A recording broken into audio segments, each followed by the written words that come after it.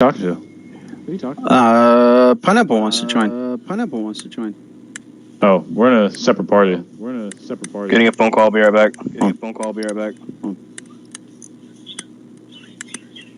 I can't see it. Stop here.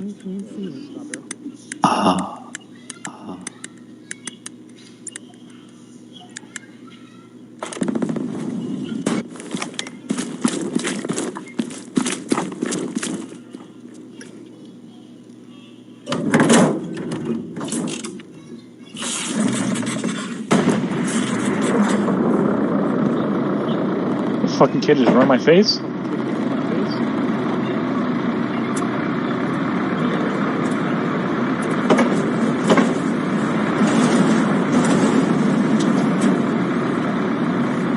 Where are you guys?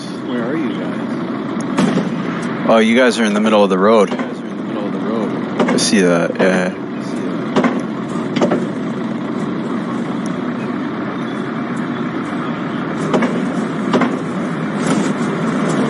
So is the PS5 game only? Yes, it is. Turn it back up.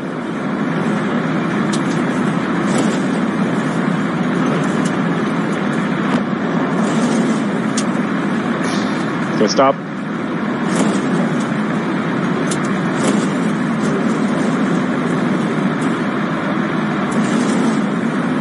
Back up, back up, back up. I don't know where this is coming from.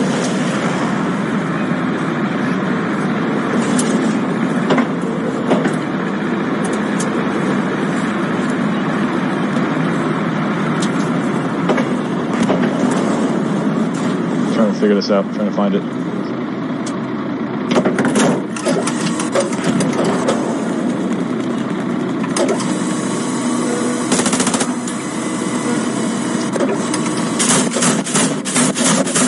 Behind us? What the fuck is shaking us right now? The fuck was that? I have no clue. He's pulling forward, dude.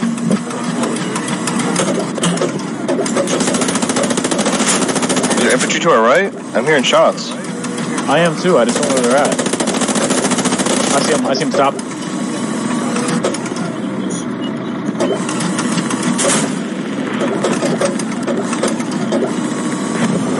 He's dead. One second. Oh, I see where they're at. You're in the tree. There you go. Pull forward a little bit.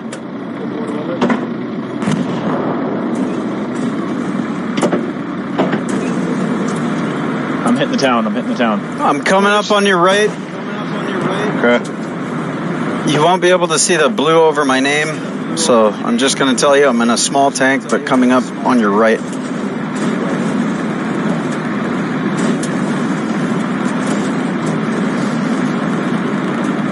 Hit infantry right side.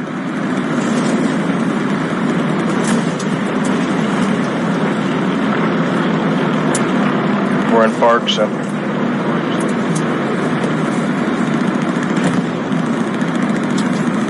Dead. Okay. Pulling forward. Pull forward.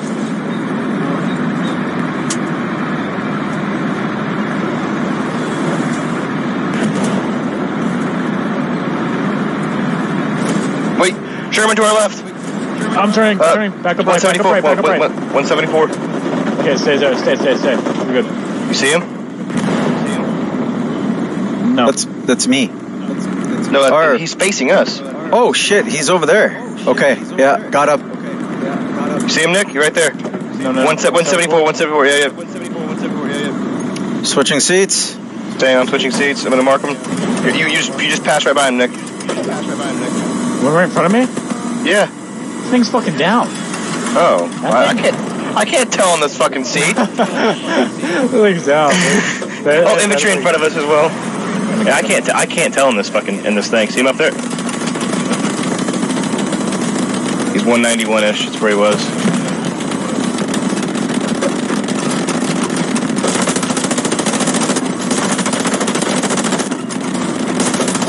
Pulling forward. What the fuck is that? Nietzsche. Oh, tank, Pat, stop. It's Oh, Nietzsche! Oh, okay. Oh, I thought so fucking scary. Wow. I thought we were the American. Oh, right there. Infantry.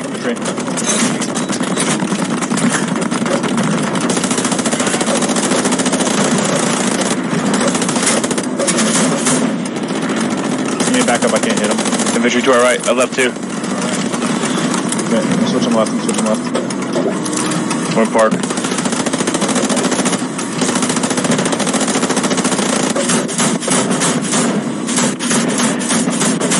Who are you shooting? Can you see? The stag hound. No, I mean, like, what is that round? Got one. I need some more coaxial MG34 ammo. Where's the resupply at? I don't know.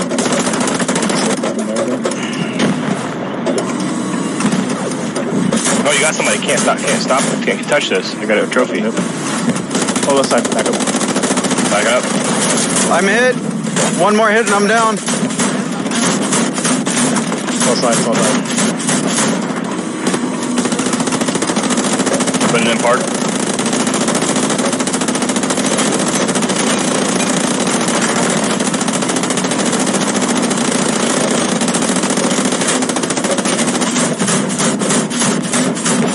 There has to be a resupply at the actual base. Let me turn around. I see him. I think I got the guy who was taking on easy.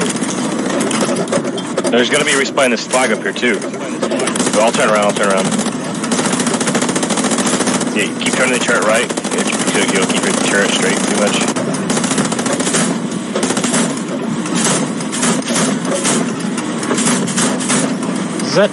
Does that truck give us resupply? They'll have to manually do it. I don't trust the bears. No, he has to drop the supplies in order for that to work. We're going back towards spawn though. We should be fine. Yeah, just aim backwards, Tanner.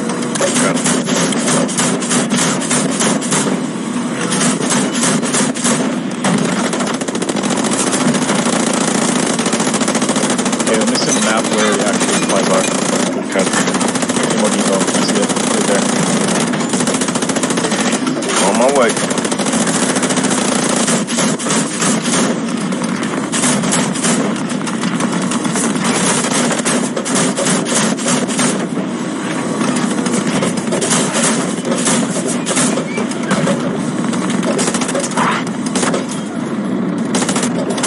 What was a high explosive round look like? I want to see this. Yeah, that's pretty cool.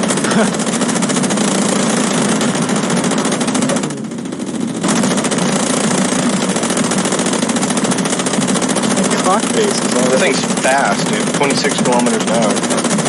Where's this resupply at? Up here. I think it's right here, right? I think it's right here. Yep, right there. Okay, so Nietzsche, how do you do this? It should it's prompt up to you. yourself.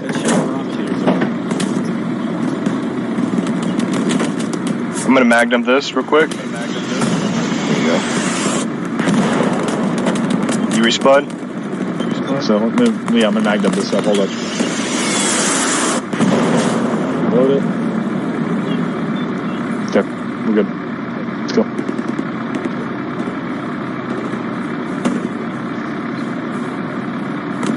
We really need to get this objective. I'm just gonna push right in.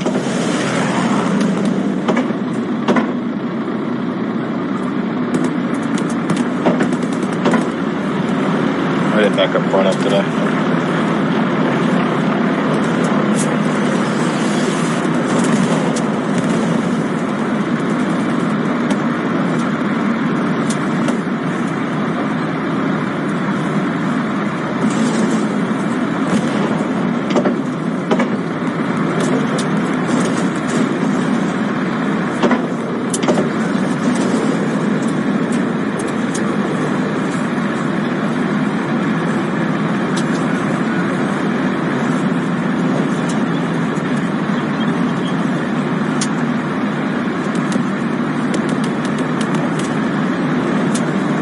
Okay, Nietzsche, you're going really fast. You're gonna bump the books.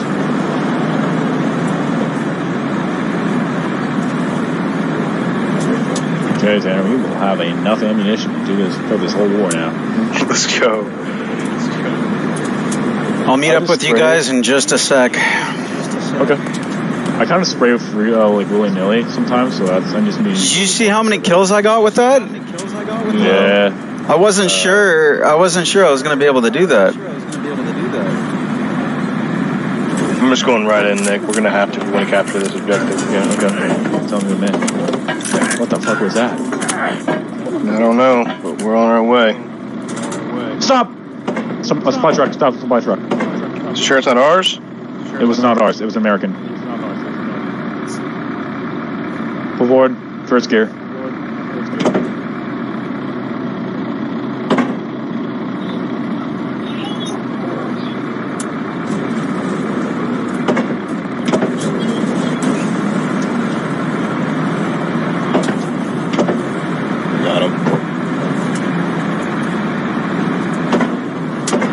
Oh, so the resupply is automatic now. You used to have to hold a button to do it. No, yeah, it's automatic. Then when you're about to stop, just go slow in the first gear. We got to get up through this, at least to this area where we got to cap this. I'm going to switch right. Oh, okay, got to our left, got to our left. Reversing. Dead. They're just fucking set. What's our infantry doing, dude? Oh, it's so annoying. What the hell is the infantry doing?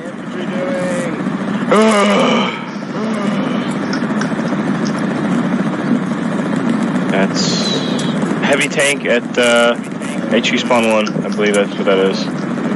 Spawning there.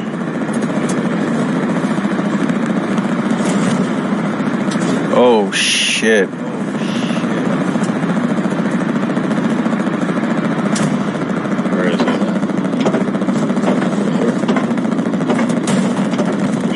Oh, it's a fucking supply truck.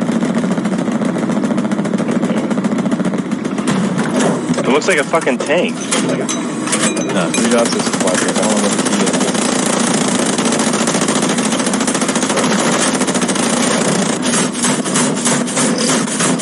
Alright, you're just fine. Let's get in the transport truck. We'll go up there and try to catch it. I already.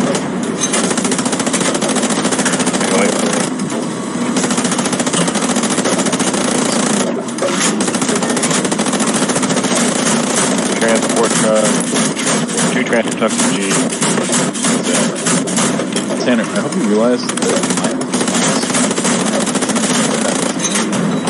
I know, we're just gonna go cap this shit. Spawn 1. You not spawn where I am, or we just were? Top left? No, it'll be quicker. Yeah, I'm here. We'll See your dot. Let me know when you're in.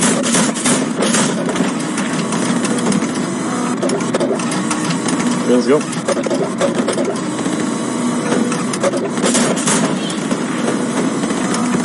Well, Tanner, I hope that you are a very good pistolier because we're going to need to be a pistolier here.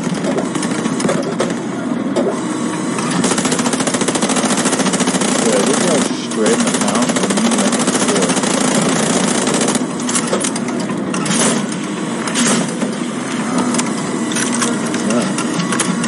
Resource node, man, Nietzsche's gun is fucking popping off, dude. Look cracked out, man. Yeah, dude. That's at the Blitzkrieg. Yes. Hey, we're in the town. Yeah, keep on this road. Oh, a guy right in front of us. See him? Run that fucker over. Oh, MG in the house. Let's stop here. Let's get up. Yeah, you know. Let's go.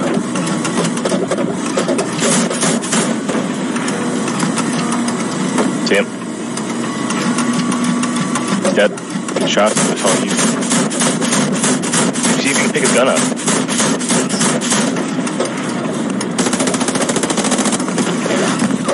Nope.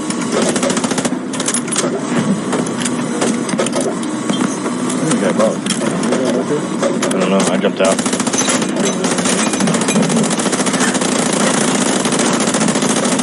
mean, pistols do damage in this game. You gotta think it's realistic. Yeah, better for close range. Are you kidding me? We can't jump that.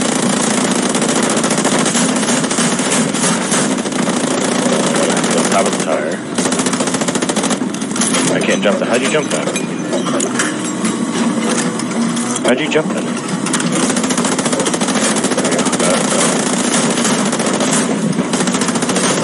Kill that kid up there too. Right.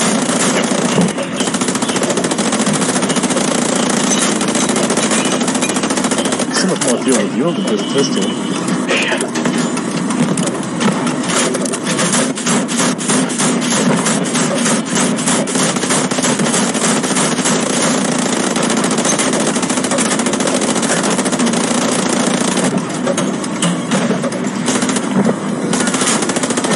I just got hit from the left. You're in this bitch. Woo! How are that happening? Dude, I'm finally down. Oh, got him right. Oh, got him right. Right here. Right here. Lieutenant, get up in this house. He's dead. That was wonderful, boys. That was one like. You in the house? Where you at? You in the house? I'm above you. How'd you get up there? Stairs. Oh. Stairs right here. Contested. Okay, we got it. How many kills did I just there. get? That was. I killed the guy over here. Oh, the other one right there.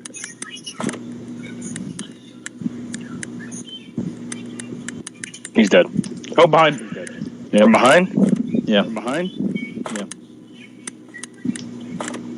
You kill him? No, I don't know where he's at. He's firing. Let's see if I can get a tank. Heavy tank, middle spawn.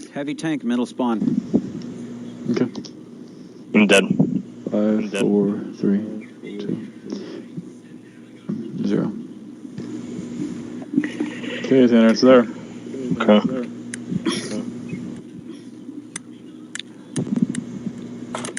Redeploying middle. You said middle spawn? Yeah, middle spawn. Yeah. Okay, coming. No, this kid's trying to steal our tank. Can you get in it? I can. You want me to drive it? Yeah, just for now. Hold that bitch.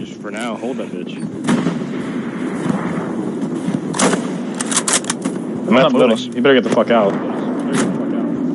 Is he in the gunner? Yep. You fucking kidding me? You out of the squad? No, just fucking sit there. Let's just grieve him until he gets out. I don't know how to check if I can even kick.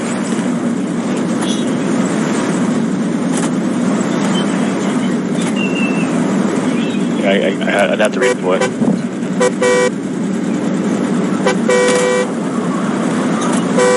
What are you doing? Don't drive. What are you doing? No, I'm backing up to this guy needs to get in. That's I'm trying to grieve the guy that's in your tank. Okay.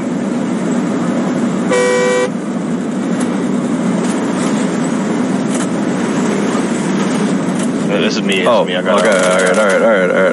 All right. I'm got it.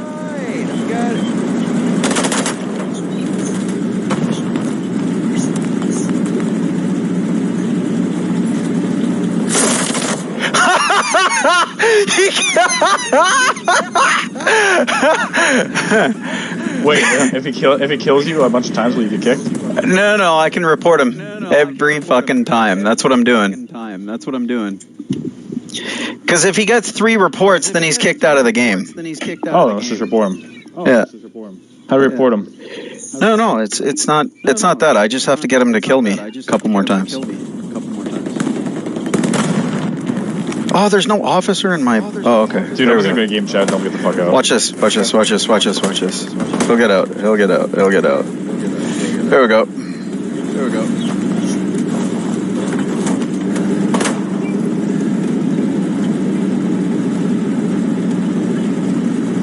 Get out. Nick, are you in game chat? Nick's in game chat.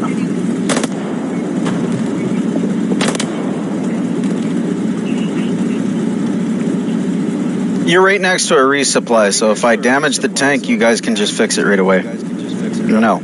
Get out. Is he getting out? No. Get out. No. What did he say? Get out. No. Nick. Get out! Oh, sorry. Nick, what did he say? He's in game chat. Get out! Get out! Get out! Get out! You get fucker out! They're clicking again. You get the fuck out! Better redeploy so I can kick him from the squad. You get the fuck out! I do. Get the fuck out! Yes! He killed me. What? Yes, sir. One more time. One more time. He's out of the tank. He's out of the tank. Now he is after I redeployed. Yep. Did he get kicked? I think he got kicked. Yeah, he got kicked. Yeah, he did. He got kicked. He probably. Oh my god, I feel like such a pain in the ass. Okay, Tanner. I'm gonna switch positions. Wait, am I still tank commander? No, I'm not. Fuck. You can join our squad now, though. Yeah, I can.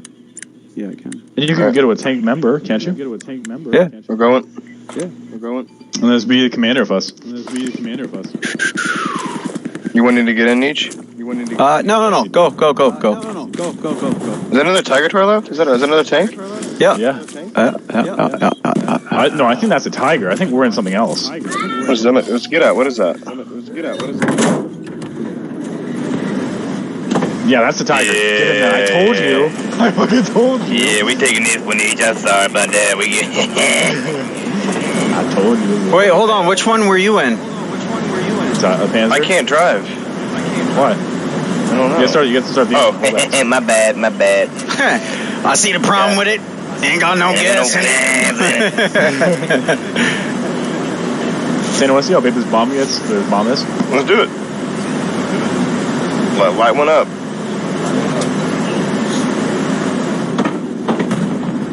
You want to shoot? Hello? Okay, guess he's not going to shoot. Oh. Did he get hit or is that Nick shooting? It was me. I don't know why Nick just said, let's see how big this bomb is, that he just stopped talking. Now he's not even doing anything. He's like, yay, let's go. I don't remember which tank I was in, because this is definitely not it. Our infantry has not capped this flag. How? I don't know. Probably because we've spent most of our time dicking around and spawn. Nick, shoot if you're here.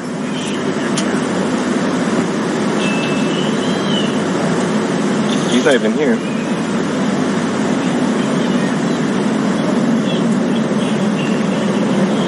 He shot there.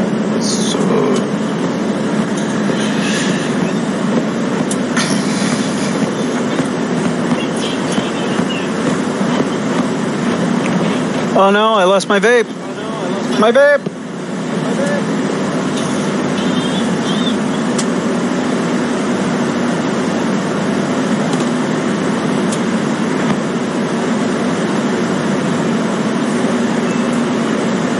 So very tight, like a toiga.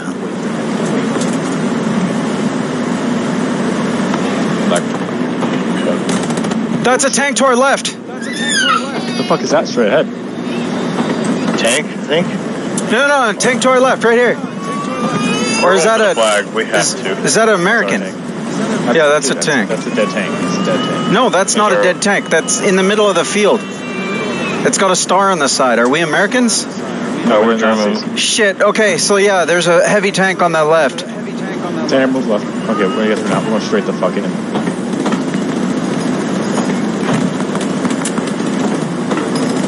Move the fuck back. There's infantry pushing in now. Trying. Switching seats. Move back to your left.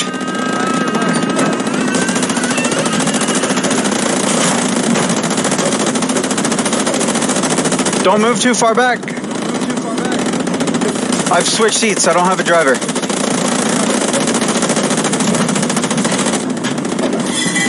Okay, I'm going to pull forward and cut through this gap.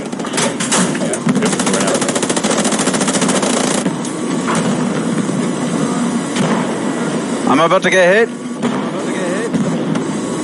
It's okay though, I'm just covering your ass while you get in there.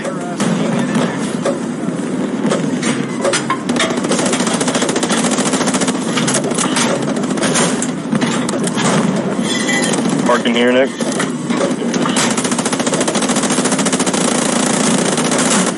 How far away from the objective?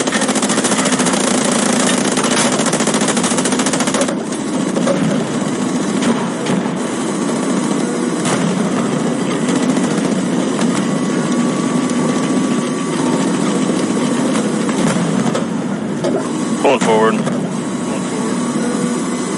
Forward to the left.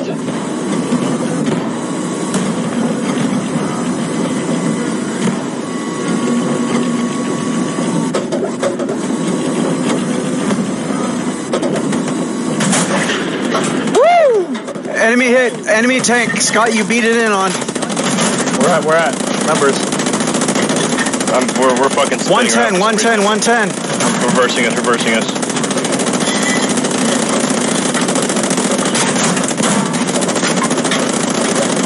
Enemy Going tracks forward. disabled. We're gonna come from behind them.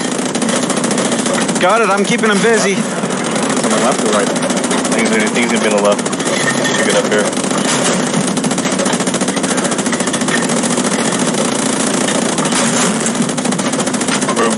We're really close to 110.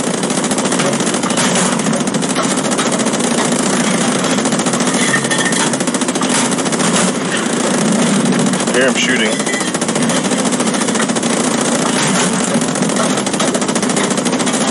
You kidding me? I can't make it over that? Okay, we gotta go reverse. Fucking Tiger can't go over shit.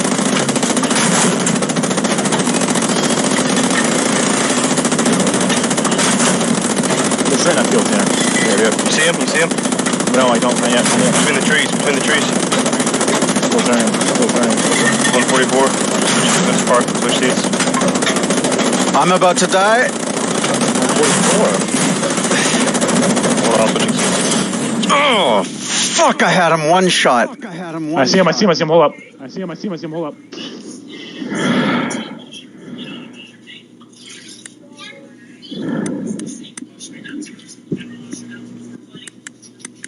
He's dead. He's gone. He's dead. He's gone. Okay,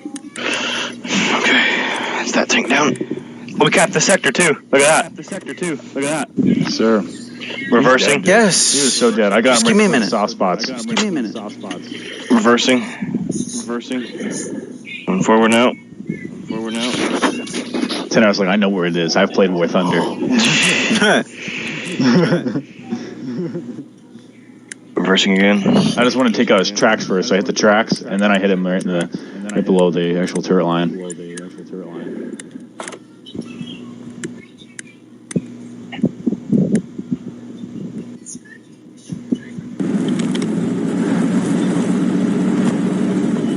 Oh, it's the tank you guys left here. Okay, good.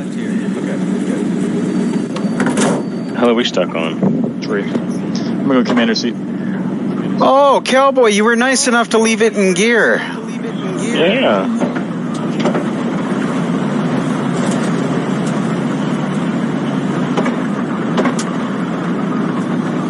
I gotta find the main road. I can't see fucking shit out of this Tiger. This thing's way worse than the other tank. Like, significantly worse. We're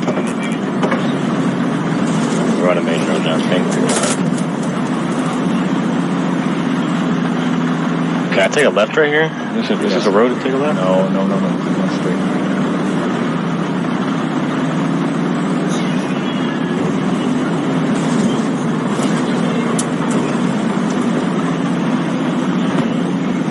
I can take up following this infantry guy. I can't see to my left at all, so I'm kind of turning blind here. Okay, then I need to go commander seat. Yeah.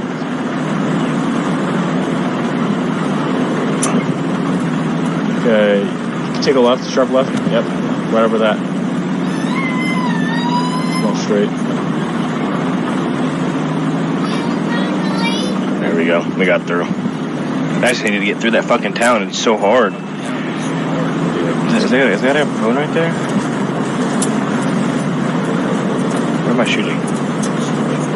I have no crosshair, so it's so fucking hard to tell.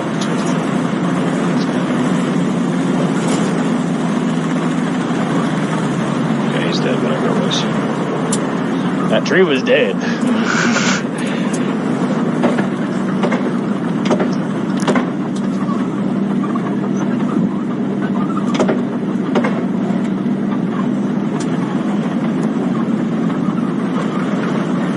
I'm gonna switch the gunner. Okay. Each of you push up to us, you can be the driver for this tank. I'll be the captain. Can you see over top of this barbed wire? Yeah, stop. I'm going to reverse this. You stop was way too late there. Reversing us a little bit, so I can get kind of behind. Stop now. Fire me. Switching seats.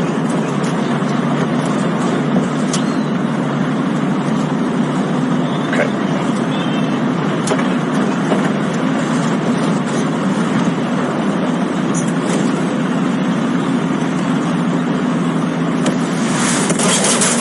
All right. Yeah, you. I was about to ping it. You got him. Are you dead? Yeah. Okay, there's anti-tank guys pushing up to your left. Oh, tank or support truck. Ping it. 210. They're getting out. They're behind it. Live ping right there. Enemy gone. Look at them, they're like fucking animals, dude. Yeah, get that shit! Fucking sick! That means there's spawns from over there, too.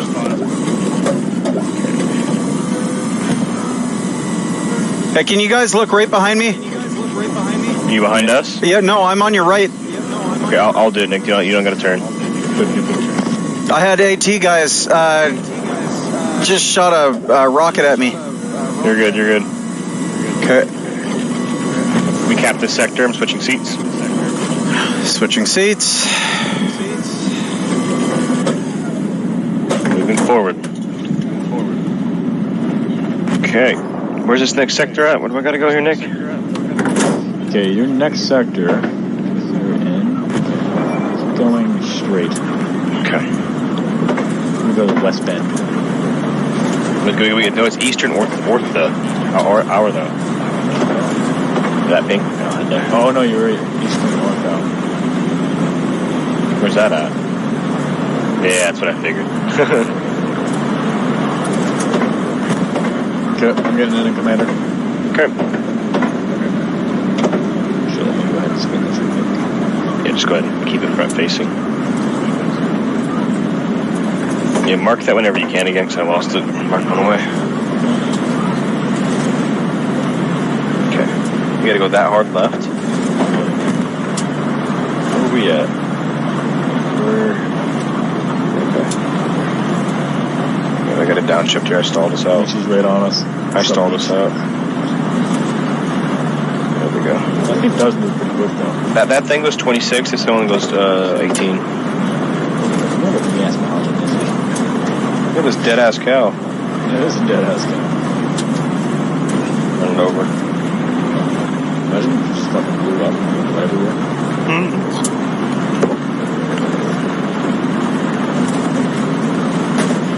We are playing more strategic now.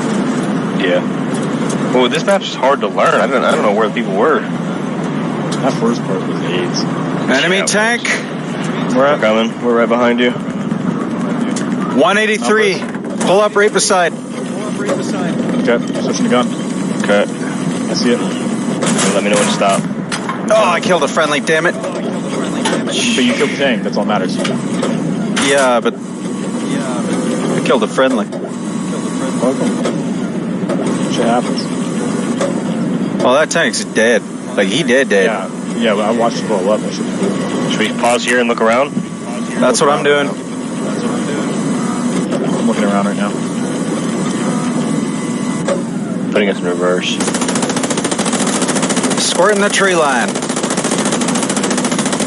Let's take a quick piss. Let's see if I see anybody need you. You're shooting at friendlies. No, over there. 189 tree line. Oh, I got him. Yeah. Headshot. Yeah, I don't see anyone else. Switching seats.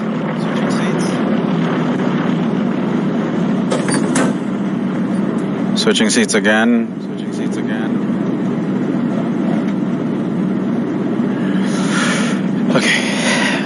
Oh, where's my vape? Finish your apple. Go grab another one. They're in the fridge.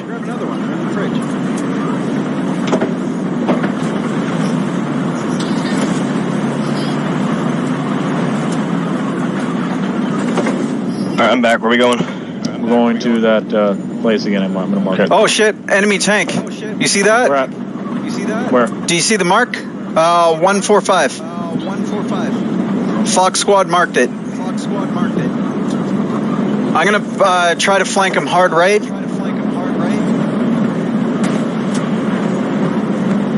Switching over right now, too. Okay.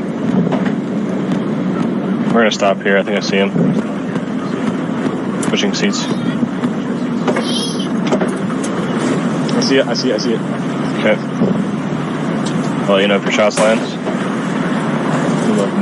Yep. Little low. That's not bad though. Do we want to get a little closer? No, we're good. We got it.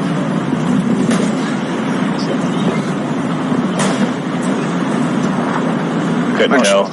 Draw a fire for this squiggly son of a bitch. Yeah. Perfect. Okay. Direct hit. Beautiful! Yes, sir. You sunk my battleship. That was a direct hit. I love that shit, dude. They're probably like, yeah. Alright, pulling forward. Dude, if I saw that shit and I was fighting a tank, because out of nowhere, it's like, boom, that shit's gone. Shit, we got another tank. Where at? South direct. Between South direct and 190. How are you seeing him? You're completely the other way. You're southeast. I know. You ain't no way you're in fucking third person. I can tell you that shit. 190. I'll turn us that way a little bit, Nick. I don't see it. You can go straight that way. I don't see it. We'll pull up right here in this berm. Okay, more commander mode. Alright, we'll park here for a second. We're parked. Oh, that actually might be their artillery. Where are you looking at, man?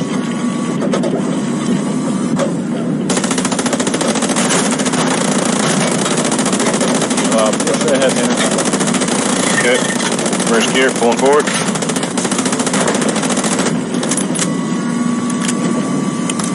Nope, pull it harder. You gotta put that shit second, third, fourth.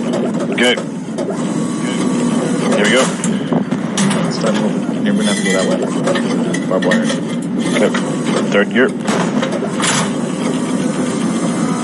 Ava fucking wants to put a down deposit on a damn house today. You're not even married. I know. But more left or straight? You're straight. Okay. Going in fourth. And the Tiger has the barbed wire eater on the front, so it won't affect us. Cool. Going straight. Look at these dead ass cows. Right?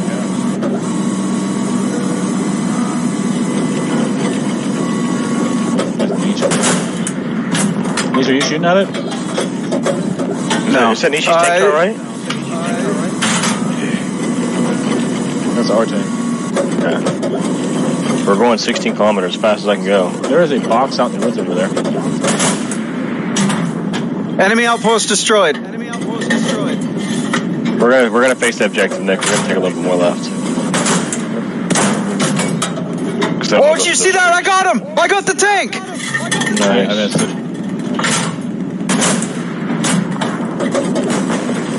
Enemy outpost destroyed. That's the third enemy outpost. Okay. We'll pause here.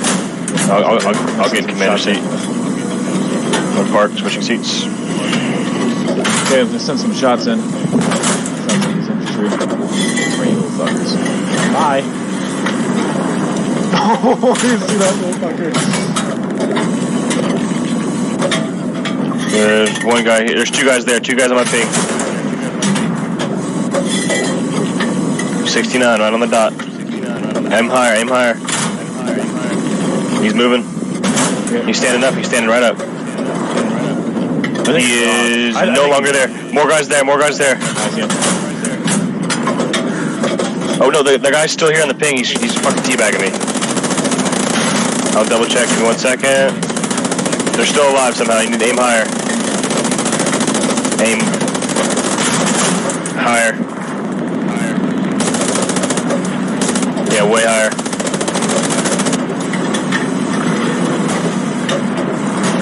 You guys are G Squad, right? Or I don't know how these kids are tanking it. Yeah, we're Charlie.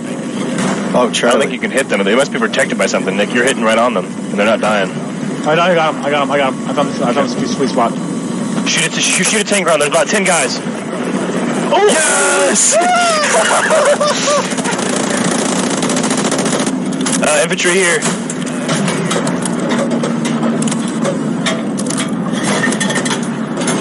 That was high.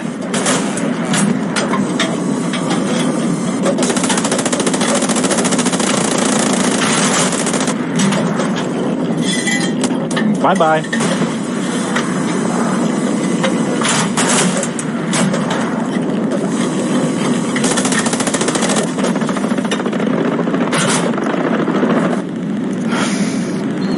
Switch seats and figure out where the fuck you guys are.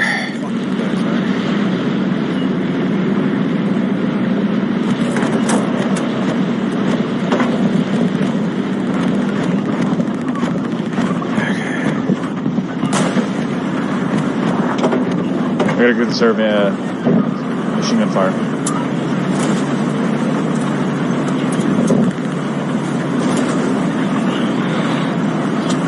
See any more infantry over there? This one's charged. Should we push forward? Yep. Alright, switching seats. There you go.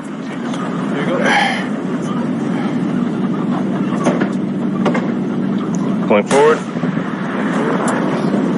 You destroyed an enemy garrison. Nice. Good shots.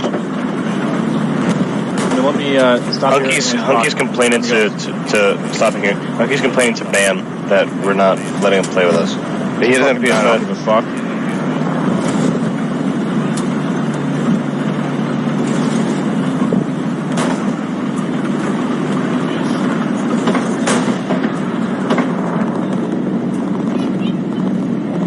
Hunky doesn't even have fucking hell at loose. Mm-hmm. I know.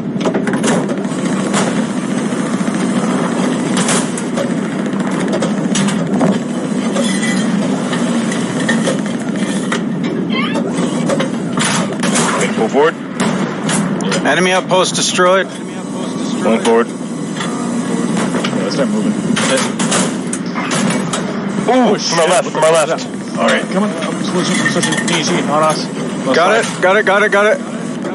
I'm hauling ass and I'm not stopping. Ouch. What was it? I don't know. It might have been a mine, but that was. No, that's hitting. not. That was enemy tank. I see it. Tanner, Ow. Okay. Stop. Reloading. We're behind. Good. Oh shit. You're fucking me. I don't know. I'm Tanner. You fucking me. The tank takes 10 yards to stop. I'm gonna keep going. It's just that I can't see it. I know. On the ground now. It's the tank that, if he doesn't stop. We're gonna get behind this barn and reposition here. Oh, I got. Okay, so there's a second tank. First tank in the middle of the field's one hit. Come on, pull out. Come on, go, motherfucker. Goddamn, we're stuck. Bad. Very bad. We're gonna go left here. Yep, take it left. Okay. You're not done your apple. Alright. We're going hardcore left. Yeah, let's get behind that tank. Move over this way. Move over towards 310. 310. Fuck, I gotta get up to you guys and fast. You do a 60-degree turn. Oh, I'm slowly turning. 180. And then drive straight up the trees. We can't destroy these trees. Oh fuck, we're getting shot at. I don't know what the fuck we're getting shot at by. Is that on the right side? Is that on the right? I don't know, I couldn't tell. Keep going. Yep, it's on the right. Tracks are gone. Tracks are gone. Yes. Turn right as soon as you can. Nice. Yep, right turn. I'm on my way as fast as I can, boys. I can't change gears. Turn.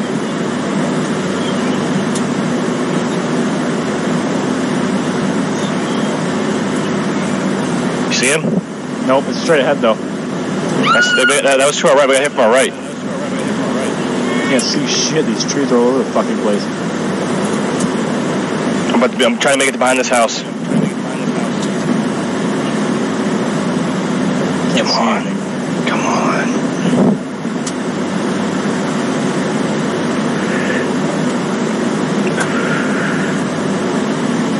I don't think we were getting shot from the front because he could still hit us. Stopping here. Okay, you know where you guys were in the middle of the field? Yeah. He was literally right to our left. That one guy's one hit. Oh, I just killed all the fucking guys in that. Oh. How do I want to repair. I'm dead. I've been kicked. I'm dead. I died. Is the tank still there? I didn't mean to kill them, bro. You got kicked from the game? Yeah. God damn it, Nick. I was sitting in the fucking ditch, like, right there.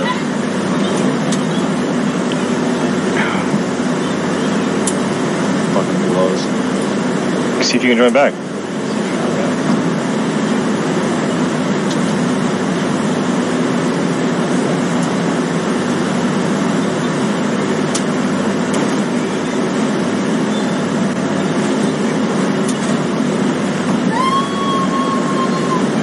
Fuck it, I'll back out. Leave server. Yep.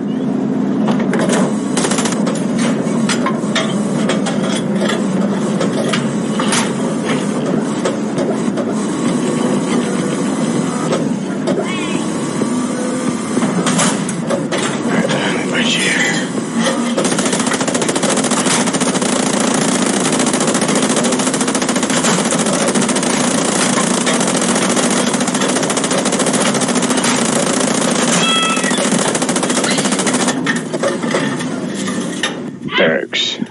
Take a piss quick.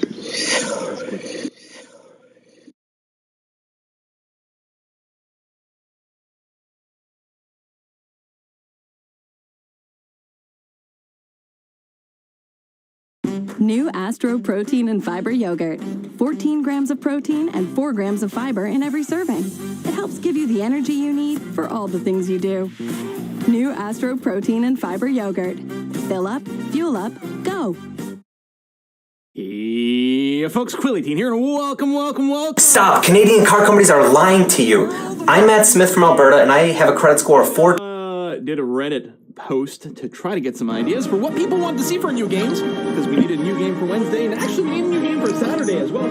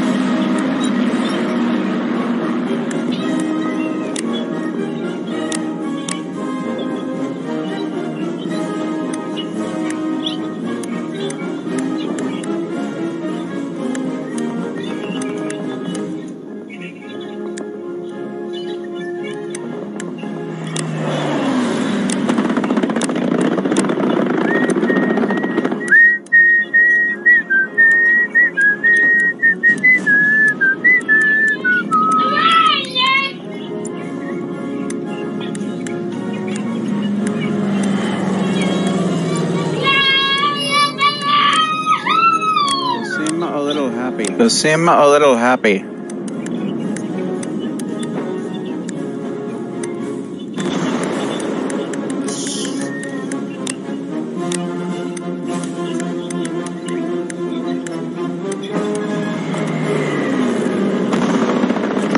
Hello. Hi. Hello. Hi. All right.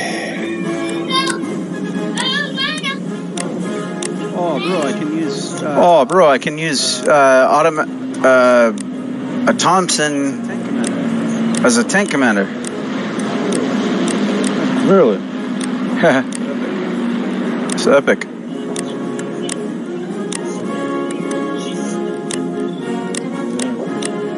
Tanner.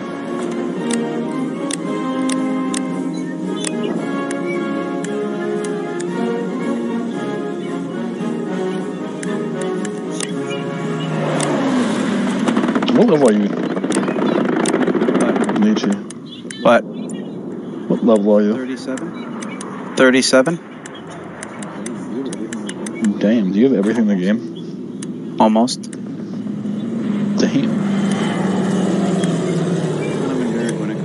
Kind of a nerd when it comes to these type of games. Yeah, I can understand. Tanner, what was Nietzsche saying? Huh? Nietzsche, what was Pineapple saying? He said, Bam said, why don't you play on Pineapple? He said, Bam said, why don't you play on Pineapple? Let me play on Pineapple, play with y'all. I said, my notifications are off, which they are. And he goes, okay. He was just saying that he can't join the party because you won't invite him and he's bored. I said, he's in this party, so I don't know. Plus, he will go AFK and he don't have this game. He does. He just comes in the party and he just sits there and just doesn't talk. So what's the point? He's able to join us, so I don't know. He's able to join us, so I don't know.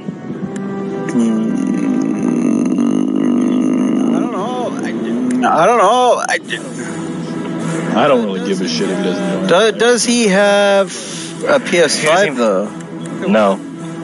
Okay, well then that's. I'm being totally honest. I made a new party because I don't like being in a fucking party with some people who are just like completely miserable and quiet the entire time. So that's the reason why I made a new fucking party. Is that the one we're in? Yes. Oh, yeah, that's why you can't join. That's why. Well, it's still open though because he's friends with all of us, so he's still able to join if he wants. No. Yeah. Then I don't know what to hold it. It's on his part, not ours. Do we have any armory? I'm creating one right now. Here we go. I made one. Squad, Mike. Holy fuck! That's a lot of armor. You seeing this? You seeing this? That is a shitload of armor. I'm looking at Spawn 3, maybe. Nope, not here. Spawn 3. I don't think. Nope, not here. Spawn 3, I don't think.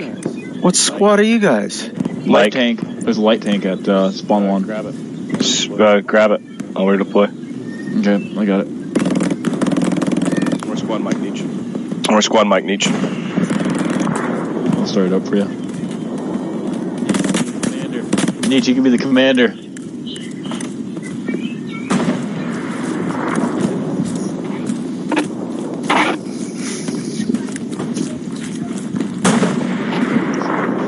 You go neutral every fucking time, shifting gears. Yeah, you have to. Yeah, and it goes neutral. Then when you say stop, wait, Spawn 1 top left, right? Yep. So when you say stop, if I'm in 4th gear, I have to go down through all of the gears just to get to park. Okay, I'm switching. Oh shit! I just turned it off. What the fuck? You're good. Switching seats. That's impossible. I plugged it in. Oh no, it's not gonna die. Oh, hurry! That guy's coming. Take commander. I'm trying to. I just switched. Oh, it's charged. You're not changing seats, Nick. Dude, I swear to God, I'm holding triangle switch seats. Switching seats. There we go. Okay, switching seats.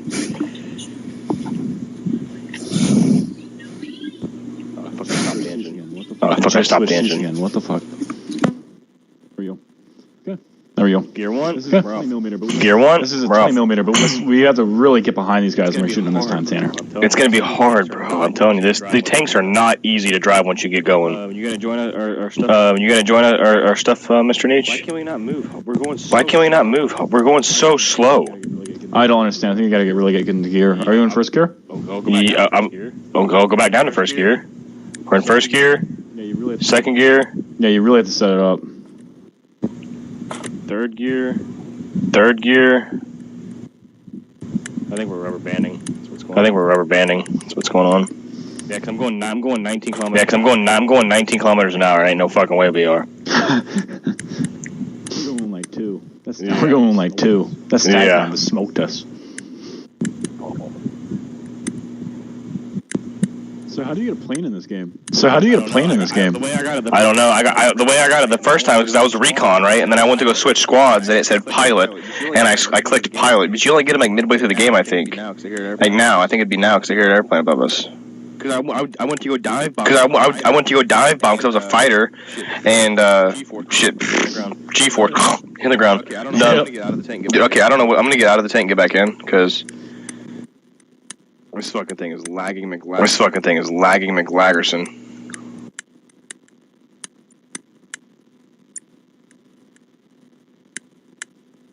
There we go. There we go. Jesus. Shit. Jesus Christ. Just turned the turbo on.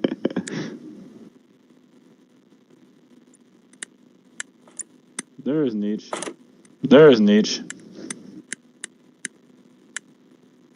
Yeah, now we're going fucking 30 kilometers. An hour. Okay.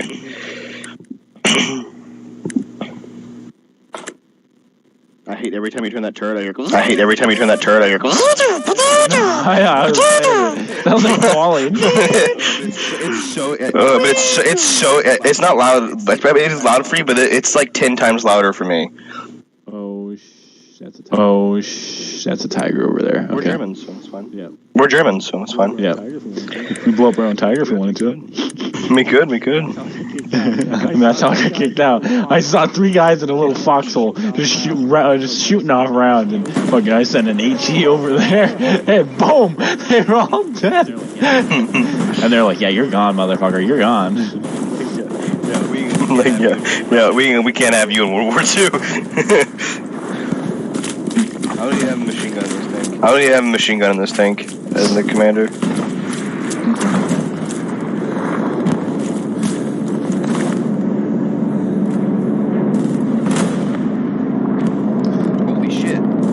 Holy shit. That's a bomb and run and a half. Do you see that? Yeah. Holy. Do you want to go to the right over in the field here? And then at least you can turn fast. Yeah. We're still going 30 kilometers an hour. And then what you're going to do is just shift left. You get in the middle of the field. You want to set up here?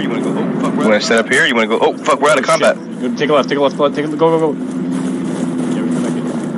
Yeah, we're going to go back in. Just keep going straight left. I'm lagging. There we go. Okay.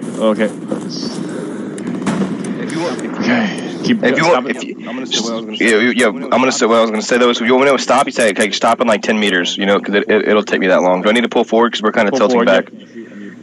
Yeah, I can't shoot. I need to pull forward about 15 meters. Okay. Stop. Okay, stop. Switching seats. Watch this shit. Is that a tank? That's a tank right there. An infantry right here. And tank right here. I think the tank's dead. I can't tell. That's dead. All the infantry are dead too. Can you imagine that? Mm-hmm.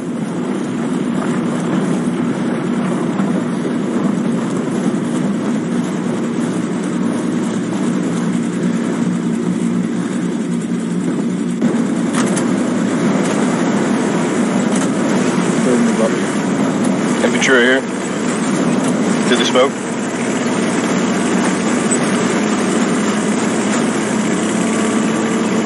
Can't think they moved. Switching seats.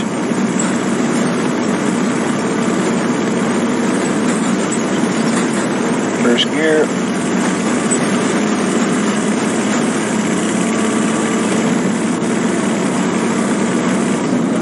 There, these are the same guns that are on the airplanes we usually shoot. 20 millimeters?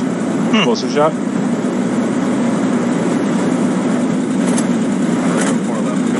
We're gonna go far left. We're gonna go out on the outer ring. Okay. What the fuck is that?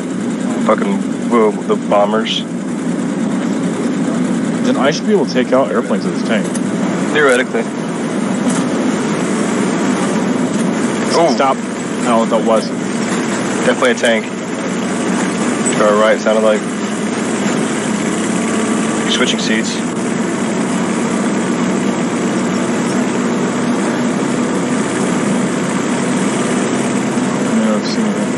Looking. Infantry right here. Yep, I see.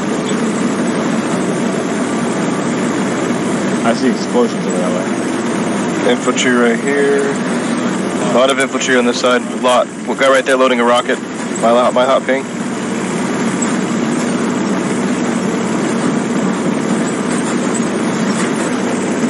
two of them right there, my ping.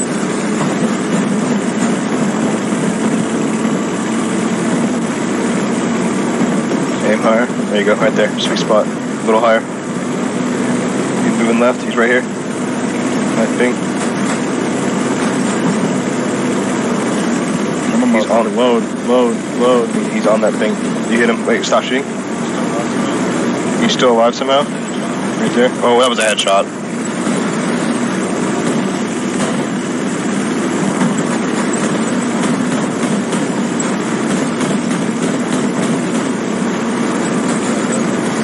He's back up. Aim higher with the machine guns. There you go. Right there, running. Transport truck coming. Where is it? I'm following my pings. Follow my pings. He's down below the hill. Take this guy on the roof right there. Right here too. Take this guy on the roof.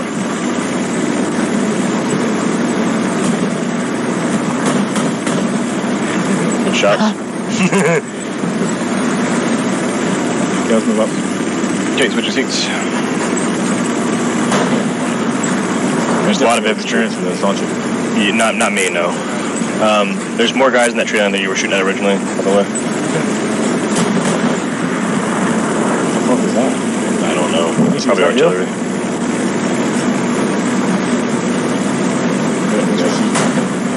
You want to stop already? No. I'm talking about men.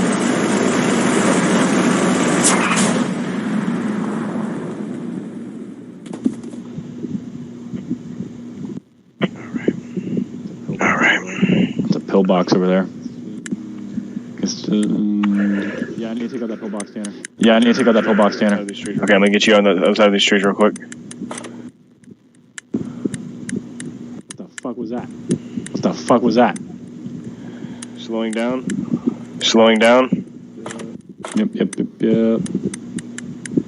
You good? Right here or a little farther? You good? Right here or a little farther? Stop now. Switching seats.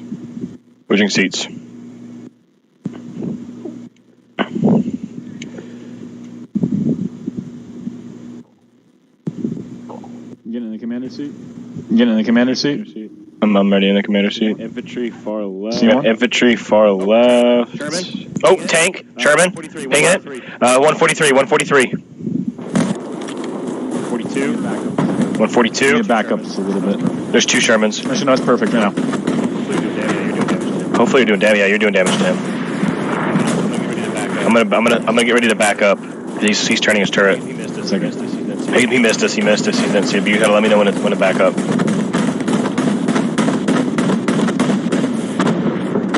Okay, back it up.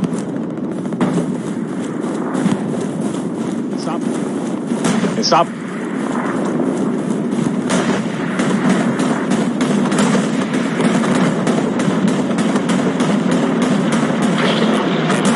I'm wondering if you're even doing damage to him. I'm definitely am. Oh shit, back the fuck. Oh, he just blew up. Oh, turret ring's fucked. There's another. Fucked. Oh, we're gonna try it again. Tanner, you're gonna need to steer. I can't steer. Got it. Steer wherever it is. Which foot? I can't. Okay. Forward. Yeah. Okay. I'll shoot you. Just you aim me. Is that good right there? Kinda. Where were they shooting from? I'm gonna go back to captain's seat. We're pretty much fucked. I have no turret ring. No turret tracks either. Hold on.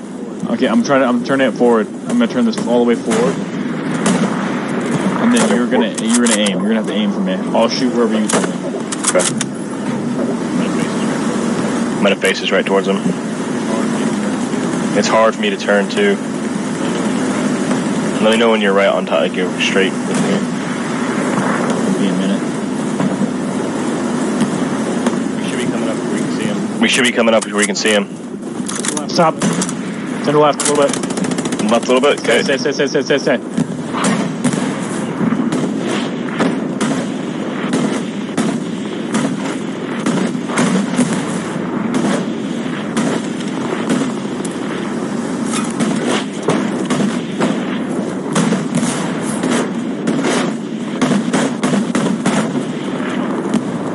Ammo. Fuck. Any funny ammo spot? Okay. Yeah, look for me one. Repair 2. Okay, I see where we are.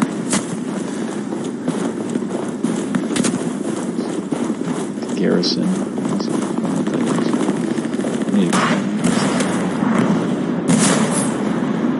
Repair station. Let's find that. Is it at West Bend? Is there one at West Bend? No. Okay, I see where there's a repair station. Whereabouts? That's resupply. That's resupply. It should be fine. It should be resupply. It should be fine. It should be resupply. Should be the same.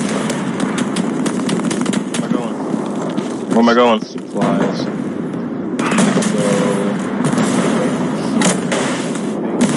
I don't see the ping. Okay, see it.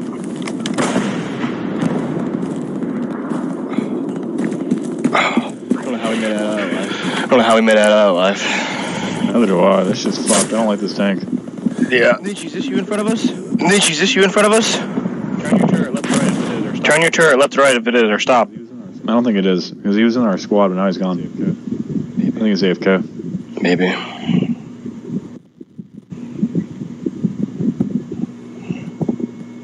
Our tank's getting hit hard, too. Hopefully that's our Tiger. I don't see a blue dot on it. Did you kill that tank, though? I didn't kill it. It wasn't my tank. It got blown up. Where's this resupply at? I'll tell you right now. Where you're running right up on top of it. It's a supply. It's supplies. It's to the left. Yeah, it didn't not load anything. Can't tell. I marked it. We should be on it. We should be on it. Can we hop out? Oh my gosh, what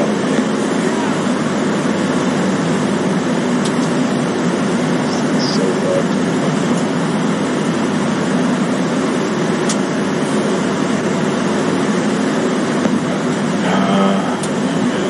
I don't know, man. Thing's kind of fucked. The only way to repair this thing is if we go back to spawn. I think so. We think we should float this thing.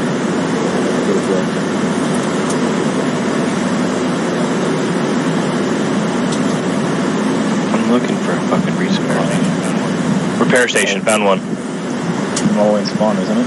No, it's not too far away. How do I ping? Marker. Ping. Where is that? Map? Yeah. Can you ping it? Okay.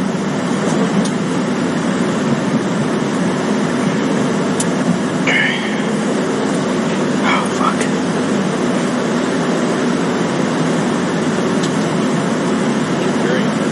This game is very immersive.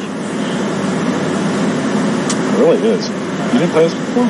I played just Infiltrate back when it was a beta. It was free. Okay, let's see these guys. And after you submit it, does it tell you which ones you got wrong or no? Just want to know. I don't know why he added that. That was weird. He does that. He sounds like a dick, doesn't he? Yeah, he's like, I just want to know. Just want to know. Can you see if we're ping this repair station again? How close we are to it? Okay. We're not close at all, are we?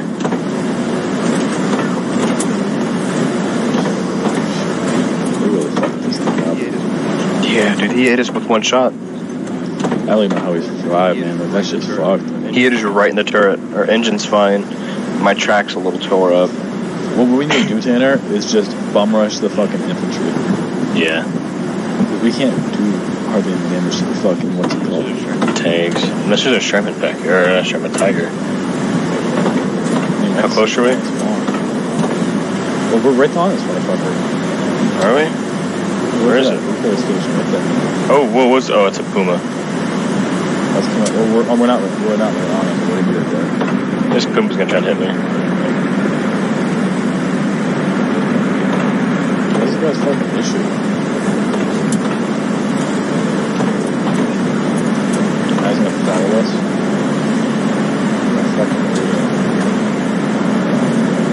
See it over there? Yeah, I'm trying to turn. God.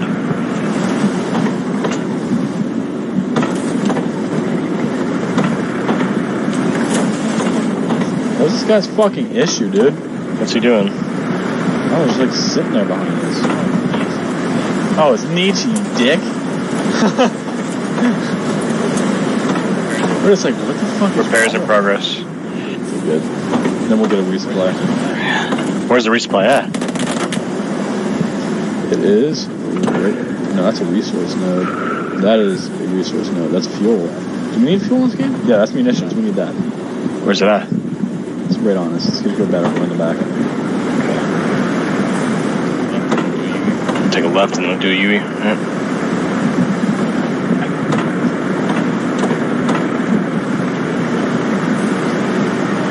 This thing takes a damn dinosaur turn. You should be able to turn your turret a lot faster now. Yes, I can.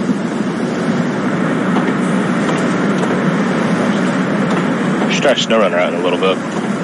Should. It's 6 o'clock. I gotta go. Yo, where you going? Here. Doing a U-turn? Yeah, so it's 6 o'clock. I gotta go and help my sick father sell his snowboard. Okay. Where's it?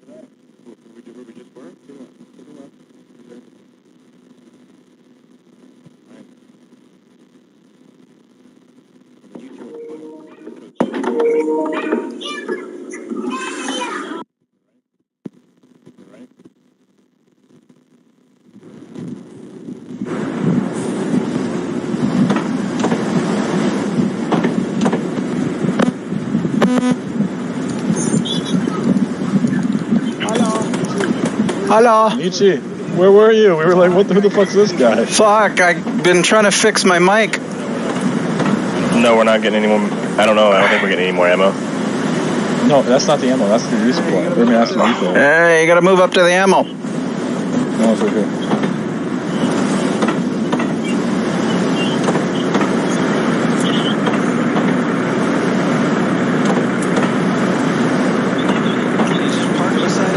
He's just parked beside it. It should go. Nope. No, it's not even doing it. What the fuck? What the fuck? Maybe I gotta be in front of it? Could be, but why the fuck would they? Could be, but why the fuck would they build all this shit all bunched together?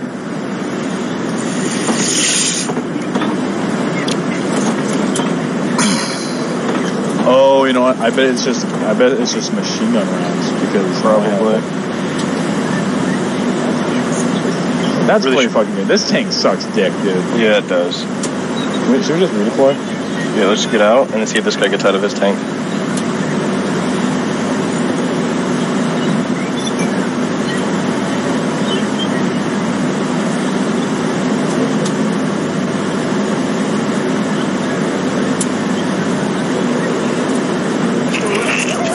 I stole it! Get it! Man, let's go. Get the fuck out of here. Lele. Should I shoot him in the face? No, you'll get kicked. Should I shoot him in the face? I can't drive. Yeah, you can. They won't let me drive. Oh, start engine, yeah, okay. I thought I could kill like 2 people. No, I would. I just to be safe. You can have our tank. Bye. Have a beautiful time.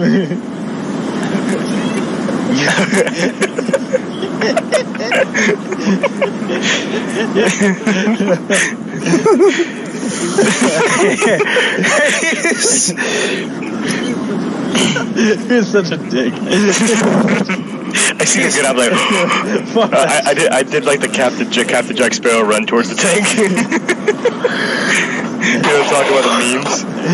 Yep. Okay, where do I gotta go? You gotta ping for me where I gotta go. Okay, go. So they're going over here. Strong.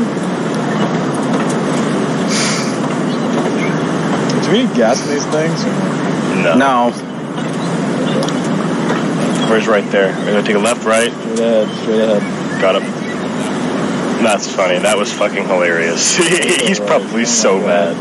He's like, oh my god, they stole my thing. He's like, I'm never trusting these people again. Probably like some 40-year-old guy. He's like, dude, He's like, yeah. My tank. He's like, oh yeah, I got to get out to repair. That makes sense or whatever. Oh, he's probably trying to re-up on ammo too. Yes. No, he has. Do you have ammo, Nick? I've got 42 SPGR, 42 HE. High explosives now. So I can still take out tanks. They just suck dick. I want to get another Sherman. I do too. That thing is sick. You took out 2 Tigers with that damn thing. I really did. I don't know why they make your icon white. You can barely see it on the map. Mine? Yeah. Oh yeah, the actual tank thing. Yeah. We're stalling. Hold on, I gotta downshift. Okay. All right. So Ava's she's not a house, it's an apartment. She's getting it with one of her friends, Haley. Haley's pretty hot. I'm thinking in my head right now, there's gonna be issues because I'm gonna go for a shower one time and Haley's gonna be in there butt naked, or I'm gonna be in there butt naked and Haley's gonna show up. It's gonna be some controversy. Yeah, that'll do. That'll fucking do.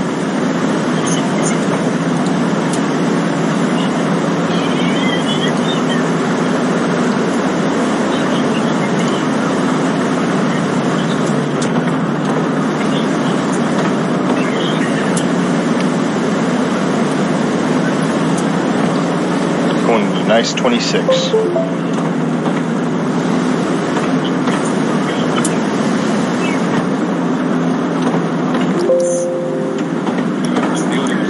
gonna go out to the field, or you want to stick to the road? To the road, Well, that other Sherman should be over there to our left somewhere, shouldn't it? This is the first Sherman we were shooting at right here. Yeah. That is what it actually means. But it's just because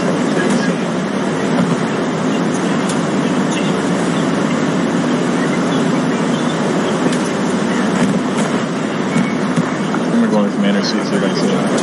Our Tiger's getting shot at by something. To our right. No, he got hit by a tank. It looks the fuck. We're gonna go to the left here behind this house. Are you still with us? Sherman right in front of us. Sherman right in front of us. I see it. Get in a good position, I'll fight him. Alright, and we're stopping here.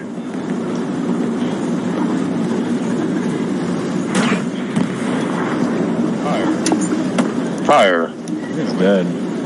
In a way, it's dead. It looks pretty alive to me. It's dead. Looks like his turret's turning. Something's behind us shooting. I can see the missiles coming from it. Yeah, it's from behind the house. Okay, we're going first gear. Yeah, it's behind the house. Yep. Okay, I'm going back to commander seat. Yep.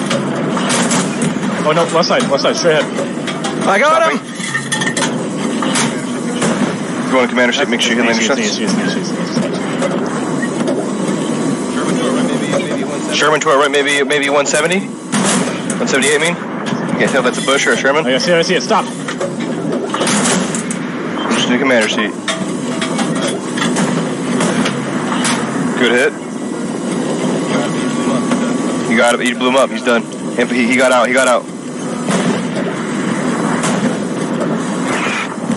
That tank's down, Nick.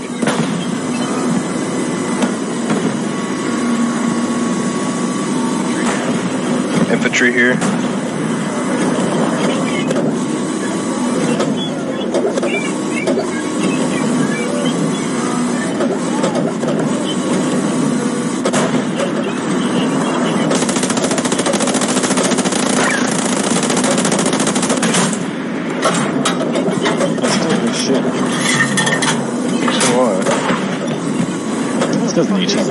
Where the fuck is this guy?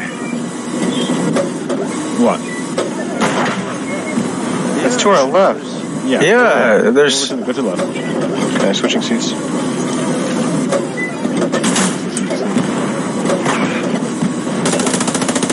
Year one. I'm gonna go towards the house? Yes. Okay.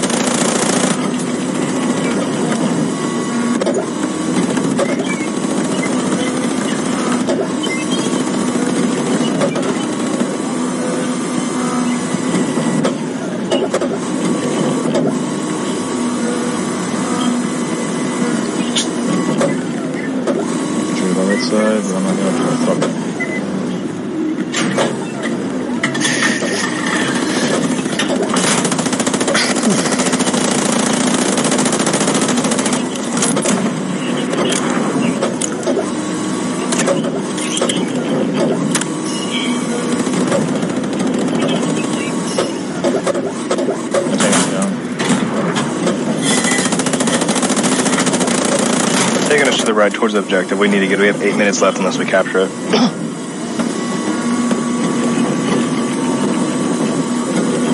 Switching seats because I see the infantry. Oh shit, it's a fucking rocket. What are we stuck on? Barbed wire.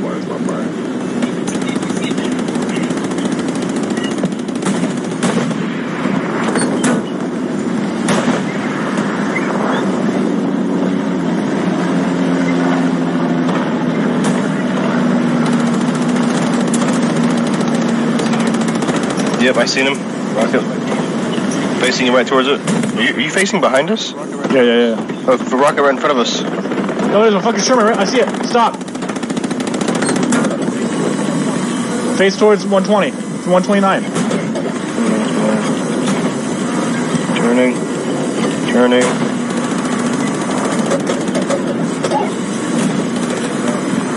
Engines out. Stop. Engines out. Yeah, we can't move. We're disabled. Dead. Where'd he come from, dude? I looked all through there. I looked all throughout there. Redeploy. Let's see here. Middle one, yeah, I see it. Yep. And it's the other guy we stole the thing from. I gotta get there fast. Getting it. You in?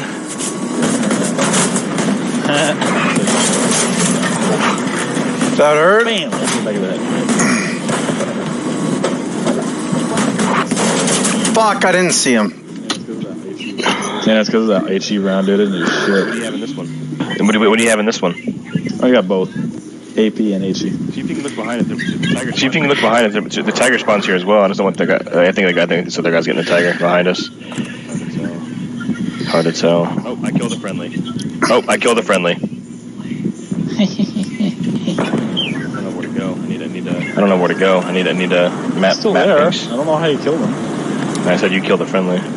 Me? No, me. Where do I need to go? That's Where do I need to go? You need to go straight. Okay, we gotta get follow this this road literally all the way down. Okay.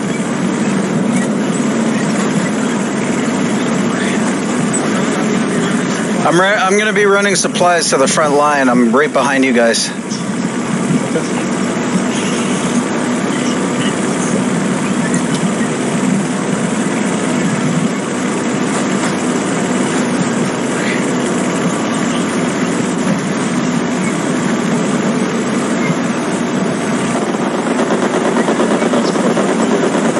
What?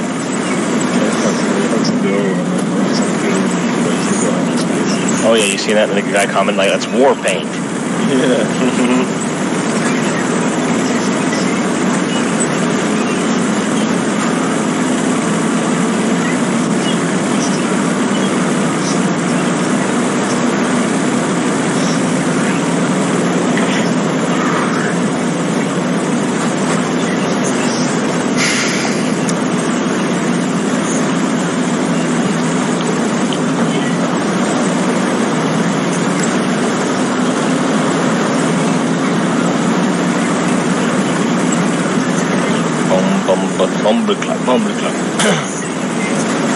Michi, did you have SnowRunner, right? Huh? Do you have SnowRunner? No. And I do not have $30 to buy it. Yeah, it was on sale. I was trying to get everybody to buy it when it was on sale.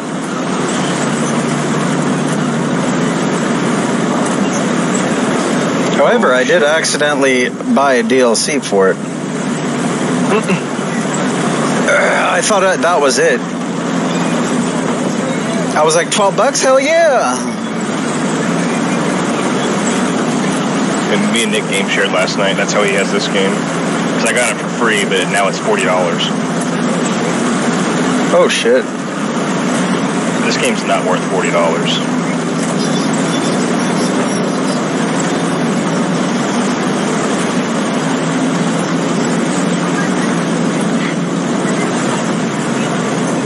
You there, Nick? What's up? Make sure, 'cause we're coming close. I say we just try to get an objective as quick as possible. We've got 3 minutes left anyway. You can look over that Sherman that killed us over there, to our left. That you're in the spotting scope. Oh, now you're not gonna see.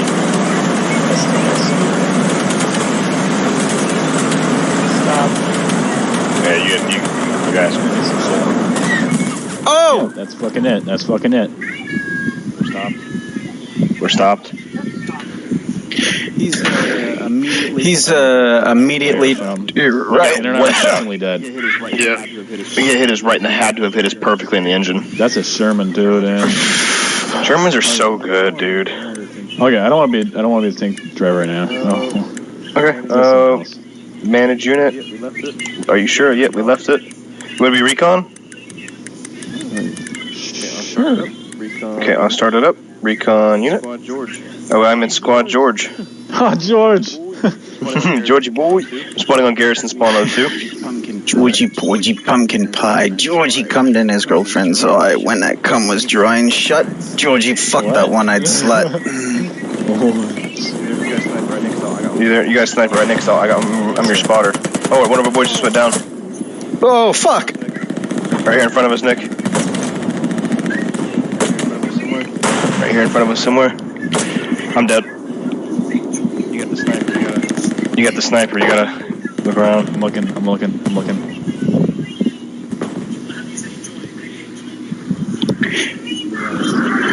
Moving around the other side, Tanner. I'll redeploy. Garrison Spawn 02. Coming. I see him. He's dead. Nice. There's some more. There's some more.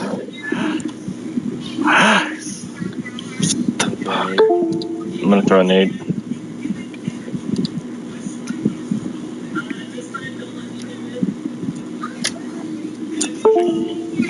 Pushing.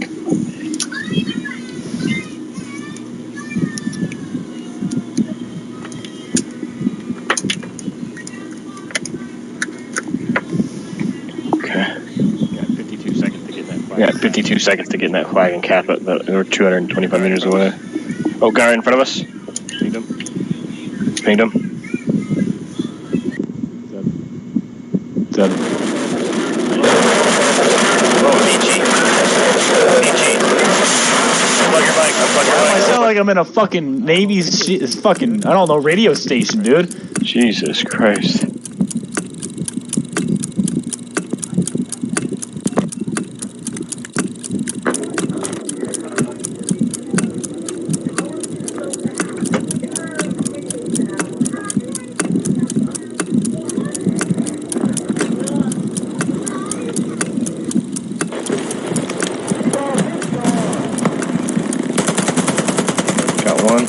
Game over. MP40 is really I'd be a nice. sniper with you. I'd be a sniper with you. Let's do a sniper. Okay.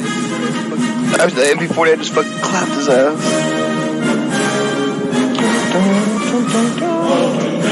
Award a competent.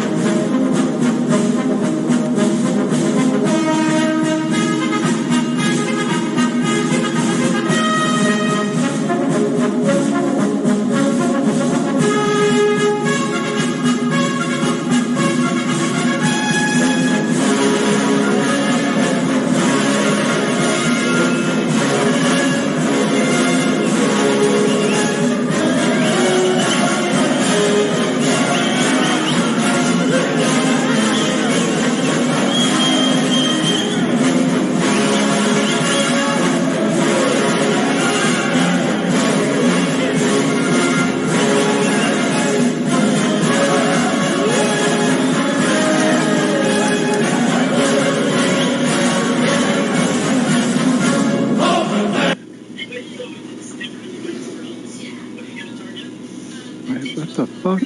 Wait, what the fuck?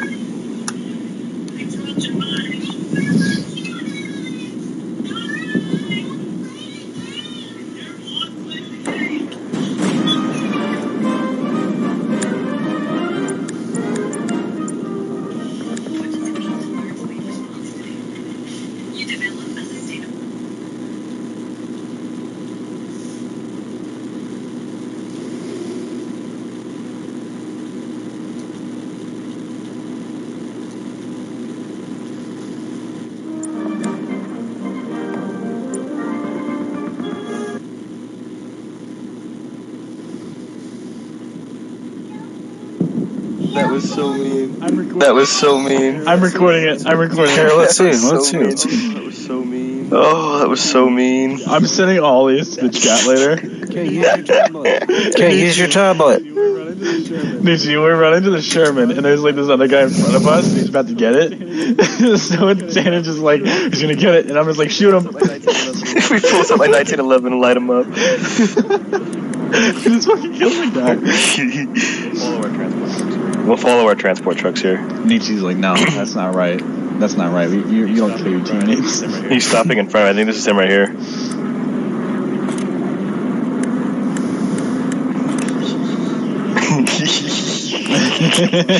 That was funny as fuck.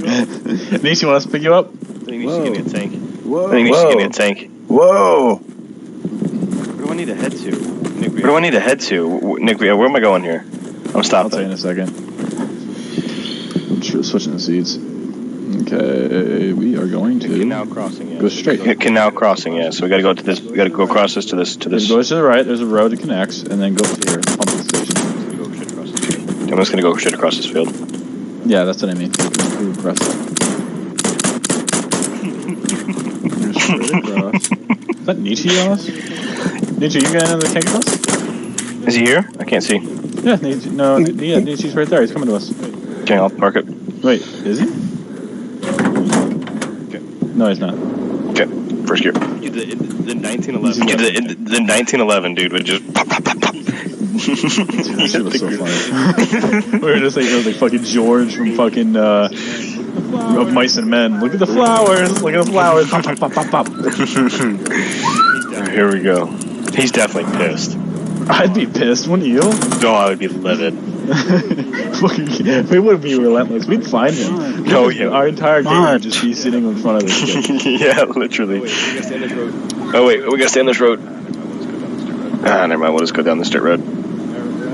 Take the dirt road. Take There you go. the long way home. Put a little gravel in my travel. Man, winding down and all night long. Make me want to dance the country. Make me dance to do that country.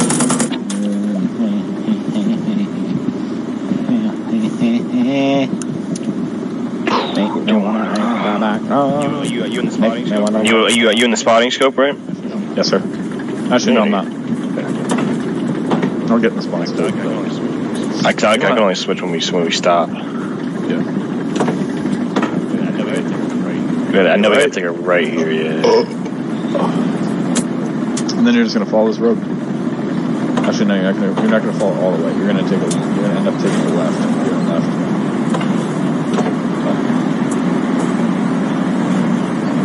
Okay. Dirt road, maybe? Yep, dirt road. Take a left right now? Yes. No. Just fucking bump that guy. Next one. This one right here. Okay. Now go straight from here. That guy's pissed. Is that the guy? I think so. Guards are gonna shoot me. John, I think John would like this game. That would happen to John though.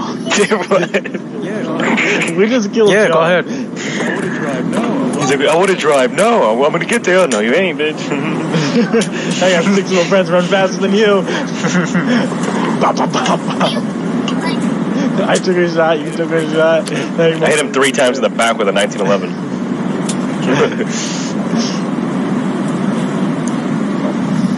Okay, switching the gun. Okay. Oh, we're winning this section. Oh, he's our commander now. Oh shit. He's not gonna call us any more tanks if we die. You want me to go out to the left of the field or stay on this road? No, we're good right now. Okay. Oh, let's figure it out. I'm gonna look at the map right now. Okay, I'm gonna stop. Okay. Take it a little bit to the right. Let's me after this. Make field open, I think. We're just gonna capture this real quick. First gear. I'm good right here. Okay, stopping. I don't know if this blow up. Should I try that? See you blow this fucking propane things up? Why not? Try it. Shit. Okay, first gear. So I gotta go to their sector. Where do I gotta go? It's gonna be this one. It's gonna be across this bridge. Okay.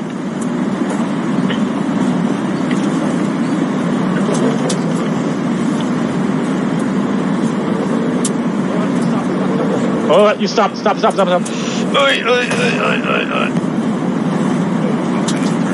Oh, fuck. I need to turn, don't I? No, you're fine.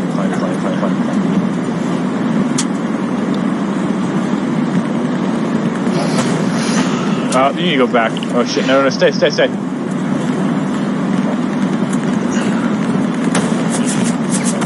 Good shots. Let's go. Okay.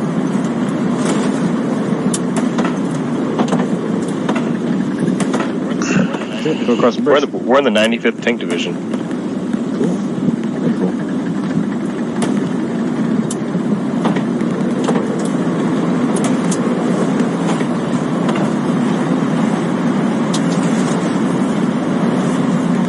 Okay, take a left.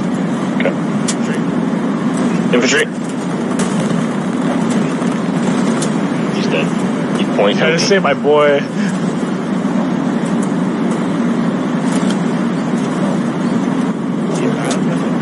See, if Battlefield had maps like this, bro, I'd love it. Like, why isn't there maps like this? You're gonna take this till next block, or after this block. Oh, we're capping. We're contested. He's down. Okay, we captured it. First gear.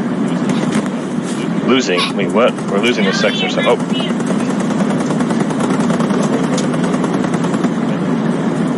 Defending. There's people in this sector, in this area with us. Should I turn around? No. Just, if you want to turn around, you want to get in the other.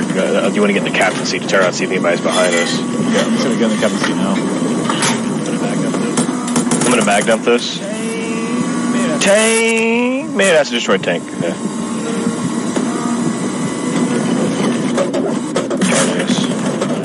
We're gonna come up from behind everybody because they're taking that sector from us. I gotta turn around. I'm stuck.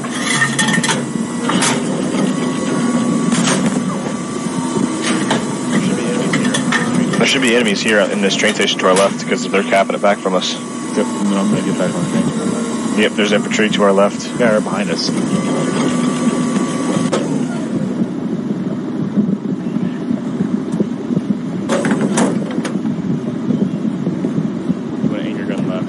You want to aim your gun left.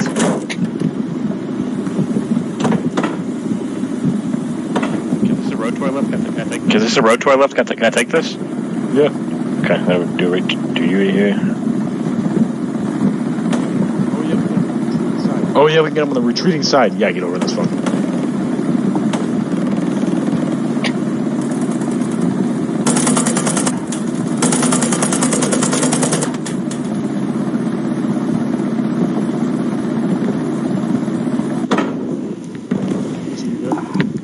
Nisha, you good?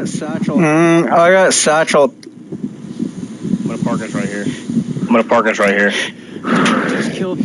Dude, I just killed 3 people that were trying to satchel you. Thank you. That's why I was so quiet. I was concentrated. You see anybody? Oh, parked. okay. You see anybody? No, and sit in the commander seat. Yep, commander seat right now. I'm driving. Where do I need to go? I'm driving. Where do I need to go? Straight. Just go straight. Somewhere away from the infantry. This is water. This is water. Go to the right. Go on the road. Press the UE.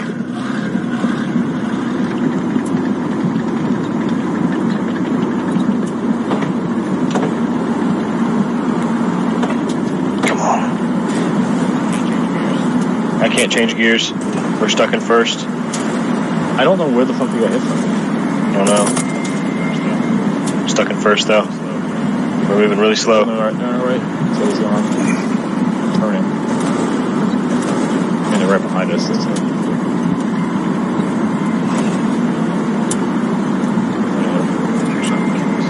That next shot will kill us. We're going so slow, bro.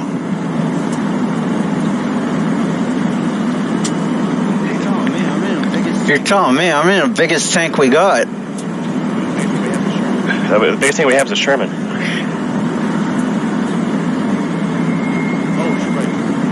Oh, right. Okay, he's gonna be to your right. I got behind. You got in front. He's gonna be to your left in the door.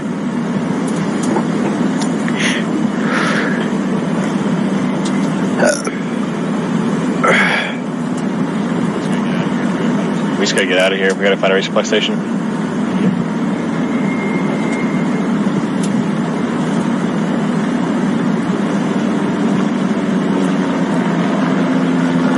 Killed for it. Okay, good.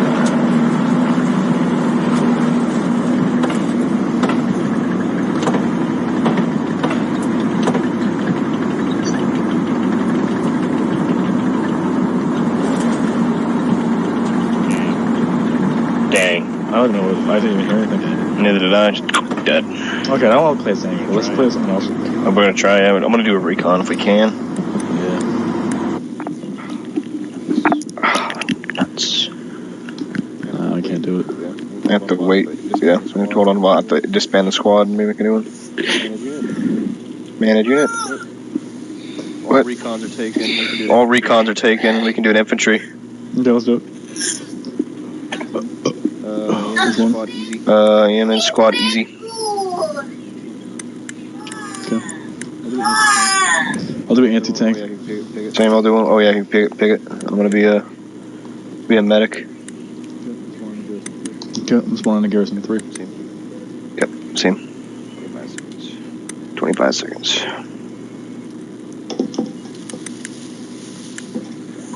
Let's try to get over to where we just Let's try to get over to where we just were. Yep. Those buildings and take Bark our way through those buildings and take out the people. What are you gonna be? A medic. Okay. Like you or Nietzsche, so. where are Nietzsche. Nietzsche. What are you? What are you? Machine gunner. Okay, cool. Okay. I'm anti-tank. Where are we going? Let's see on the map.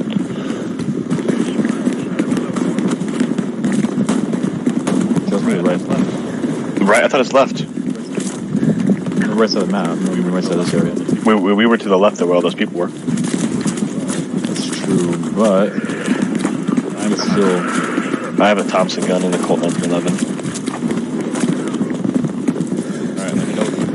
Alright, let me know if you want me to place down a spawn beacon.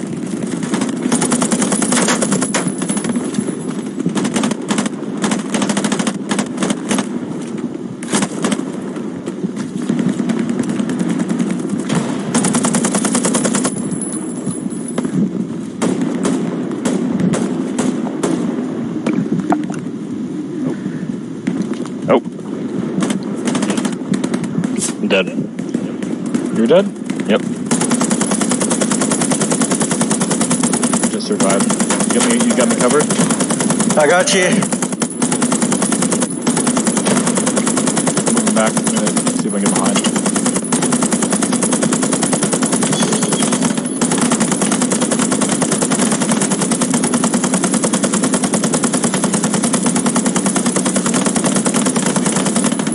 I'm gonna be a rifleman.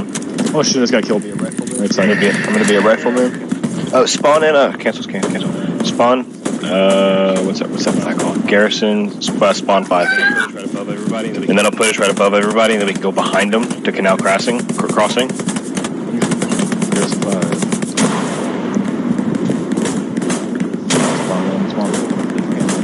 No, mine says deploying in 24 seconds.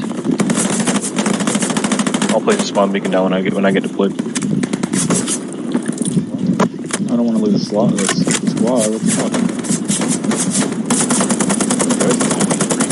How do you always freeze on games?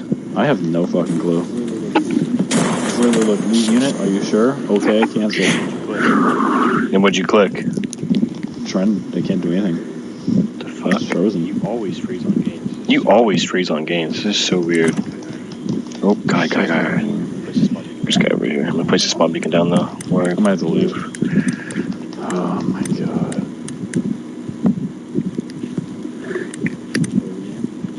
Should I play the game? I guess. Come back.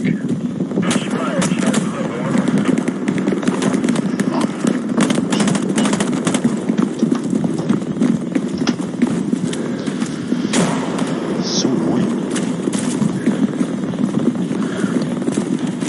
Okay.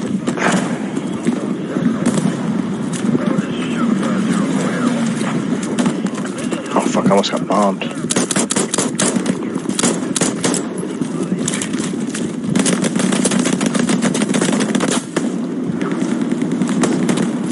I can't see you. Yeah, I got you. Boom.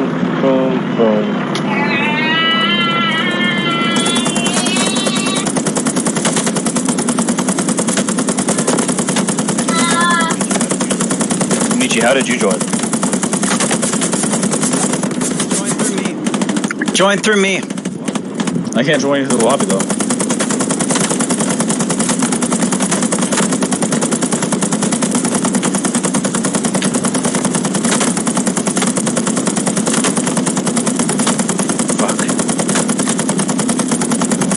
The lobby's full? The lobby's full?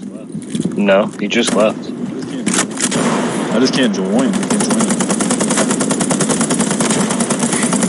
Oh, there you go. Okay. Spawn on my beacon.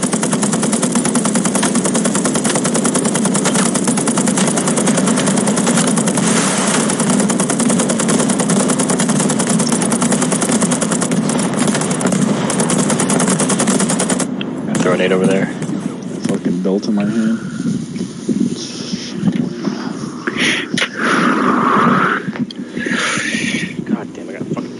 God damn, I got fucking sniped. Okay, easy, right?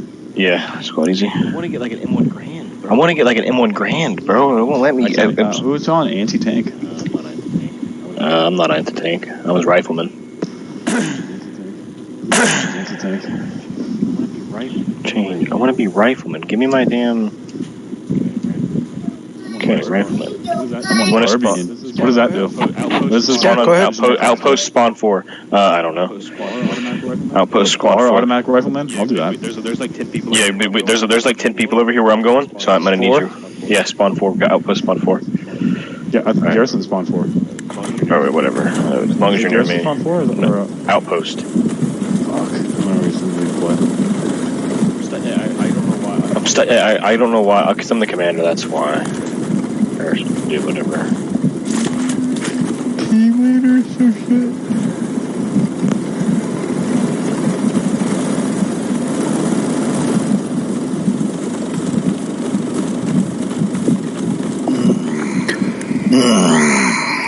There's a bunch of guys behind that. In the Garrison dishwasher. spawn 4. In the dishwasher. Yeah, that's Garrison spawn 2, Tanner. What spots? You can get near me. I'll see if I can place another spawn beacon. I'll see if I can place another spawn beacon. Just pull it. Yeah, I have to Just pull it. Yeah, I have to put another spawn beacon down right now, right on me. There you go. Okay, outpost spawn 5. They're gonna be right here. They're gonna be right here.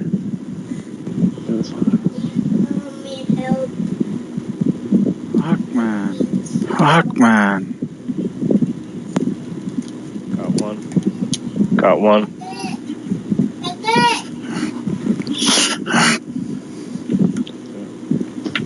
Okay.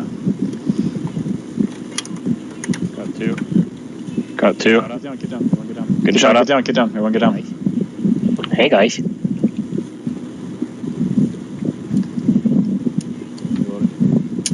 Reloading.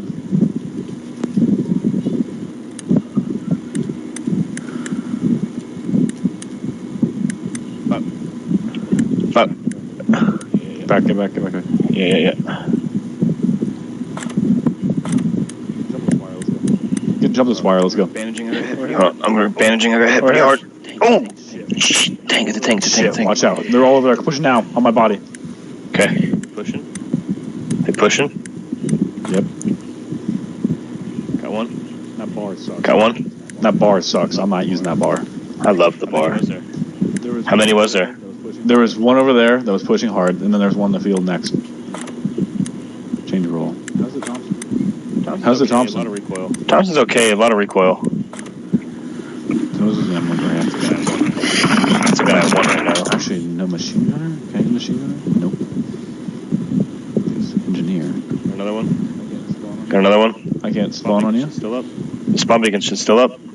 Place another one? Place another one? I can't. Where were you located again? Were you still on that near Garrison spawn 3? I think so. I'm the one you spawned at last time. Yes, I'm just going to go out to spawn 4. Another one? A lot of fucking people here. Oh, shit. I'm running out of ammo. I got you. I'm running ammo to you.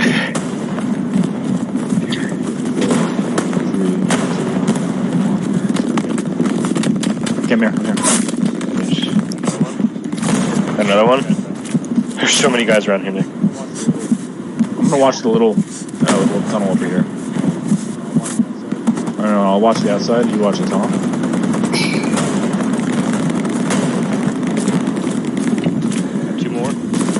Got two more. Can we get down? Pinned. I'm with my last mag. I'm dead. He's right there, he's hurt though.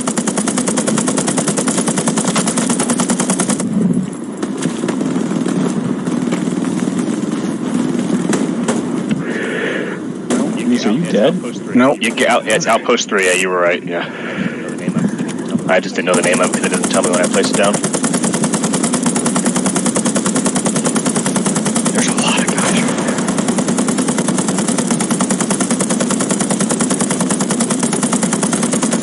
2, 1, coming in. Here. Watch, they're in a grenade. Okay, I'll wait. How they fucking is that torch? I got an AP2 mine. Okay, I don't know what the fuck that is. Throwing a nade in there. I'm throwing it. Go. Nade out. Oh my god, Tanner, they're over there on the right. Oh yeah, I got sniped. They flanked behind us. Nobody's covering from behind. I don't know where our team is. That's a terrible. It's a really. I was confident everybody. I had a tank on my right and a fucking. Let's see if I can spawn there again. A whole unit. Spawn at Garrison, spawn 2. That's another close one. Okay. We're a little bit farther back. I'm gonna get an assault class because it's just probably my fucking way. 33 minute fucking. What's in it? 33 seconds. Or 33 seconds. There you go. Why do I always get the long wait time? Fuck. I'm placing a spawn beacon here, Nick. We're in this trench. I don't see you. Yeah, you didn't spawn near me. I'll run up to you though. I'm just running dog shit slowly. What is this? It's like I'm marching. Here we go. I'm just bumping enough. They're shooting rockets from where we just were, Nick. And they respawn. Actually, no, I'll push up from the left side.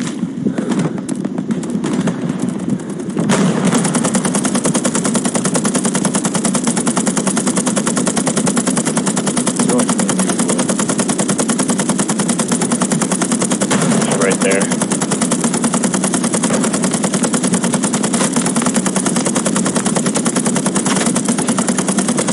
Dang, I killed the kid, but then I get sniped from the left.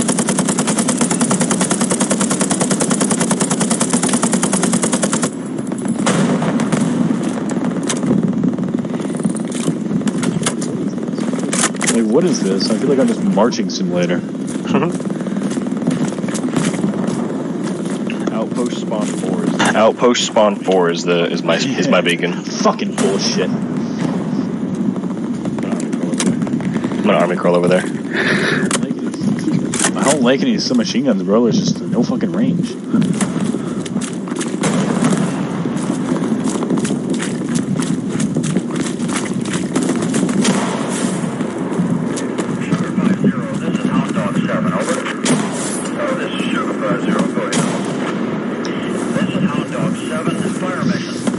Support for us.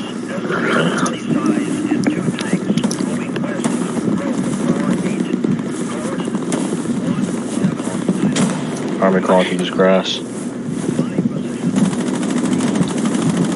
I didn't pick this shit. Dude, yeah, just don't spawn there anymore. They're just prone in grass. Nobody's over there with me anyway, so. I didn't see nobody behind me or near me. Right behind you.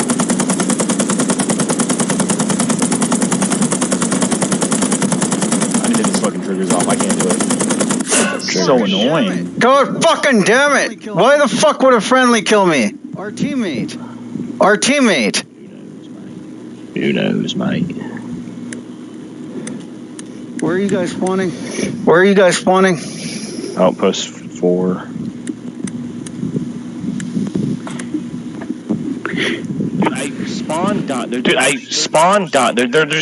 They're sniping. We have a sniper. Sniping at you. Yeah, they're sniping at it. I hate that. I'm gonna spawn. I'll throw smoke. Oh, I hate being the commander of the squad and not only being restricted to a freaking Thompson. It's so stupid. Okay, smoke's down.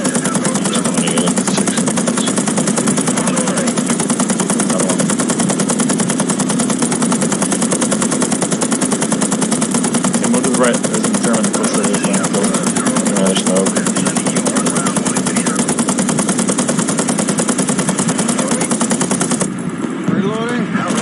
Reloading. Then the smoke. Oh my god, stop fucking shooting me. I'm trying to do this shit. How do I take this shit off?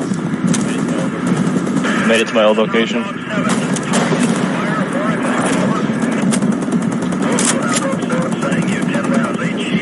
Guys, a spot beacon? They're related on my body.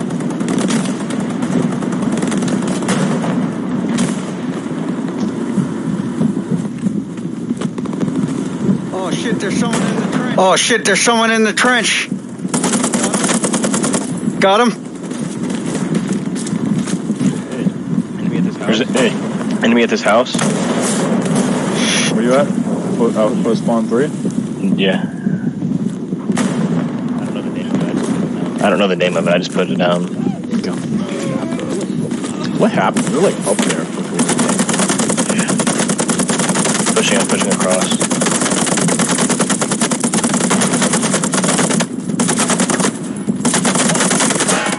Fuck you! Made it. By the canal. I'm by the canal.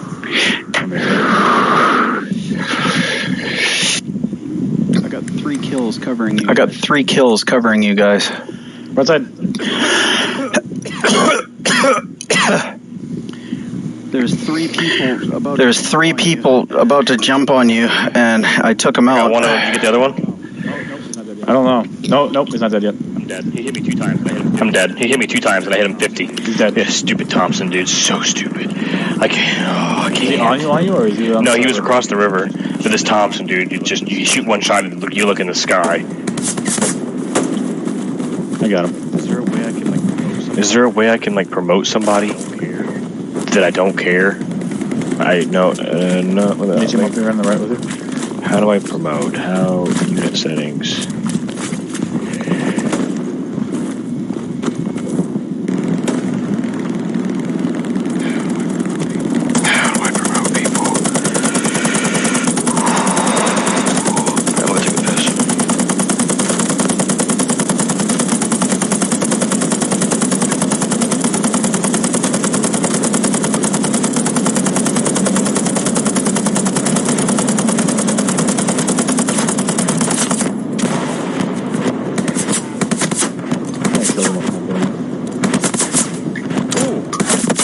Whoa! Left side. Did you get him?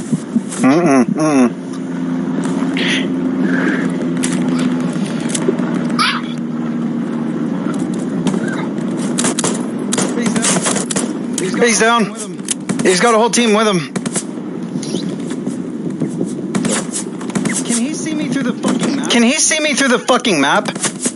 I have no clue. What happened? What happened? Spawn 4. Here's spawn 4. Fuck you.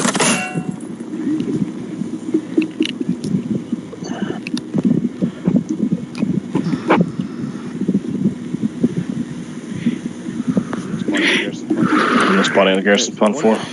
Okay. I wanted to promote somebody. We can spawn in spawn. We can do it. We can spawn in spawn. We can do it. Go to squad jig whenever you guys die again. I'm alive with you, Nick. I'm alive with you, Nick. But whenever we die again, go to squad jig so I can use my actual whatever class. Are you just gonna redeploy? No, I'm trying to figure out where we're gonna go. Okay, we're gonna go up there. We can get went in with that guy. Shit. Okay, he didn't know he was fucking leaving. I killed him. I think. You got a noise. I got a noise. From behind. From behind. I got hit. Where? I got hit. I'm dead. Windows. I don't care if I'm gonna switch class. I don't care if I'm gonna switch class. Go to squad jig. I'm gonna kill this guy and then go. Oh fuck! Behind us! Oh, I see him. Oh, I see him. He's like right behind our spawn. He's like right behind our spawn point. There's a whole squad. In the bush. In the bush. There's just a single bush in the middle of the field. He's just fucking prone there.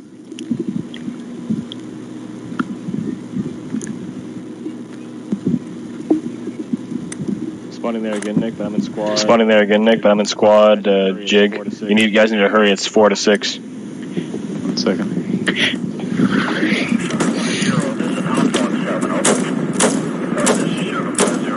See you, Nick. I'm coming. I'm getting shot at.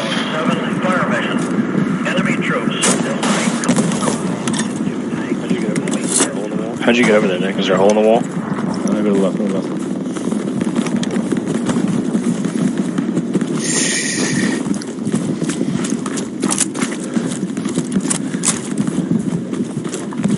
Oh shit.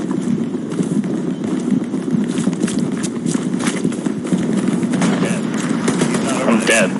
He's not over there. Nowhere near there. Woo! Got him! I'm a medic. Yeah, you could have. But you gotta join squad jig to do that.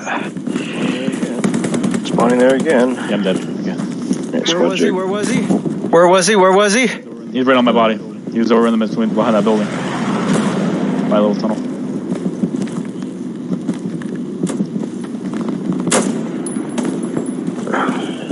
Oh shit, yeah, he's... You joining squad? Oh shit, yeah, he's inside the building now. Garrison spawn 4. Oh, he moved in behind the building. Oh, he moved in behind the building.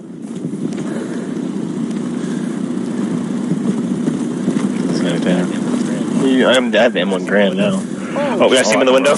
Oh shit. There's one laying down in the broken building and one laying down one just crouch walking, but there's an enemy tank pulling up. Boy just got clapped. I'm dead too. I'm dead too. Dude, get these blueberries. Whoever's around me, you're fucking an idiot. I pinged the fucking window and everything. Not that fucking hard to look. Oh, yeah. Not that fucking hard to look. Oh, yeah, he's right there. We're right where the ping's at. Okay, let's shoot that ping. Nope. Let's not. Let's just look around like we're fucking dumbasses.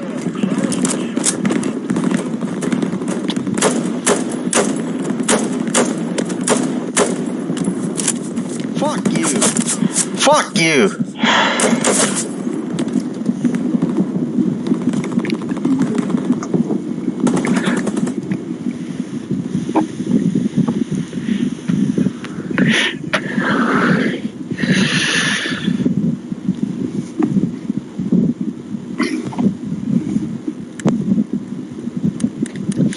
Garrison's overrun. Fuck, that Garrison's overrun. I spawned in and died immediately. They're at the spawn location. Where the fuck are you guys? Where the fuck are you guys? As soon as I spawned in. I died as soon as I spawned in.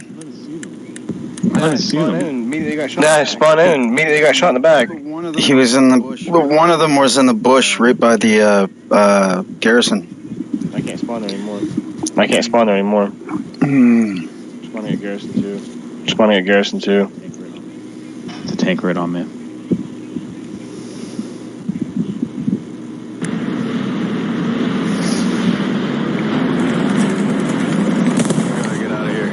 We gotta get out of here.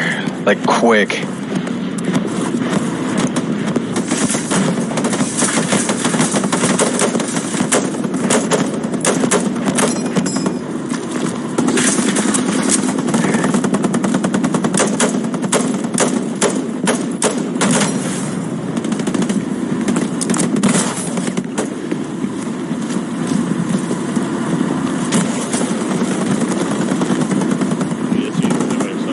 That's you, or they're by yourself, right? Yep.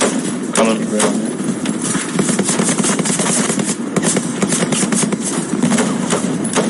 Tank over here. Okay.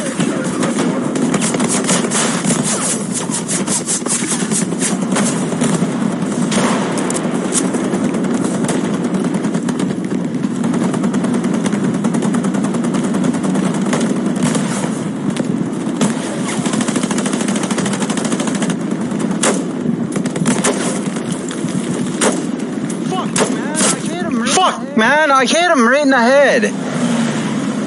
Wow, I just got run over by a fucking tank. I can't place the spawn big enough because I'm not commander.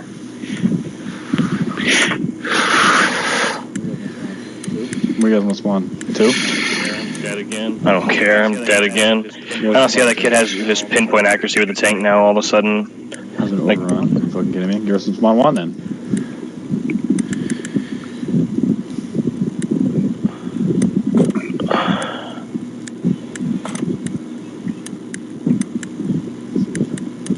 What's the recon looking like? Can we have any recon classes? Can we have any recon classes?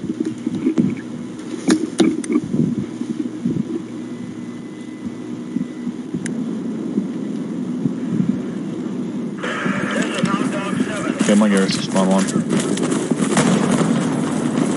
Just coming. 34 seconds. Holy shit. Fuck. They got a sniper out there to the right hand side somewhere. He's dead.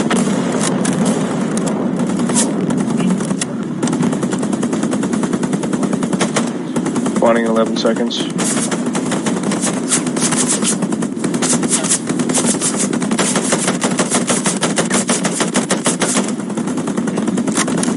Yeah.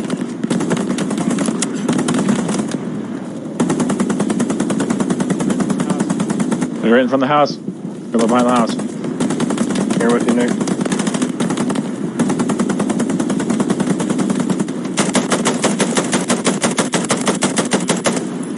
We're losing it.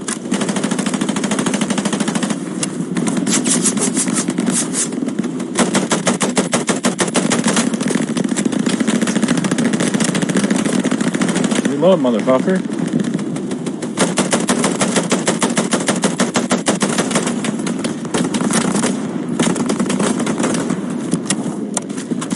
They're way back there. Yeah, we're losing it somehow.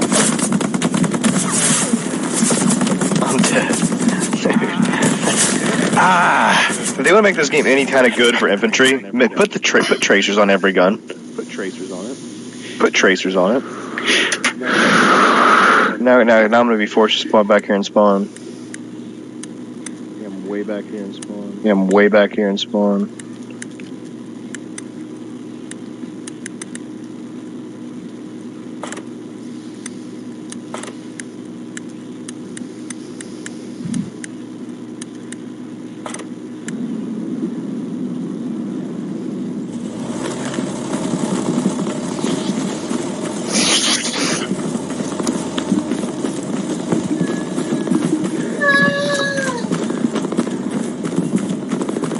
They got a recon unit that just knows where our fucking spawn beacons are all the time.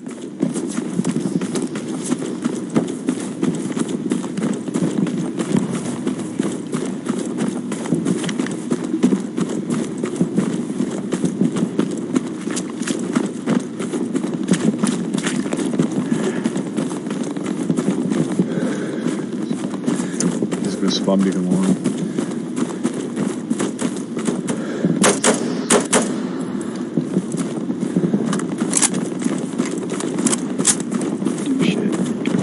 Dipshit.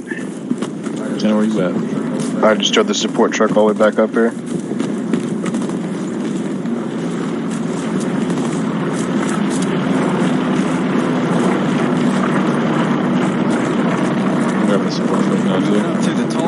Moving up through the tall grass. I'm dead, dude. There's probably close to 100 people on the main road, and there's everybody in the squad that besides us 3 are aiming at them and not shooting. I just drove a truck down the main road, and I got lit up from every angle, and not one person is shooting them.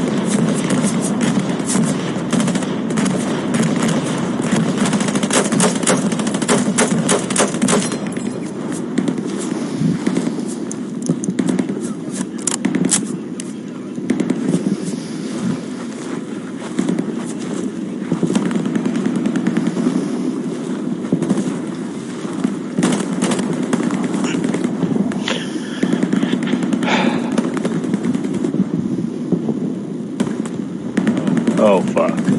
I see a tank.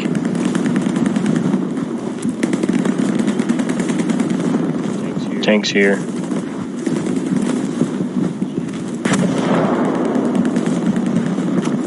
Dude, where?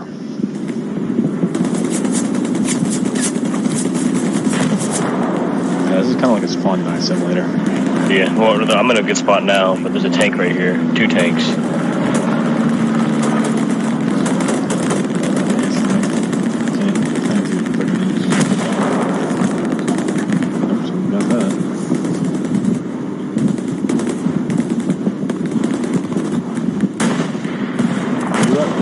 I'm up here with the tanks.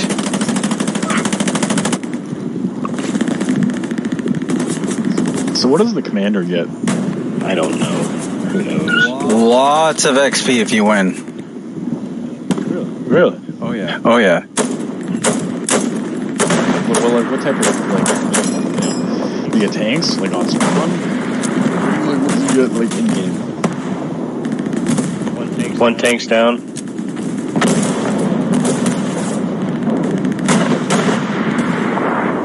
More tank. Another tank showed up. So it's back to 2 tanks.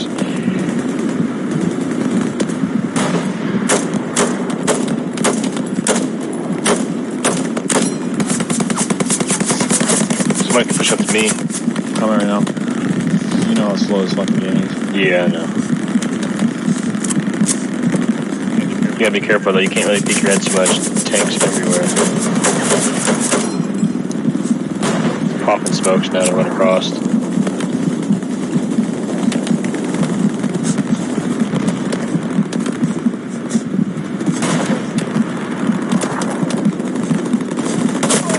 Oh shit, how did he know where I was?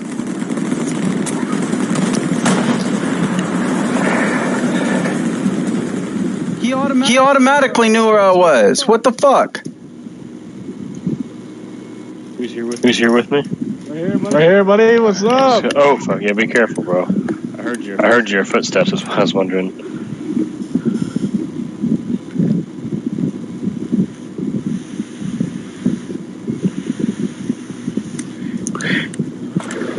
There's guys pushing up.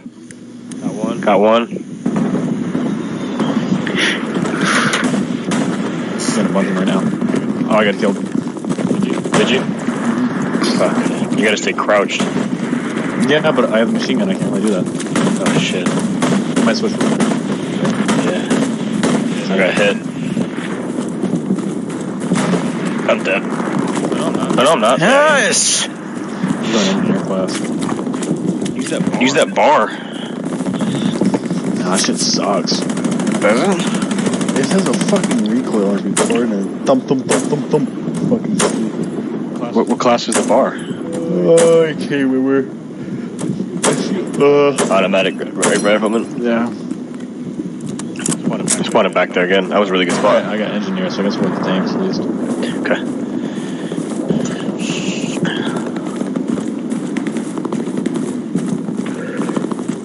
Oh, I can put in fucking. I'm gonna put a bunch of shit up.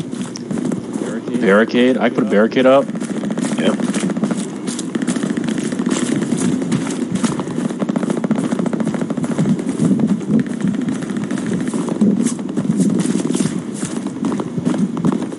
There we go. How do I build this shit? I need supplies. They had to bring up a whole truck. Did you run so slow with this? I can't stand this fucking shit, dude. It's so annoying. You have no idea where they are, and then you just out of nowhere you just get fucking killed. You're just like, well, what did my team do? What is the team doing? Push back up to my old spot. I got killed somehow. Yeah, legit. And then I feel like we get no tanks for it. Like, where the fuck are our tanks? We could try to get an armor division again.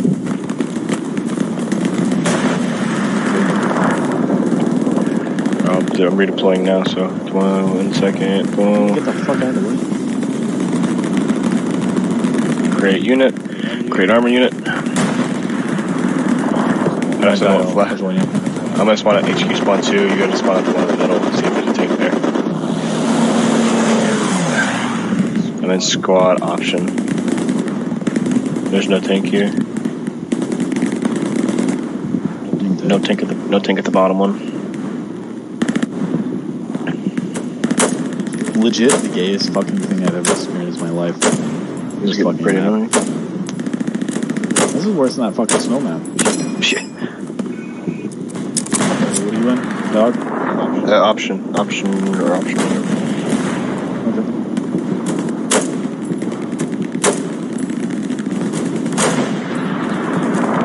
Spawn.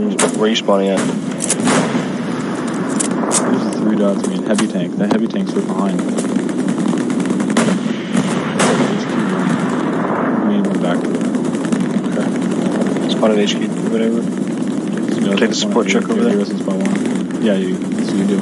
I was gonna spawn at Garrison 1 and then run over there. Do it. Oh, the artillery cannons are here. We can get off the artillery cannons. Oh. Let's see what that's like real quick. I'm just gonna see what it's like. No, I'm not supposed to do it. I don't care. Entering siege. Yeah. I'm stuck. Okay, here we go. See if you can hop in. You're part of a tank crew. Dude, they're on me. Like, guys, this guy. Oh, he's in the tank? No, they're not there yet. Fucking shoot him. Yeah, as well. I'm trying to come. We're holding them off now. I got killed in our spawn. Legitimately in our spawn. Yeah, so I won't be able to get to. We got legitimately killed in our spawn. By what? By enemy. Spawning at Garrison 1, running back.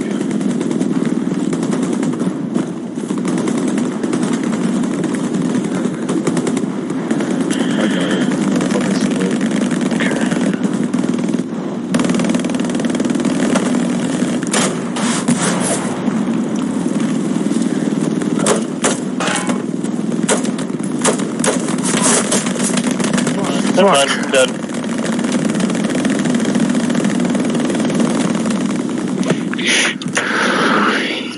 You may drive down the 2? Yes. Actually, no, I'll drive the 1. What's it called? What's it called? I need to know. The Garrison Spawn 1. One that's in the middle? Yeah. Why can't I turn? There we go. Spawning on you. I'm spawning on you. I'm spawning on you. Yep, I'm behind you. You want me to drive or you want to drive? I don't care. I'll drive if you well, want to. Okay. I would prefer to shoot. I'm getting shot. I'm dead. From fucking what? Legitimately. I'll drive over there. There's a spawn right there on you. These kids are in our spawn and our team is ass. Every game I play, I have the dog shittest teammates in the planet. I'm here again. Okay, just get in. I am. I'll switch seats right now. You need to hurry. Somebody's here. I just fucking... Oh my god, I'm so tired of this stupid fucking game.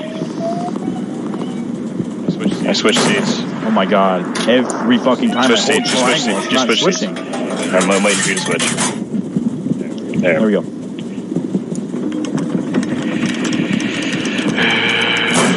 Okay. Gear 1. It's not gear 2. Gear 1. Start engine.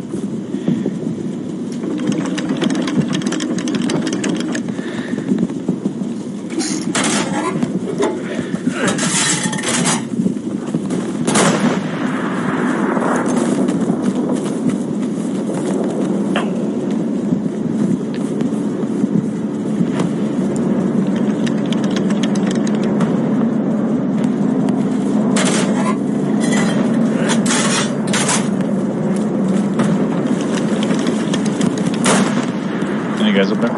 No. I was making sure I had a machine gun.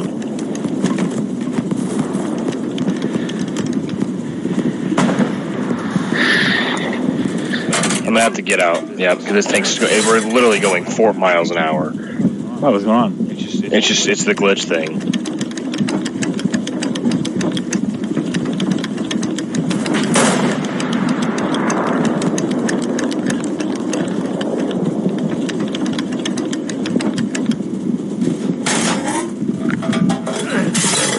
Again, it's a stupid glitch. It's going so slow.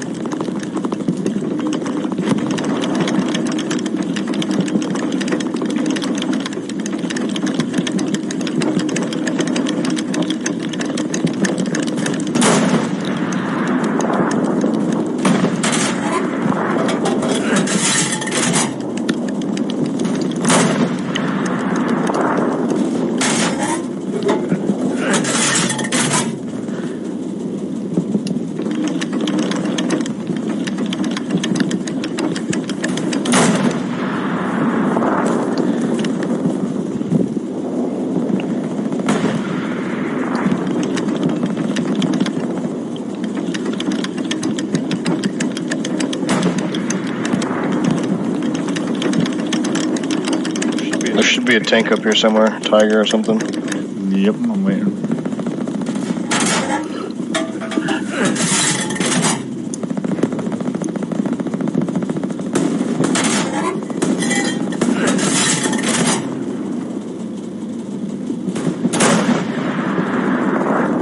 I'm almost aimed all the way right, so just pull up ahead. Yep. I heard him shoot.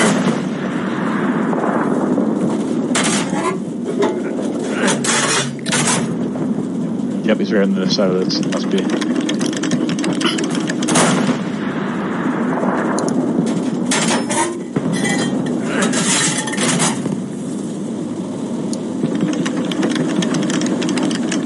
Where the fuck is he? Who knows?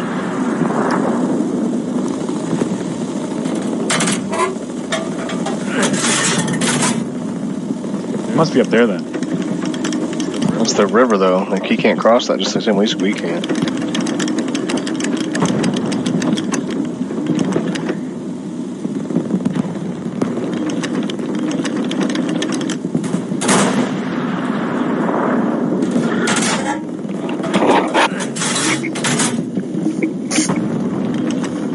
I hear him. He's really close.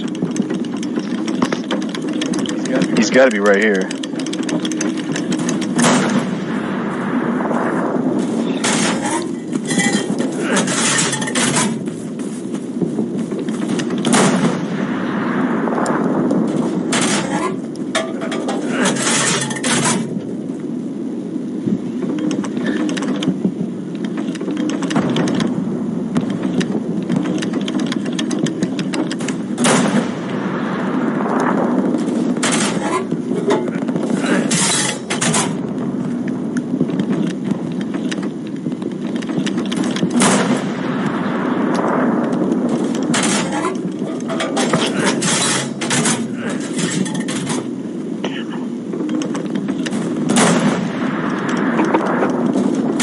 There's people, they should be all around us.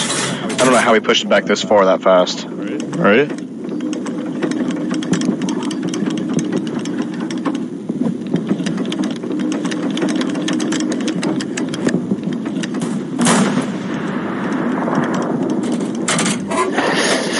We're gonna go wide here, we're gonna go on the outside.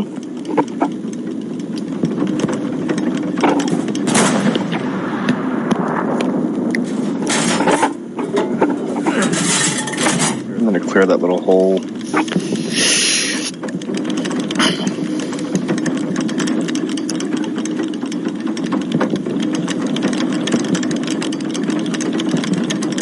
I don't understand why they has this adaptive trigger zone. I don't know.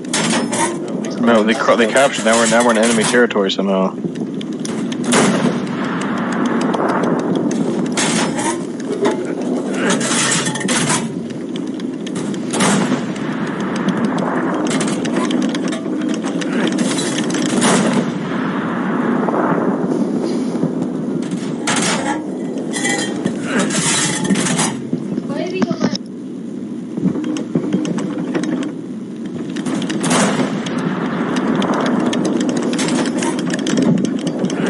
$1,174, 764.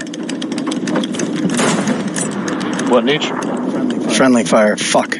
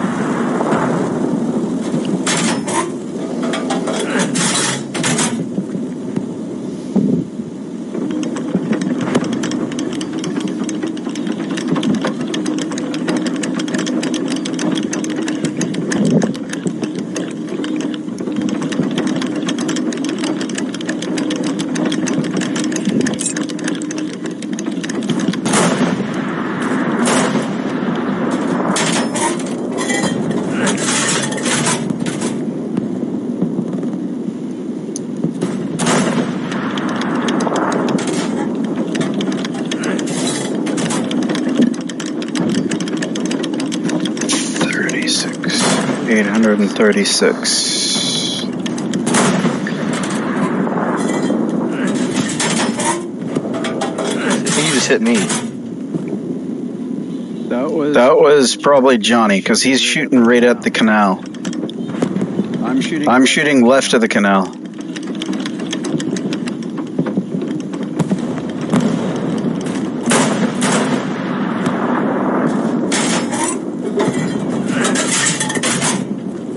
Really wish Nick was here right now.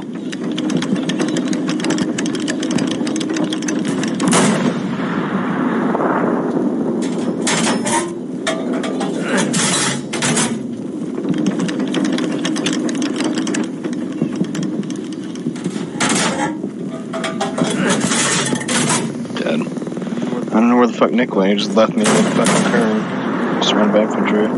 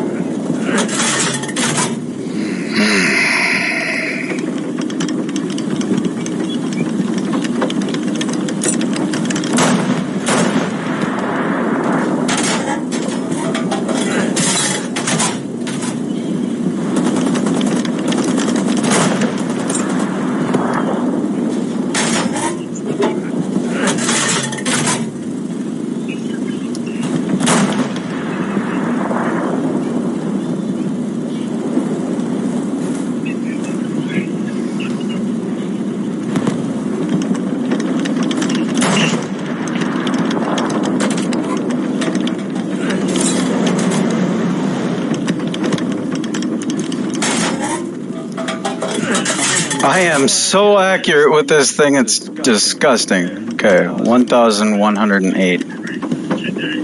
765.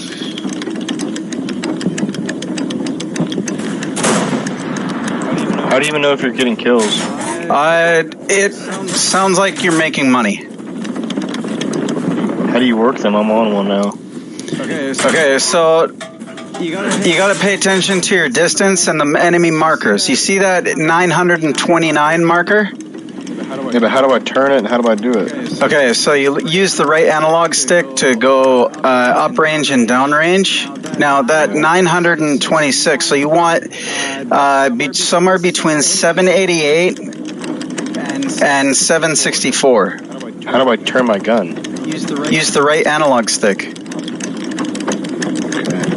What does that have to be at? Wherever you're aiming, right? Usually the infantry gives you markers. You want your height to be whatever the meters is? Yes, exactly. And then, okay, so it's kind of fucked up how this works. It's, okay, so 1,000 meters is like 764, so you want to aim for 764, 765. How do I fire? You gotta switch seats, load it, switch back. Then fire.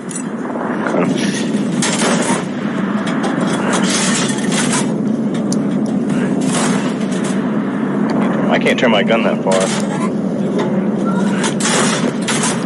Okay, then you're gonna want to aim for 762. You're gonna want to aim your gun for the objective if you can. No. Okay, so anywhere, basically anywhere towards the enemy. Anything above, like, let's say the objective, their objective that they capture right now is 1,900 kilometers. So you want to aim anywhere from 1,100 to 1,200. And then you'll get Some kills. elevation, which should be right about 800? Yeah.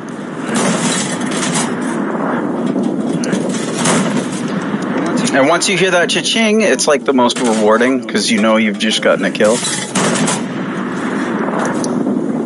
Oh, I think I heard you get a kill. 764, 765. Woo!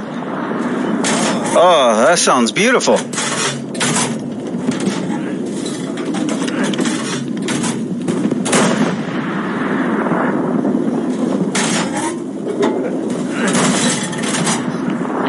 And the 3 dots is the commander's marker.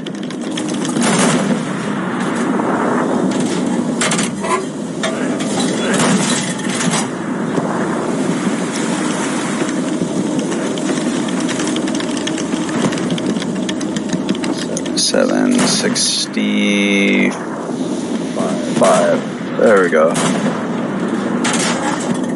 Oh, it looks like they're trying to flank our position. I see the commander's marker. 900 and something meters that way. Okay, so 788 is what I want. 7.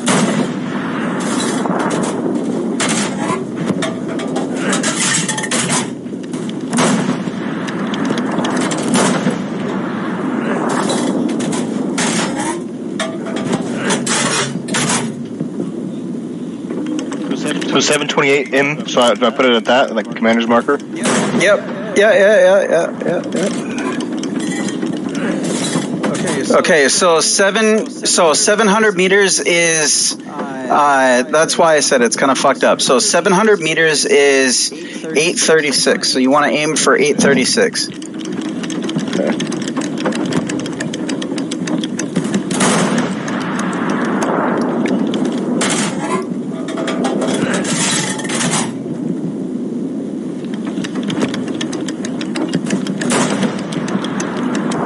And don't worry about friendly fires. You won't actually get in trouble for them. Shit, we got an enemy.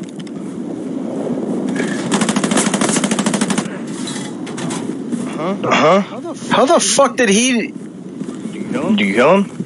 Yeah. But like our guy. So that's anywhere between 812 and 836. Well, see, 771 is 1000M. Yeah, I know, but you want to aim for the mills. So it's mills, and then M is the distance you're shooting. Mills is the distance you're aiming for. 764. There we go. And Bob's your uncle. And you know what? The fact that we have recon now attacking our position means artillery's doing good.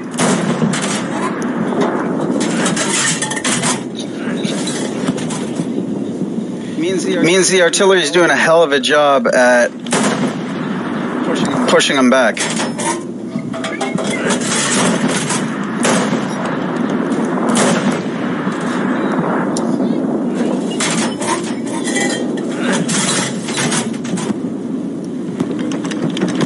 791, 788. There we go.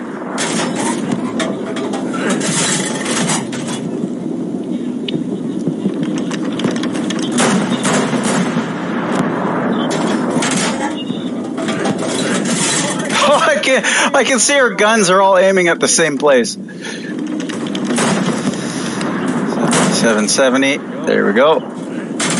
Now aim right to the right of the objective, about 800.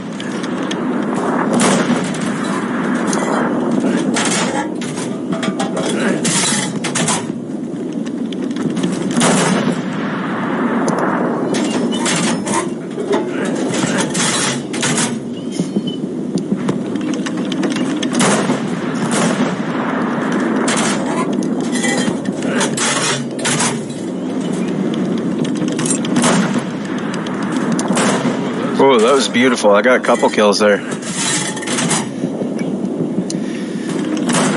Oh, 936. So we're going to want to go to 788. 789. There you go.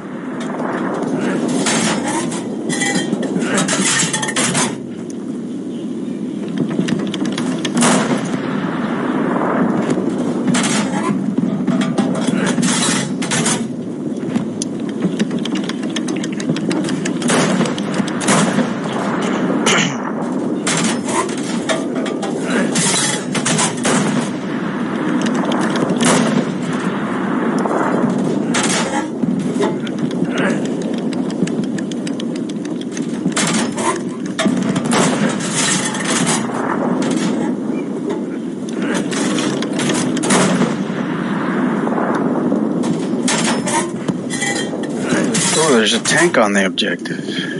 You. Oh, he wants us to smoke now. Okay. 7. You see that shield sign? No, I can't hit it. 17. Okay, I'll hit it.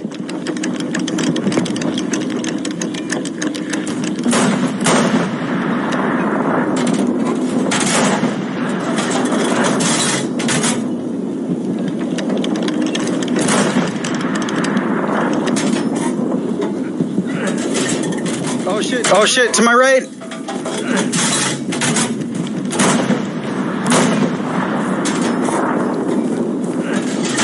Oh, that's a Friendly.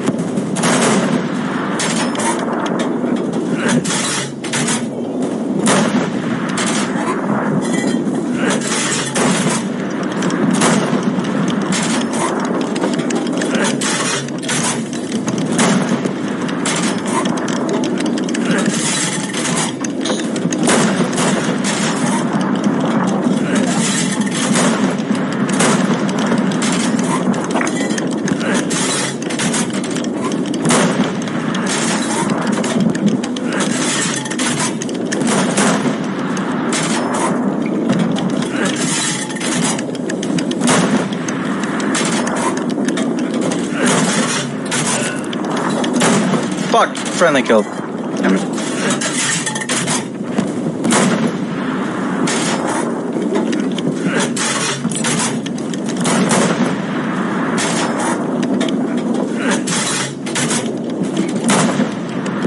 I got a kill.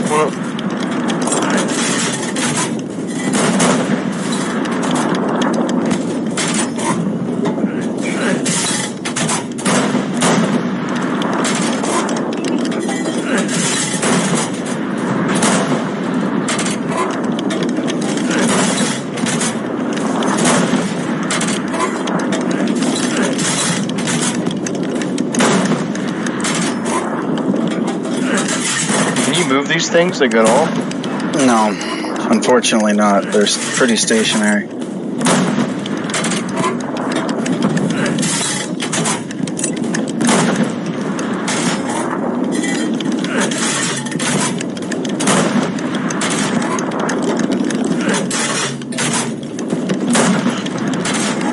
It's 653. That would be 600, so it would be about 8. Be careful because there's friendlies in the area. About 653, about 860, 870.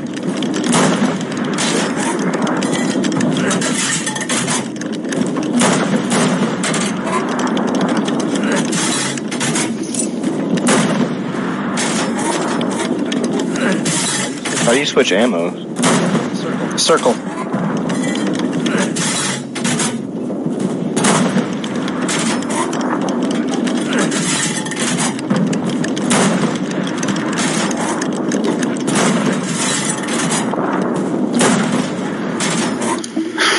I'll be right back.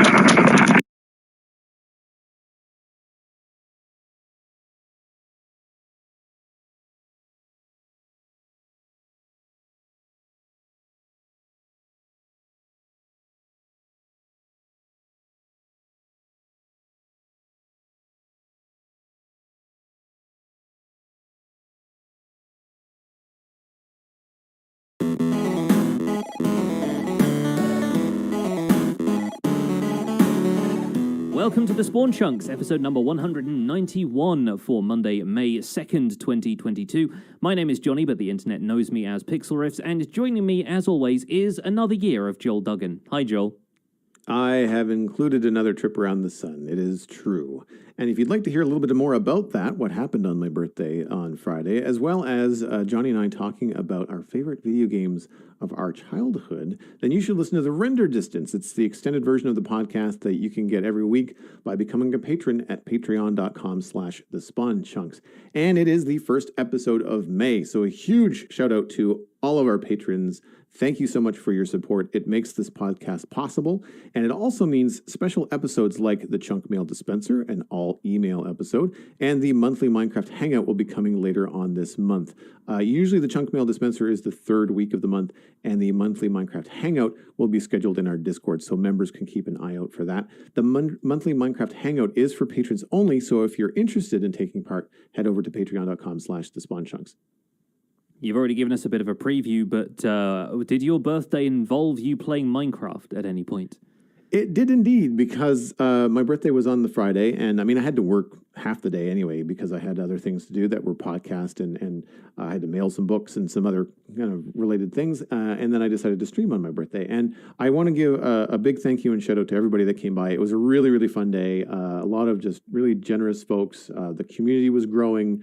And I had a number of people from the Spawn Chunks community come by for the first time, specifically to say happy birthday, and then they hung out and watched some of the streams. So that was really cool. I really appreciate people taking the time, especially I was streaming at 1 o'clock at landing on a Friday, so that's like 12 Eastern. So it's the middle of the workday. So for most people in North America anyway. So for anybody that took the time to come by, maybe on your lunch break or whatever, I really appreciate it. It was a really fun afternoon. Pix, you came by and saw what I was doing on the Citadel as we were planning out West Hill and stuff. And it was a lot of fun. It was a great conversation. Yeah, it's always nice to stop by. I always enjoy seeing the progress on this. After having heard you talk about it, week to week on the podcast, it's always really cool to see some of this stuff brought to life. And yeah, always really neat to see another person's building process in great detail, because aside from maybe the folks on Hermitcraft, who I obviously follow week to week for the recap, it's I think yours is some of the stuff that I'm most frequently updated on. So always cool to see it come together. And that's really what I've been spending the week doing. So I continued through the weekend with planning in West Hill. I don't have a lot of like screenshots to share because it's all kind of like hard to see building frames and whatnot. But we have essentially put a roof on every foundation, or a roof frame, I should say. It's like, so just like a ridge line and some gable lines to kind of like figure out where the roof lines are going to be. And I've pushed into the trees and started nestling builds into the trees. It's slow going because I'm not chopping down trees unless I absolutely have to. Like if I find out, okay, this tree is now inside this house, it has to come down. But even trees that are like up against houses that are kind of like being cut in half, kind of like, how like a chunk will sometimes cut a tree in half. Mm-hmm. If I'm doing that with a house right now, I'm not just chopping down the tree. I'm probably going to move it later, maybe refine it, create something custom. But I really like taiga forests, which is what has happened on the west side of West Hill. And I'm just trying to include as many of the original trees as possible. Part of it is the idea that, like in these medieval times, or this fantasy idea that I have for the zone, that these people on this west side of town have more money, they're more established, things like, the town magistrate, maybe the mayor, people that have more free time. And so they don't necessarily need to chop down all the trees for function. They can actually live amongst the trees and have some around for decoration. They don't need to burn it for fuel or to live or to cook or things like that. They can get their wood from somebody else doing that elsewhere in the world. And so I find it helps keep the area looking richer. And taking some cues from my time, the break that I took when I was building that flower farm in Somerville, Cosmic has just got so much foliage around in her area on the server that I kind of took the mental note to like kind of include as much flowers and bushes and things. So I haven't done that yet. Obviously, those are going to be details that come later, but I'm trying to leave room. So not putting houses right next to the road, like leaving a block or two so you can put a bush or a garden or a flower pot or something, to add more color to the area. Yeah. So yeah, that's kind of where things are right now. Struggling with trying to break the habit of the scale that I was working at for the rest of the city. Mm-hmm. Like, I've got a lot of 7x9s and 5x7s and maybe an 11, by 9 in an L shape. But in this new place, I'm getting into combining 2 or 3 of those into one building. So it's got multiple roof pitches. Some of the buildings have towers. I'm trying to leave myself enough room inside so that I can do something cool and decorate them rather than just be bed, table, that's it, I'm done, because I don't have any room. And I'm trying to leave some room for some fancier stuff. So the other thing that we went around and did started on my birthday, and I think we kind of continued through the weekend, was plopping little signs in different places. So there's a textile shop, there's a flower shop, there's a candle shop. I have another blacksmith, but I'm making it a weaponsmith. So I'm going to try to decorate it where the person's making swords and specific higher skill level stuff. Yeah. And so that's going to be fun. So we're just trying to brainstorming. It's difficult because it's been 8 streams of planning this out, and I really haven't completed any build. I'm at the stage now where I'm trying to select some different materials for roofs, and this is where it's really even though I'm excited to break out of the gray-brown era, I'm also kind of hard-pressed to figure out, okay, well, what blocks are going to work? Like, do I just want to use terracotta? Like, what roof blocks can I put in here to not have dark oak and spruce everywhere? Which is what I've used right now because I just happen to have so much of it. It's easy to frame with. So, but I'm planning on changing things a little bit later. So a question to you, if you wanted to change up some of roof designs that are not just like things that you see all the time in early Minecraft, like what are the blocks that you like to use when you're building a roof for, say, something that's meant to be like a medieval or something of that similar style? See, I normally give myself license to think outside the box a little bit, and inspired by some stuff Gemini Tay talked about when she first came on the show, talking about working with gradients for roofs and stuff. Right. There's a surprising amount of stuff you can get away with if it looks good from a distance and it looks like part of a roof design. Say you want to have a more yellow-looking roof, something that feels a bit more golden, you can work in stuff like composters and beehives, or bee nests, rather, and like a couple of things like that. The problem with those is that they're usually relatively difficult to get hold of or expensive to craft, which is why people default to building roofs out of wood so often, is because the plank textures are all relatively similar, and you can, mix and match that stuff. Plus, you can break one log down into 4 planks, and if you're building multiple houses, then it doesn't get as expensive as meticulously farming, birch trees over and over again so that you can grow natural bee nests and then dealing with the bees so you can actually place them somewhere.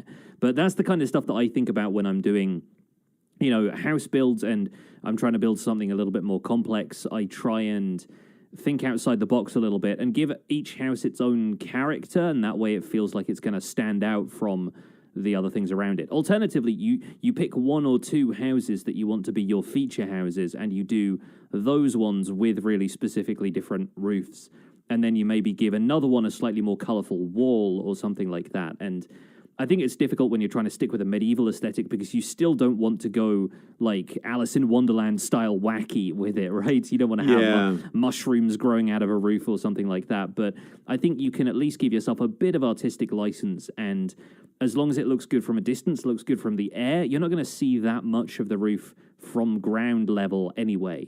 And so whenever you're looking at it from the air, you're not going to be looking at it from up close. It can be from further away, which means you can get away with more, varied textures, because at a distance, they're going to start blending together a bit more.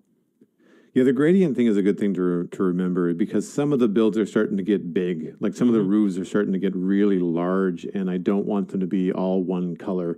I want them to have a little bit more of a variety to them, and that's going to help. But also, I'm struggling with, like you said, like it is a medieval fantasy zone, like so there is some sort of idea. And somebody suggested an explorer's shop. So, someone that's selling the weird and wonderful things that you can find at the farthest reaches of Minecraft, like, amethyst shards and ender pearls, and like, what are these weird things? And that particular building could be strange or unique. I've got one of them right now that has a dark prismarine roof, and I think that will be fun to play with. It's just a placeholder right now, but having that kind of like different look, having a tower kind of come out the side of it and have it look like more of an eclectic place is kind of where I'm going. I also know that a lot of my early kind of inspirational research on Pinterest and artstation.com was focused on the more simple buildings early on. And now that I'm into more of the fantasy stuff, I need to look up some more reference, because I find that I'm kind of like at the end of my visual kind of library of the kind of house shapes. And so I need to try and look some stuff up. I'm trying not to look up other Minecraft builds because I don't want to end up like just copying something. But I need to change the proportions, and I've picked up a couple of new roof like angles that I'm really liking, like very slopey. Like I find that if you start to get things really tall, they start to look like barns really fast. Mm-hmm. And so I'm now trying to keep it to be a very concave roof, so it has a very shallow bottom, and then it goes up to a very peaky top. We would call them peaky roofs as a joke on stream, and those are going to be fun to mess with. And I keep on reminding myself, like, these roof lines and stuff that I've put in on stream, like, they're just guidelines. Like, I just want to make sure, like, yeah, okay, there's a roof there, there's a house there, don't block it, don't move too far outside of that. But what it ends up looking like in the end, I mean, who knows by the time, because each one of these buildings is probably going to be a couple of streams of me doing the whole thing, like making block choices and details and all that kind of stuff. But it's funny that you mentioned the key builds, because that's absolutely something we were talking about. Like, as you're walking down this main road that goes by the keep and curves down around towards the harbor, there's a number of key builds that, like, when you're walking around the bend, you're staring at this one build that's at like kind of like the 12 o'clock position, like 80% of the time that you're walking down the road, because it's right in front of you. And so that is something that I want to do something special with. Right now it's got a deep slate roof, which looks good, but like it lacks imagination.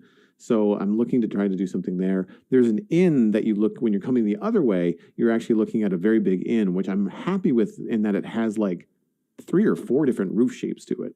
But I tried throwing red nether brick on the roof for something different, and it like smacks you in the face. Yeah, yeah. It's really harsh. So I'm struggling with adding color, but not adding color that like is so high contrast with the stuff around it that it feels out of place. So we'll see what I can come up with. I need to start doing more roofs that don't have stairs in them. Like, I need to do more block roofs. Mm-hmm. I find that it's like going against the stream. Like it's like swimming upstream. I find like, oh gosh, I want more of a slope. Like I don't want this to look so chunky.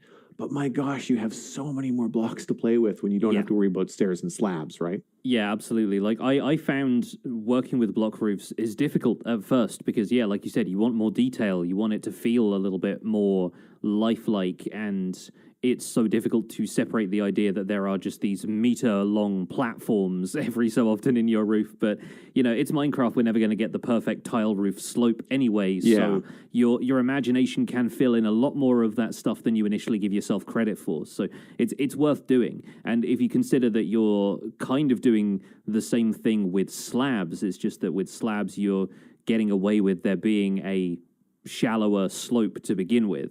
I think, you know, once you get past that, you realize, actually, it's not that different from building with slabs. It's just there's a little bit more height involved in it, and that opens it up for a lot more interesting details. If nothing else, you can create like a more elaborate end piece for a roof that can have more of the slabs and stairs in it, and then you can make the rest of the roof out of blocks, maybe like sunk down by a half block, and that allows you to work with whatever blocks you want to on the inside section of the roof.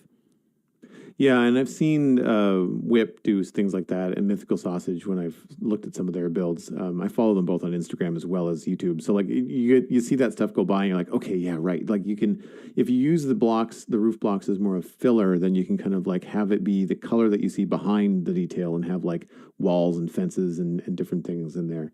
And it's going to take some work, but I'm looking forward to the challenge. I do need to look up some more inspiration stuff, because honestly a lot of my inspiration right now is also in black and white, because they're like 3D renderings or they're little maquettes that just haven't been painted yet. And so I need to try to find some more like concept painting or something like that has more color to it. But I'm looking forward to it, and I think I'm done with the planning at this point. Like, I'm ready to move on, and I think the first thing I'm going to work on is the dock. I think that's probably a logical place to kind of start, and it'll ease myself into it, because while I want it to be a little bit more elaborate than what I've done before, it's also going to need to be very functional. So it'll be a nice way to ease into something that still has a lot of stone and a couple of towers on it, but will have a little bit more color or a little bit more, interesting things going on. I've been playing Elden Ring for the last couple of weeks. All I want to do right now is build a castle. I'm having so much, like, I'm having to stop myself from just going all in on a castle project. But I have plans for that in the near future. My week has been spent in a bit of a medieval mindset as well, but because I was on the casting desk for another Twitch Rivals event last Tuesday, Minecraft Medieval Mayhem was the theme. It was all set up by Pika Clicks, who has designed some of the Twitch Rivals maps previously. The VOD is still up on the Twitch Rivals channel if you folks want to check it out. Obviously, the main event was, a mini-game sort of setup where multiple teams. I think there were 16 teams of 4 players, so 64 players total, so making a full stack in Minecraft terms. And everybody was being thrown into different mini games and competing against each other in teams of 4, which was won by Team False Symmetry. So big congrats to them. There were some really cool events. There was one in which players were basically trying to get past an archway that a bunch of other players were sat on top of with crossbows firing down on them. And so that was really fun. There was a maze. I think this was probably the highlight for me. Was there was a maze in which 3 players had to guide a 4th player through the maze. And this 4th player basically had a bag over their heads, like it was literally like a texture pack applied to a carved pumpkin or something like that, but with an enhanced blindness effect applied to it, so the blind player couldn't see at all, and then they traded off who the blind player was at each checkpoint, so you'd get 1/4 of the way through the maze, and then you'd have to switch to the next person, so you couldn't just have one person guiding them the entire way. And that was really fun. It was a really neat way of having a team-based event that didn't have to be based around PvP or PvE. It didn't have to be a combat-based situation, which a lot of the other games were. So I think that was really cool. It was a very neat way of structuring the event. And as usual, like, you know, casting these events and providing the commentary is a lot of fun. I get to work with some people who I've never worked with in the industry before, and it's always a delight. So, yeah, that was part of my week. The rest of my week in Survival Guide has been spent working on more technical stuff. Farming is kind of where my head is at right now. I want to do a lot of building and stuff as well, but in terms of the videos I want to make, I've just set up a half-decent wither skeleton farm, finally. Previously, it was just a set of crossroads at a nether fortress that I'd flattened out, and I was, you know, I'd spawn-proofed enough of the rest of the fortress, and it's in a warped forest, so it gets, like, absurdly high spawns anyway. But I'd spawn-proofed enough of it that all I needed to do was show up at this farm and kind of peek my head in, and immediately, like, 10 wither skeletons come at me, right? So there was, you know, pretty obvious output there to begin with, and then all I needed to do was set it up so the wither skeletons were going to fall down a couple of trapdoors, just put a piglin in the middle at a height that the wither skeletons couldn't reach but could still see him. And suddenly, you know, 25 wither skeleton skulls later, I was doing pretty well. Like, it generates a lot of skulls and coal for one that doesn't, you know, bother filtering out other mobs using wither roses yet, although I'll probably come back and revise the design later. There's a lot I can do to optimize it. I got rid of the zombie piglins through having some turtle eggs nearby so they would drop through onto dripstone spikes, and other mobs just kind of wander over there naturally anyway. So for the most part, it doesn't work 100% in terms of filtering the wither skeletons, but it doesn't need to because it just produces a whole bunch of them in the meantime. That's the kind of thing that is always really fun to work out. You know, like when you're trying to find the farm balance that works right for you and your needs versus the zeitgeist of what's happening and what, like, the results that you get when you do a YouTube search for like wither skeleton farm are usually like gangbusters beyond what you need. Yeah, and I got a lot of comments from people saying like, you know, you can do this with wither roses, and I'm like, yeah, but I've only fought the wither once in this world, and I need to fight the wither again, which means getting myself some wither skeleton skulls in the meantime. You know how I'm doing that? With this farm. And I think a lot of people have seen like Tango and Impulse's wither skeleton farm on Hermitcraft right now is just like absurdly productive. And, you know, they're all fighting 100 withers every minute over there. And that's just not what you need. And that's the kind of thing where you build a ridiculously overpowered farm so you never need to touch that for the remainder of the year. Whereas in this case, I'm just trying to do things in stages and build up to it. And we'll have a lot more to say about that kind of stuff in our main discussion this week, which is going to be about doing things the easy way versus the fun way, and overproductive farms versus productive farms that are just right for you. And outside of that, speaking of farms, been working on a Guardian farm with a circular perimeter, which I plan on draining for the majority of today. I think is probably going to be spent placing sand, and I'm going to try using the method where you grow nether trees up from below and use the nether wart blocks that they generate and all of the foliage and stuff to drain the majority of water out of an area, which is a method I've never tried before, but it works really well because you can do it from underneath the monument where no guardians spawn. You dry out an area, and nether trees ignore other blocks when they grow upwards, and so they'll actually skip over the prismarine blocks that form the base of the monument, but the tree will continue growing above those into the waterlogged areas. And so you can actually use those pretty effectively if you don't have access to a whole lot of sponges. I have like a stack of sponges, but I want to do half with sand and sponges and then the other half with the nether foliage effect and see which one feels better, which one is, you know, more productive, more intuitive, faster, whatever. Just kind of provide a bit of data on that front. The other thing I've been doing is messing around with slime blocks a lot because I have a slime farm that works now. So I've been building a basalt-generating bridge across lava lakes in the Nether. And now I know a bit more about slime block flying machines. I'm a bit more confident designing them for myself. I set up one of those bridges that creates like a 5-block wide basalt platform with different orientations of blue ice and soul soil, blue ice on top, soul soil underneath. And then it gets followed up by a flying machine that pulls up the blocks on either side so that it generates guide rails for the bridge. The other way you can do that, of course, is to push down the center of the bridge so it creates like a lowered platform and the guide rails are just the ones that stay upright. But there's, a lot of variety that you can add to those. And I know people have made like, tunnels and enclosed bridges and very ornate looking stuff in the past just by having other pistons follow up and move the blocks around. But it's really fun. I've been having more fun designing redstone contraptions this season than I have previously. So it's been a lot of fun to do that. There's a number of farms like this that I just don't have, like the basalt farms that I see, like the cobblestone generators. Like we've always just had the amount of stuff because we've not been resetting the server every time the game updates, and you forget the amount of like cool things that you can do and blocks that you can just generate to do those kind of things. And on one hand, it's like, oh, I should build that. And then on the other hand, I'm just like, well, there's a potential dig coming up where I'm going to be removing chunks of basalt delta, at which point I might not have to mine basalt again for the rest of my career, as on the server. Anybody who has just generated a new world and finds that their nether spawn is in a basalt delta goes, well, I'm not going to need to make a basalt generator because I'm going to be clearing this out for, the remainder of the year. And there's definitely stuff like that I like to touch on those mechanics just because they exist. That's a lot of what I end up doing in Survival Guide, is doing stuff because it's there, not because I really need to. But I think in this case, it's really fun to mess around with these mechanics and see what they're capable of. I do wish that the basalt bridging stuff was easier to set up. Like the hardest part of those is making sure that you don't have a ton of blocks just peripherally attached to the slime blocks that are going to be moving stuff.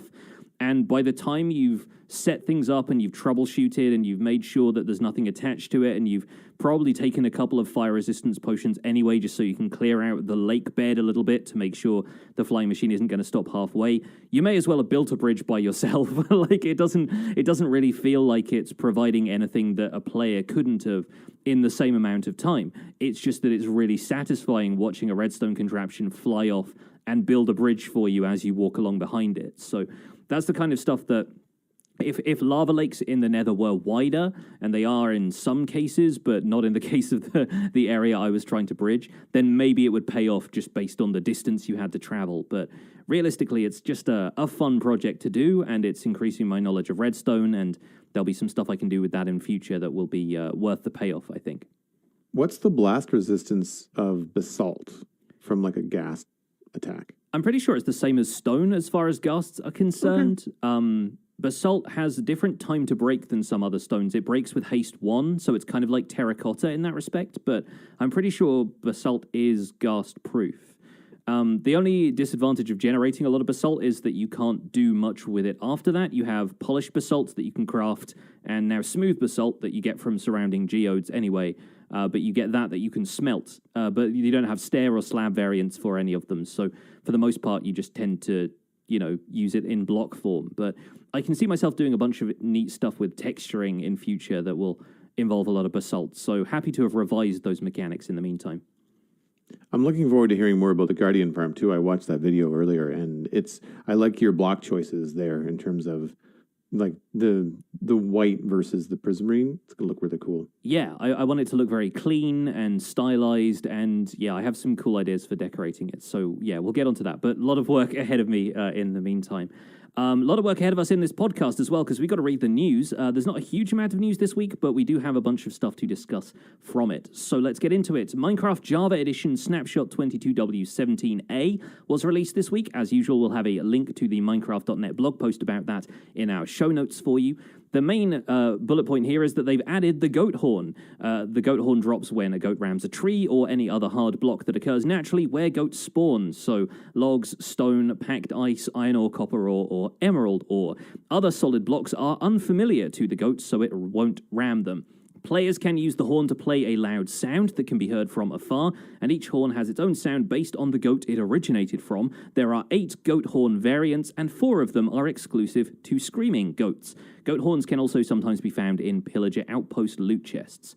Changes in 22W17A include the allay connecting with note blocks is now better visualized by vibration particles. The allay connecting with note blocks can now be blocked by wool blocks again, so wool occlusion works for allay connections as well. They've replaced the Realms subtle selected world highlight with a clear green checkmark to help out people who are using Realms. They've also updated the Brewing Stand's base UVs and texture to match a graphical fix that happened recently in Bedrock Edition. Explosions caused by player-ignited TNT now cause experience to drop from broken blocks, such as ore blocks and Skulk, although there is a note that they will be keeping an eye on feedback for that change, and it might be changed or reverted in a future update. Skulk blocks now have a very low blast resistance to help with that TNT-based mining, and the Warden has had a bit of rebalancing. The Warden's ranged sonic boom attack will now bypass shields and armor the same way that Guardian's lasers do. It deals 10 damage instead of 30 damage, and the cooldown has been reduced from 5 seconds to 2 seconds. It also now displays a custom death message. The final change here, and a controversial one, is that Wardens now drop a single Skulk catalyst upon death. Technical changes in 22W17A include signed chat, a security feature which is explained in much more detail on the Minecraft.net blog post, so go check that out if you're interested in that. They've also removed the dampenable vibrations game event tag. There are, of course, a bunch of bug fixes in 22W17A, the highlights of which are a bunch of changes to Skulk sensors, such as landing entities like minecarts and armor stands, triggering Skulk sensors, but boats would not. That has now been fixed, along with boats riding over wool being detected by Skulk sensors. That has been fixed, so now entities riding over wool will not trigger a Skulk sensor. Likewise, projectiles landing on wool will no longer trigger Skulk sensors either. Skulk sensors were not activated upon backwards movement in a boat or activated by entities sliding upon ice, but now they should be able to detect both of those. There is a bunch of texture fixes for villagers, zombie villagers, pillagers, witches, and iron golems, and also some fixes for ancient city generation, such as some blocks in ancient city structures could only be covered by Skulk veins and weren't converted into Skulk blocks on generation. That's now been fixed. Blocks that require support could generate floating in ancient cities. That's been fixed as well. And finally, pillars in ancient cities could generate with waterlogged stairs. That's been fixed, and a bunch of other bug fixes besides are all on the changelog at Minecraft.net. Just a clarification on the goat horn. Do we know if the blocks that the goat horn will need to ram need to be naturally spawned, i.e. not placed by the player, or do they just have to be the kind of blocks that the goats would be quote-unquote familiar with? See, I'm going to assume that if you put a goat in a wooden room, like a plank paneled room or something, so it doesn't know what the oak planks are, but you put a stone block in there, it's going to ram the stone block. So I get the sense that what they're going for is only blocks from the goat's natural environment can be rammed, but if you move those blocks, then the goat will still know what they are if you put them somewhere else. That right. Is what I would assume happens, because I think otherwise, yeah, if they could or couldn't be placed by a player, I feel like there's, a bit of a, you can't really do much with that without farming the goats in their natural environment, and it's very difficult to tell what's a natural block and what's a player-placed block as soon as you've spent a great deal of time making changes in a certain area. Yeah, I think there's been a little bit of confusion about this, and I agree with you. I think that's probably what they mean, and I think some of it comes down to how they described it in the notes. Yeah, yeah. You have to read it very carefully, and just in terms of how it's phrased, it's not the clearest depending on how you interpret it. Mm-hmm. But I agree with you. I think having to go that far and out of your way, just similar to amethyst blocks, or amethyst budding amethyst blocks.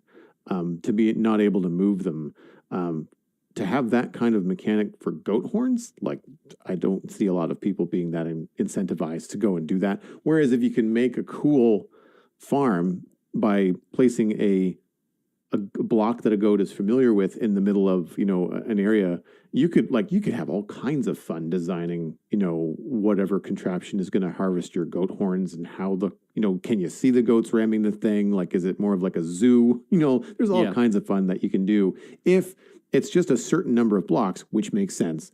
Because otherwise, if you put a goat in an enclosure like a farm because you wanted to have the goat around decoratively, they would just be ramming everything. Yeah, if it was any block, right, they would just constantly be bashing their heads up against stuff, which wouldn't be good either. So I like the idea. Like, I think that's a cool mechanic. I don't know how you communicate that to the player though in game outside of like notes and community hearsay, right? Like I don't know how that becomes a thing. I mean, maybe there's an achievement that's coming that we don't know about, but I get it and I understand it, from our conversation about it, but I don't know how a person that's been playing Minecraft for a day, is going to figure out that that's how you get goat horns, I think just through observation more than anything, like, oh, I moved a goat to a paddock and it doesn't ram the fences around it anymore. Maybe if I let it out again, it'll start ramming stuff again. Maybe it has to be like, people can assume that it's based on like happiness, or the goat doesn't feel like it's cooped up or whatever, and then it goes and rams the nearest tree, and you're like, oh, okay, it recognizes trees. Maybe I try putting a tree in there with the goat. And, I expect a bit of trial and error would probably reveal those mechanics to players, although the precise list of blocks is going to be something that would take a lot of trial and error.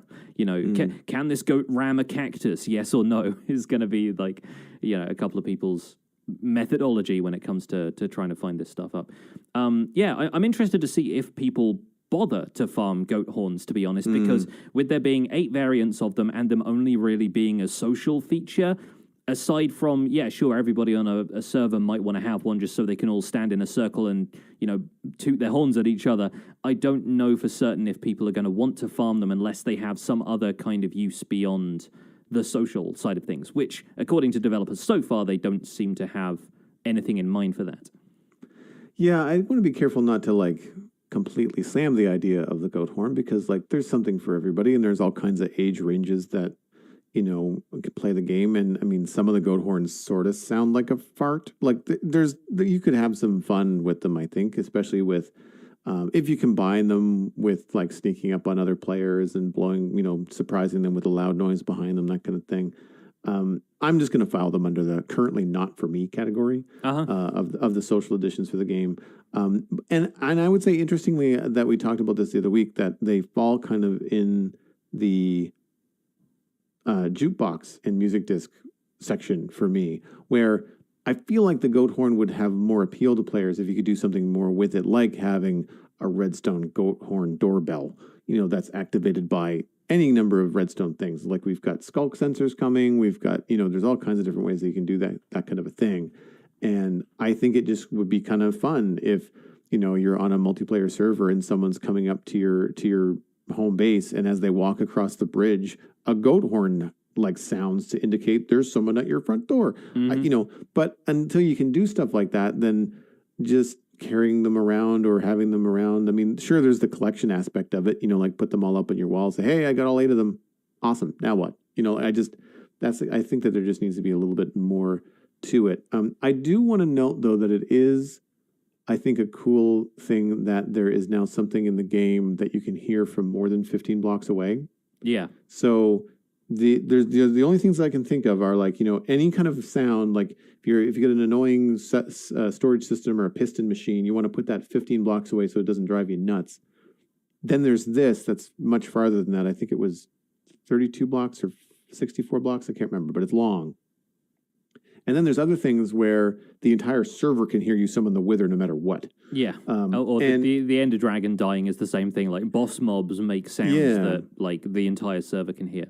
Right. And I don't know what the range is on a villager raid or a pillager raid. I don't know. Because one of the horns is the pillager horn, right? It sounds just like the pillager horn. Which is an interesting way of trolling your server mates if you're that kind of person. If you want to find one of the ones that makes the pillager raid horn sound and just blow that when somebody's working on something vitally important or has a ton of villagers around or something.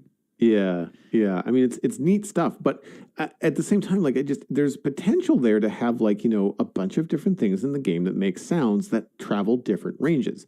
I don't know what those could be used for, but the precedent of the goat horn setting that as we can do this, but we don't know why we're doing it yet. And I am curious to see where it might spin off to.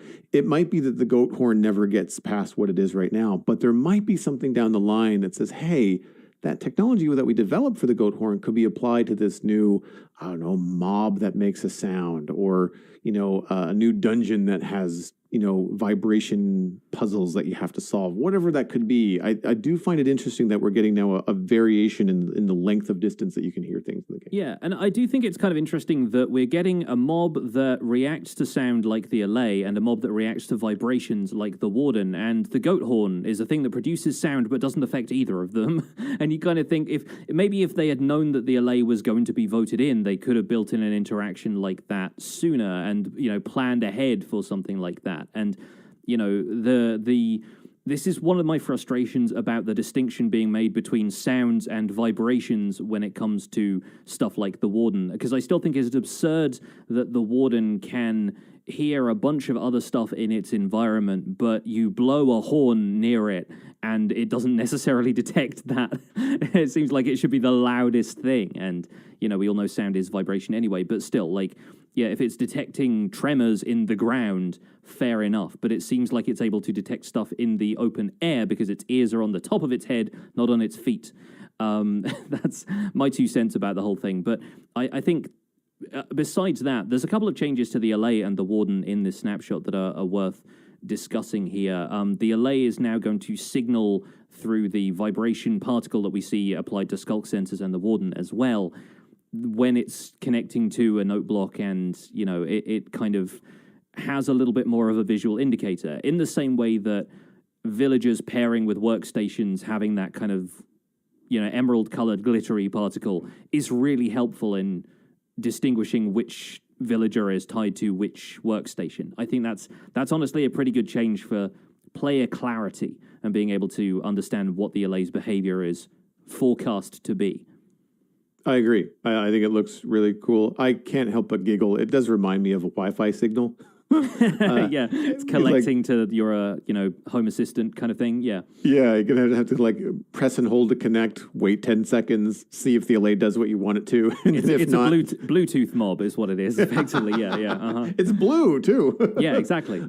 Yeah, I think that I like the inclusion of the wool being able to occlude the sound, as being able to block it off.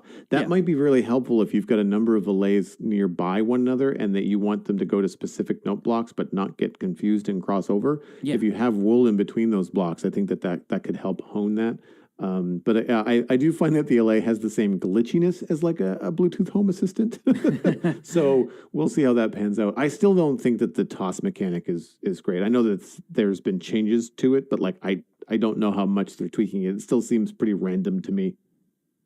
Yeah, it's the kind of thing that's probably going to have to be water assisted or something. So they toss it at a water block or into a stream that's then going to lead into a hopper. Maybe, I don't know. There's some go betweens that you have to kind of work in there, and we'll see how it works. But yeah, the idea of maybe having the Allay in loose lanes, I guess, so that it goes back and forth to the output from a farm and it's picking up blocks from that. That might be something that's worth doing. We'll see if the Allay continues to have tweaks and stuff, but there is potentially a little bit more functionality and a little bit more intuitive behavior at work there.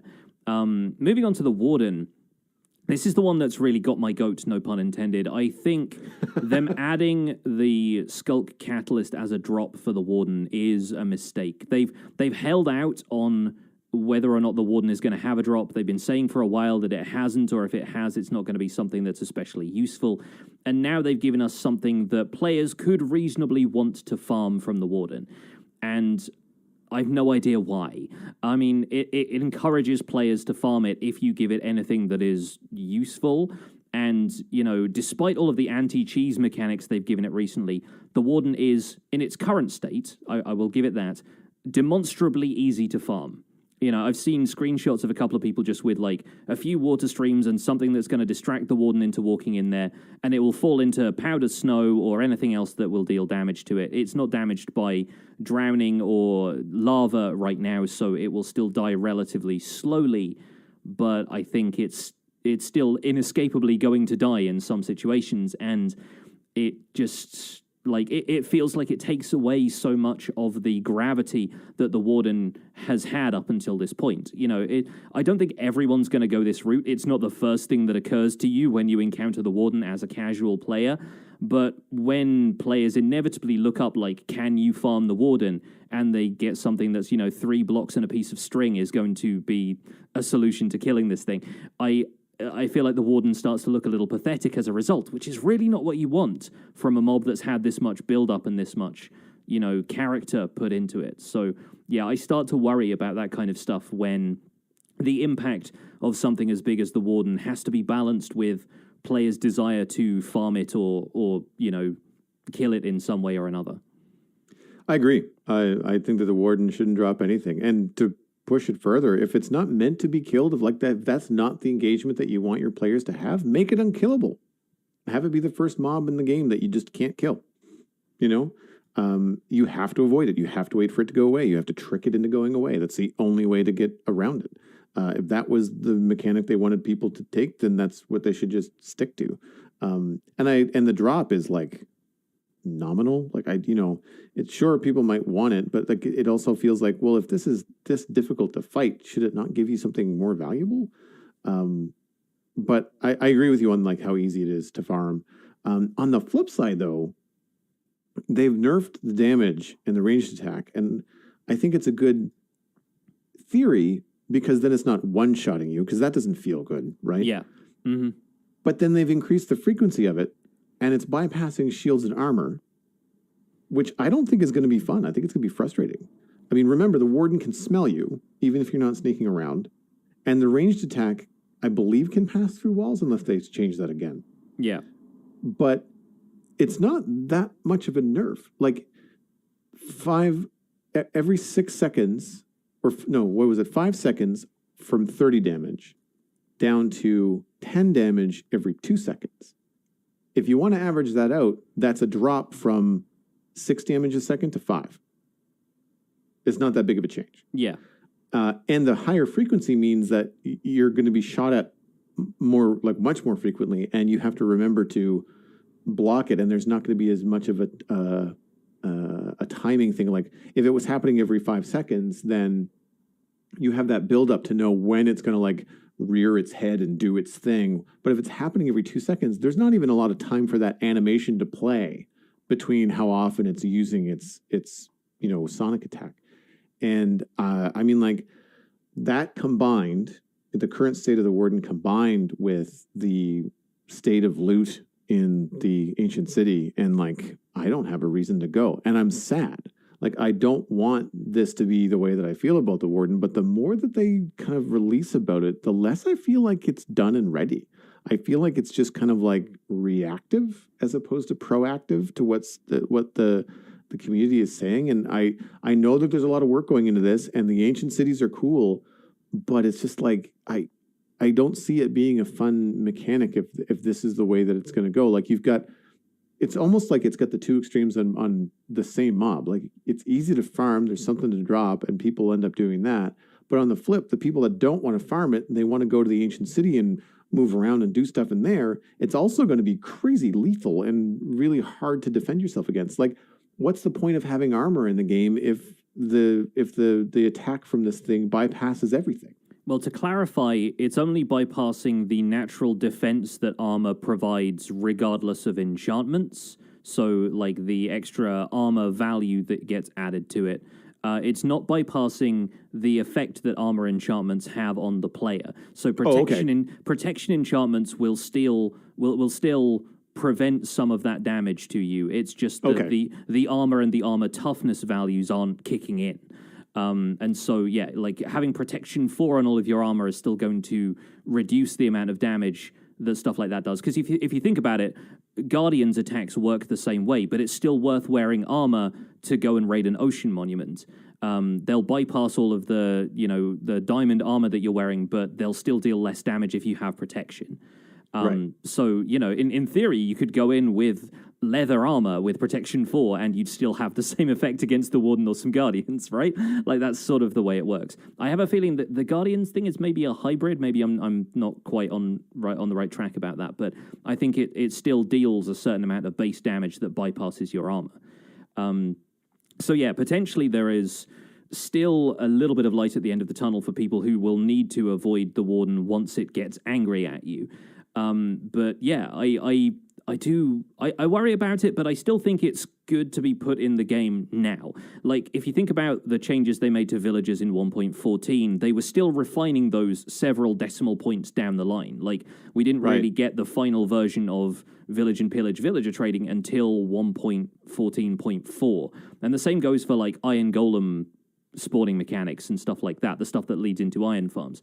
So I think there's still room for them to make refinements to it once it's in the game. The reason they have to be reactive instead of proactive right now is because, you know, players are experimenting with it on such a rapid basis that, you know, there can't really be any mystery left in it at this point. They have to make some pretty solid moves as to how this thing is going to be avoidable or, in whatever circumstances, defeatable. So it's difficult. It's hard to make it feel like they're not just providing countermeasures to everything while still making it a relatively fair experience for players who are going to go into this without having seen the Warden before. Difficult, but I think still fun. Speaking of the Warden, there's a couple of interesting emails that we have this week regarding echo shards, which we've talked about previously, and there might be some more reasons in the near future to go down there to the ancient cities and find some of these. So how about you kick us off with our first email, Joel? Absolutely. If you'd like to email the show, the email address is spawnchunkmail@gmail.com. That's the only one we check. Please send it to that. And we've had a number of emails about echo shards, so I had to do my best to pick out the ones that were the most imaginative and thoughtful. The first one comes in from Shunosaurus, a landscape artist member. The subject is echo shards and note blocks. Good morning, Pix and Joel. I was listening to episode 188 and your discussion about echo shards, and I was wondering if they could somehow work with note blocks. What if you could craft a new note block type, an echo note block, by surrounding an echo shard with wood, like you do when crafting regular note blocks with redstone? This new echo note block could then learn a mob's sounds by having a mob that is killed near it, like a skulk catalyst, although probably with a smaller range. And after the echo note block has learned that sound, it could be tuned to play different sounds, and then playing it would make that sound and attract mobs of that type, similar to how zombies are attracted to turtle eggs or villagers to a workstation. This would give a greater incentive to visit the ancient cities for better mob farming mechanisms, and would pave the way for many players to prank by, say, using creeper hisses or ghast screams on demand. Shunosaurus jumped out of his chair when he heard the echo note block scream like a ghast. And yeah, kind of an interesting mechanic at work here, and obviously playing into the sound side of echo shards, which I like. I'm always interested in ideas like this, and I do like the idea of it reproducing mob sounds in a way that is more useful to the player than how a parrot does that right now, right? Because a parrot will make, you know, zombie piglin noises if you leave it too close to your nether portal, or it'll make pillager noises if a patrol has been nearby. It'll make creeper noises that, yeah, again, make you jump out of your skin, and then you realize that it's actually just the parrot. I think the idea of this attracting specific types of mobs, though, might be a little too powerful, and it has the potential to make some other mechanics sort of obsolete. Like, you know, skeletons running from wolves and the kind of stuff that you use to sort different mobs if you've got a general mob farm. You know, cats run away, creepers run away from cats, skeletons run away from dogs, zombies pathfind towards certain mobs like villagers or turtle eggs or various things like that. And so there's a few things there that, A, it sort of makes obsolete from early game, and then B, tying this in a little bit ahead of our main discussion, are players going to take risks for something like this when, from pretty early in the game, you have access to things like dogs and turtle eggs that are easier to get hold of, and you can already use that kind of stuff to sort mobs? I think the only benefit from this then comes from, okay, it can make witch giggling noises that prompt witches to walk in that direction. And that's one of the outliers from these hostile mob farms that you don't really have a great way of dealing with. I'm kind of curious about, if it would have that kind of effect, then maybe. But I worry that it's too much of an overcorrection. It makes it too useful, and then that makes other parts of the games less useful by association. Yeah, and having, it's a good example with, the zombies and the villagers or the turtle eggs, because you've got those mechanics in the game, but then, I guess it depends on how badly you want to go to the ancient city, right? If using an echo shard, if you could, and this is the other question that I had, does it have to be a hostile mob? Does it have to be something that's killed? What if, similar to a note block where you place the note block over different blocks to get a different musical instrument, you could place a different block under the echo note block to produce a different sound? Is that sound limited to hostile mobs? What if you could make a villager honk? Not that you'd want to, but if you could do that rather than using a villager to bait zombies or other mobs, then, that becomes a lot easier than having to move villagers around. I find that appealing. I find that overpowered, but I find that appealing. But then you've got to kill a villager near this echo note block in order to have it make the sound. It's the concept as well, if the sacrificial it's a kill thing, element. yes, yeah. If it's a kill thing, yes. But if it's just a block that you put, if maybe an oak plank does a villager noise underneath an echo block, if it's just a placement thing rather than a hostile or a killing thing, like a sacrificial thing, I wouldn't have any problem killing a cow or a chicken near it just to make it moo or cluck. But then again, why would I want to do that? There's no reason to have those noises happen outside of maybe annoying someone on your server. Every time they walk into their house, there's a moo that happens and they can't find the cow. That kind of stuff. And so I appreciate the imagination behind it. I agree with you though on that. I don't think replacing existing mechanics with other ways is a good way to do it. But I like the idea of using the echo shard with a note block or a jukebox or some other sound related thing in the game to then augment its performance or abilities in some way. And I want to give a shout out to Shunosaurus and the other emailer we have this week, Guns and Chips, because they were two of the few emails that we got that weren't, I want to put an echo shard on a sword or shield so I can beat the Warden. That was the majority of the emails that were coming in, which is, again, a valid opinion and a valid thought. It was just that there was a lot of them, and I wanted to pick out something that was a little bit different that wasn't just a counter to the Warden, and I thought that this one was one of the more imaginative ones. Yeah. Let's move on to the second email since we mentioned it. This one comes in from Guns and Chips, who is, once again, a landscape artist member of our Discord, and the subject is Echo Portals. Good morning, Joel and Pix. I've been inspired by Joel's mention of the fast travel system on the Citadel in last week's show, as well as the portals in the stunning pixel art strategy game Kingdom. Suppose using an echo shard on an ancient city portal would activate the shard, allowing you to use it on a regular deep slate frame anywhere else in the world. That would convert the regular deep slate to reinforced deep slate and would establish a link between the new reinforced deep slate frame and the frame in the ancient city used to activate the echo shard. After the portal is established, there could be a lower cost to use it. Going with the Skulk theme, maybe you kill a mob inside the portal frame to activate it each time. This would provide a consumable use for the Echo Shard, giving players reason to seek out ancient cities beyond their first few trips, without forcing a huge amount of exploration, as they're used fairly rarely. What are your thoughts on this idea? Take care. Guns and Chips fell asleep trying to stay up and listen to the Spawn Chunks live recording at 2 a.m. his time. I'm sorry, it's 2 p.m. for me, so on the other side of the world, I feel you. I applaud the imagination behind it. And while I don't know what the programming mechanics and game mechanics behind it would be, I think the idea of using the Echo Shard for what I found because of the different locations in this made me think of echolocation, which is, what bats and other, sonar using animals would use to locate prey or find their way around to navigate. And I think it's an interesting idea. I also, similar to your opinion about negating systems that are already in the game with Shunosaurus's email, I don't think that this would be something that would be implemented because it would then undermine the use of the Nether for fast travel, which was kind of like how the Nether was designed to be. Yeah. But as someone that uses command block fast travel on a server where we need to travel 10, 20,000 blocks, which is even far by Nether standards sometimes, even if you do the math on that, when you have to go back and forth a lot, I like the idea of like, there's a lot of effort. You have to go, avoid the Warden, collect an Echo Shard. It's not just make a flint and steel and you're good for a while. It's like, once you use the Echo Shard, like if you want to make more than one of these, then you've got to go get another one. Mm-hmm. So depending on the rarity of them, I think that could be cool.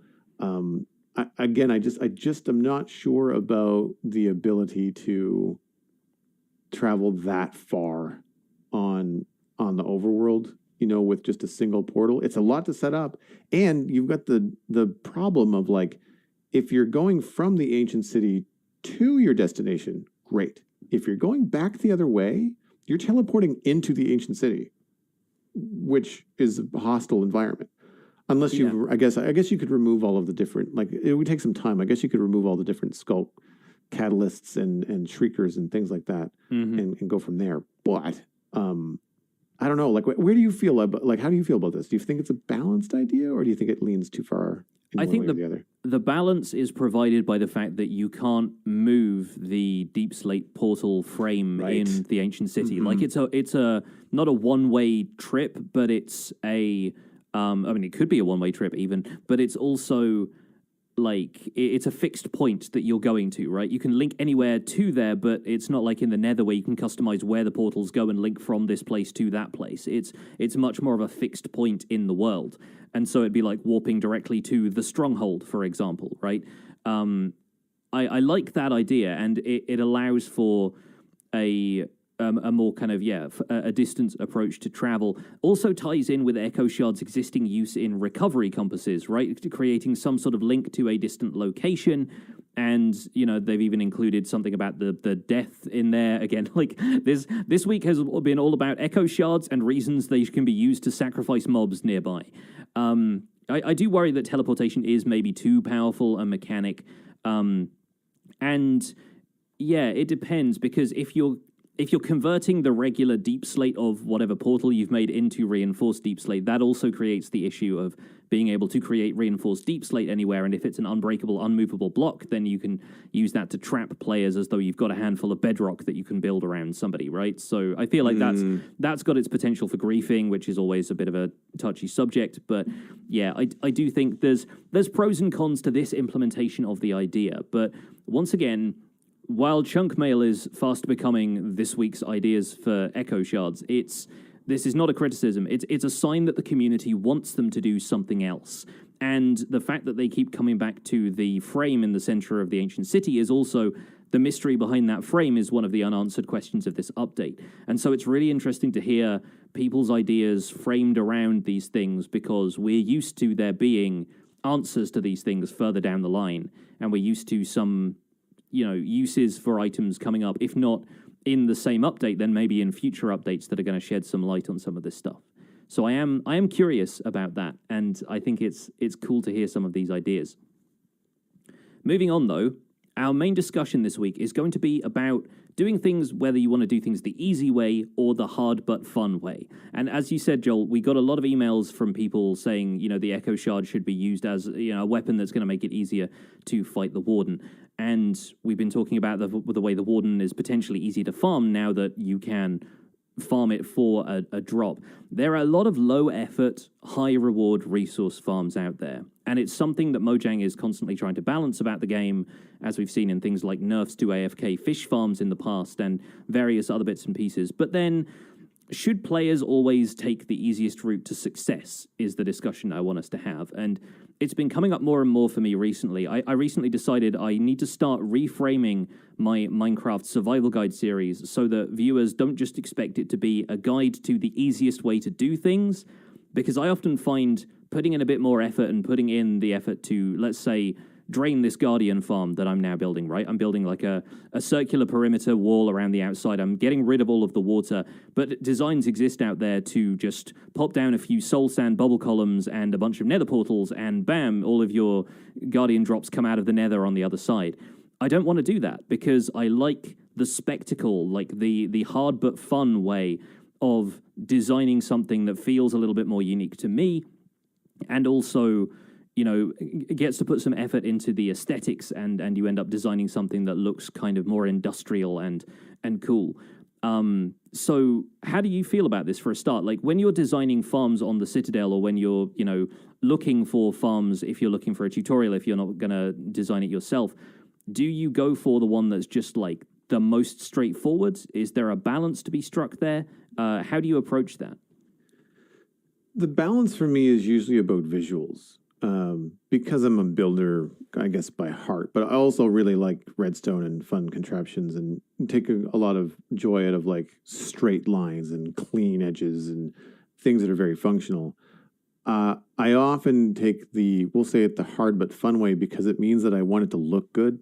Mm-hmm. And so many of the farm designs that you see, probably for just the efficiency of making a decent YouTube video, is that like if it's a 10-minute video, you're not going to include another 10 minutes of decorating it and making it look good. Yes, like you're going to just leave that up to the people that are taking it in.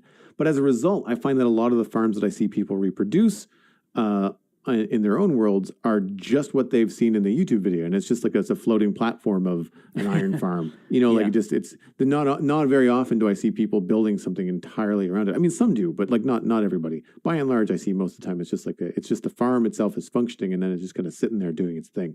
But for me, on the Citadel, because there's only 6 or 7 players, really 4 of us being regularly active, and only 2 of us, I want to say, are into the redstone farming thing.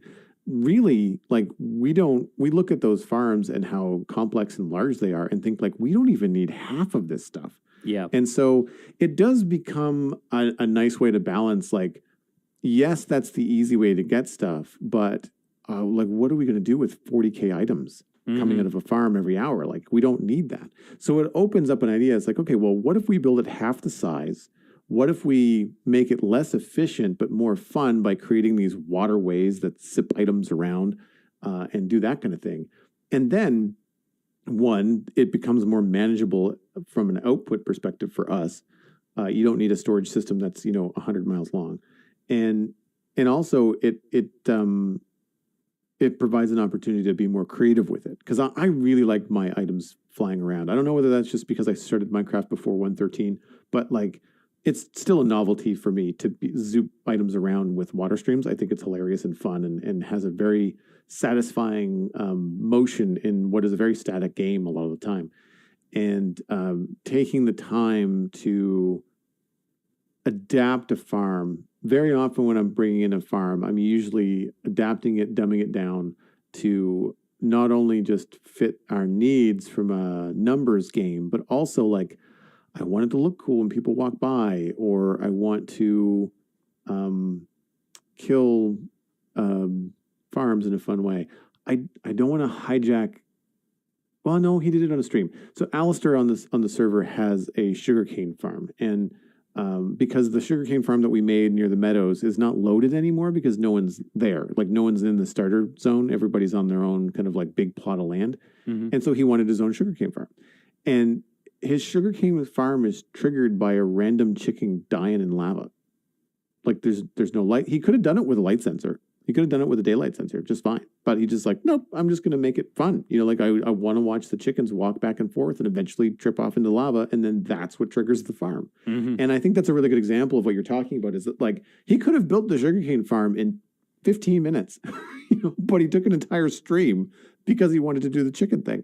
And I think that kind of stuff is where Minecraft really shines, with the number of ways that you can use, the game to trigger different mechanics and do different stuff. And on one hand, like, I understand like all the mob AI farms that are like super efficient and remove the mobs from the world immediately with like nether portals, and that's cool. But like, if I'm going to take the hours it takes to build like 19 or 20 platforms, I want to see stuff flying around. I want to see the rain of skeletons and spiders and zombies coming down, or whatever it is I'm doing. I want it to look like I've accomplished something, Yeah, I think one of the most satisfying aspects of doing a lot of stuff in Minecraft, but like the farming, the technical side of things in general, is when things can feel kinetic. You know, it's the kind of thing that they were looking for when Mojang gave us the 3 options for this year's mob vote. Was, you know, a copper golem that can walk around and push buttons.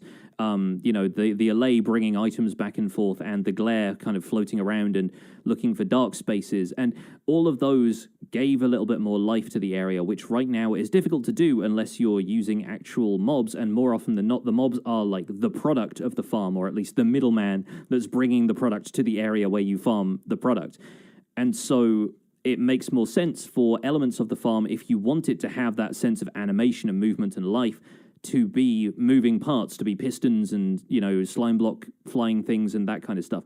It's the stuff that inspired me to build my copper aging facility. It's, you know, it's not the most optimal solution to the problem of copper needing to age a certain way, but once I built it, it's big and it's pretty and it's really satisfying to use. And that's the stuff that I like. I like being able to have something that's not the most practical, minimal, you know, minimum amount of redstone components, minimum amount of, you know, player input to maximum output kind of approach, but I think it's still fun to do. On the other hand, I still think it's important that the quick and productive farms exist, because people can't always commit 12 hours of their time to a larger project when, you know, they're busy adults, they've got stuff to do, they've, you know, only got a couple of hours a week to play Minecraft, if that, sometimes. So they want to be able to have a farm that they can whip up in an afternoon with a couple of friends, and then leave that to go for a while and then come back to it later. But I do think it makes sense for people to broaden their horizons in that respect and try and move away from the mentality that the most optimized, the most efficient kind of thing is how you have to play Minecraft. And I think there's probably only a fraction of the player base that actually thinks this way, but I do think that the easy way is not always going to be the most fun. I see a lot of people saying, you know, oh, I built this, that, and the other farm, and everything is farming itself around me. Why do I feel so bored? And it's more often than not because these farms have been put together without the creative intent behind them sometimes, and more just as I need to farm this thing. What's the most straightforward way of doing that? And you've got to have something to do with the product, but you also got to make the farm itself into something that feels more like an achievement in itself, like something fun and colorful, and that you can look back on and go, that is like something that I would never have dreamed up in my imagination, but there it is, and it works really well. I like that kind of stuff a great deal. A couple of other examples before we move on quickly. Tango Tech built a piglin bartering setup on Hermitcraft recently, which launches the piglins around a Ferris wheel frame using slime blocks. Because it's fun, you know? Like, you can just trap 16 piglins in a booth and fire gold ingots at them, and then you get more piglin drops than you would ever need.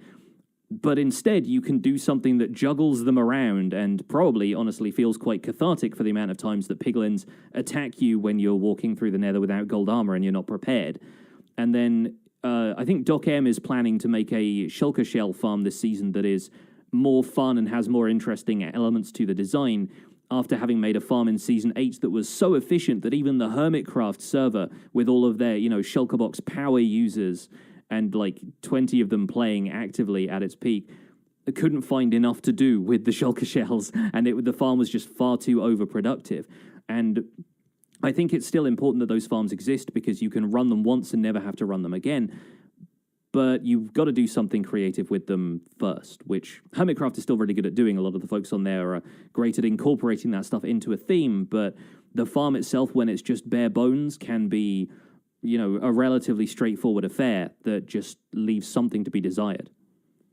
I think Tango Tech is a really good example, because year after year when he does an iron farm for all of the iron that he wants to use in his redstone and hoppers and all that kind of stuff, he always comes up with a unique way to kill the golems. You can always just drop them into lava. Everybody knows this.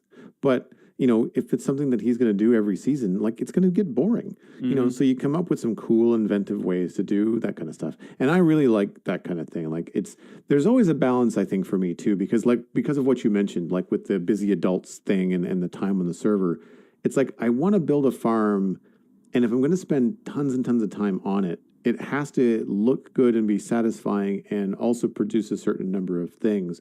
Whereas if I'm going to be spending a lot of time on it and it only produces so much, or if it doesn't feel very satisfying, then it's just like, well, like, do I really want to spend the time?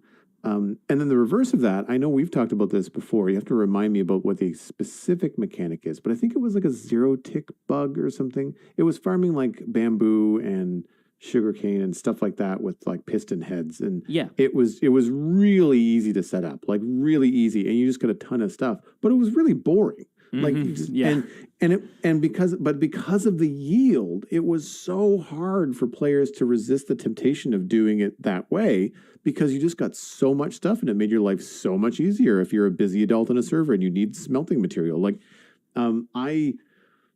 I've started to even wonder how overpowered even just the natural growth of bamboo is. I have 4 bamboo stalks in my storage room on the Citadel right now, and every time I walk by on one of my breaks, which is once an hour, I chop them all down. I've got like 9 stacks of bamboo right now. Now, that's not a lot of smelting material, but what I was wanting from it was extra scaffolding. Well, now I've got more scaffolding than I'm ever going to need. And it didn't take that long, and it was something that could happen in the background.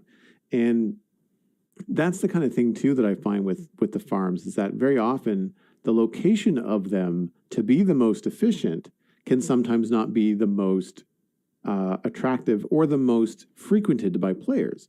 And while I really admire the inventiveness of Tango Tech's Piglin Ferris wheel, I really don't like that it's on the roof of the Nether. I just I looked at that, I thought, that's amazing. What a waste that it's in this giant flat nothing. I understand that he wanted to do it close to his Piglin Gold or zombie-fied Piglin Gold farm, which is right next door. I get it. But I just think like, wow, what a cool opportunity. What if that whole thing was like decorated with black stone and was like underneath the Nether in a place that had a cool environment, like maybe you're in a Crimson Forest or, whatever.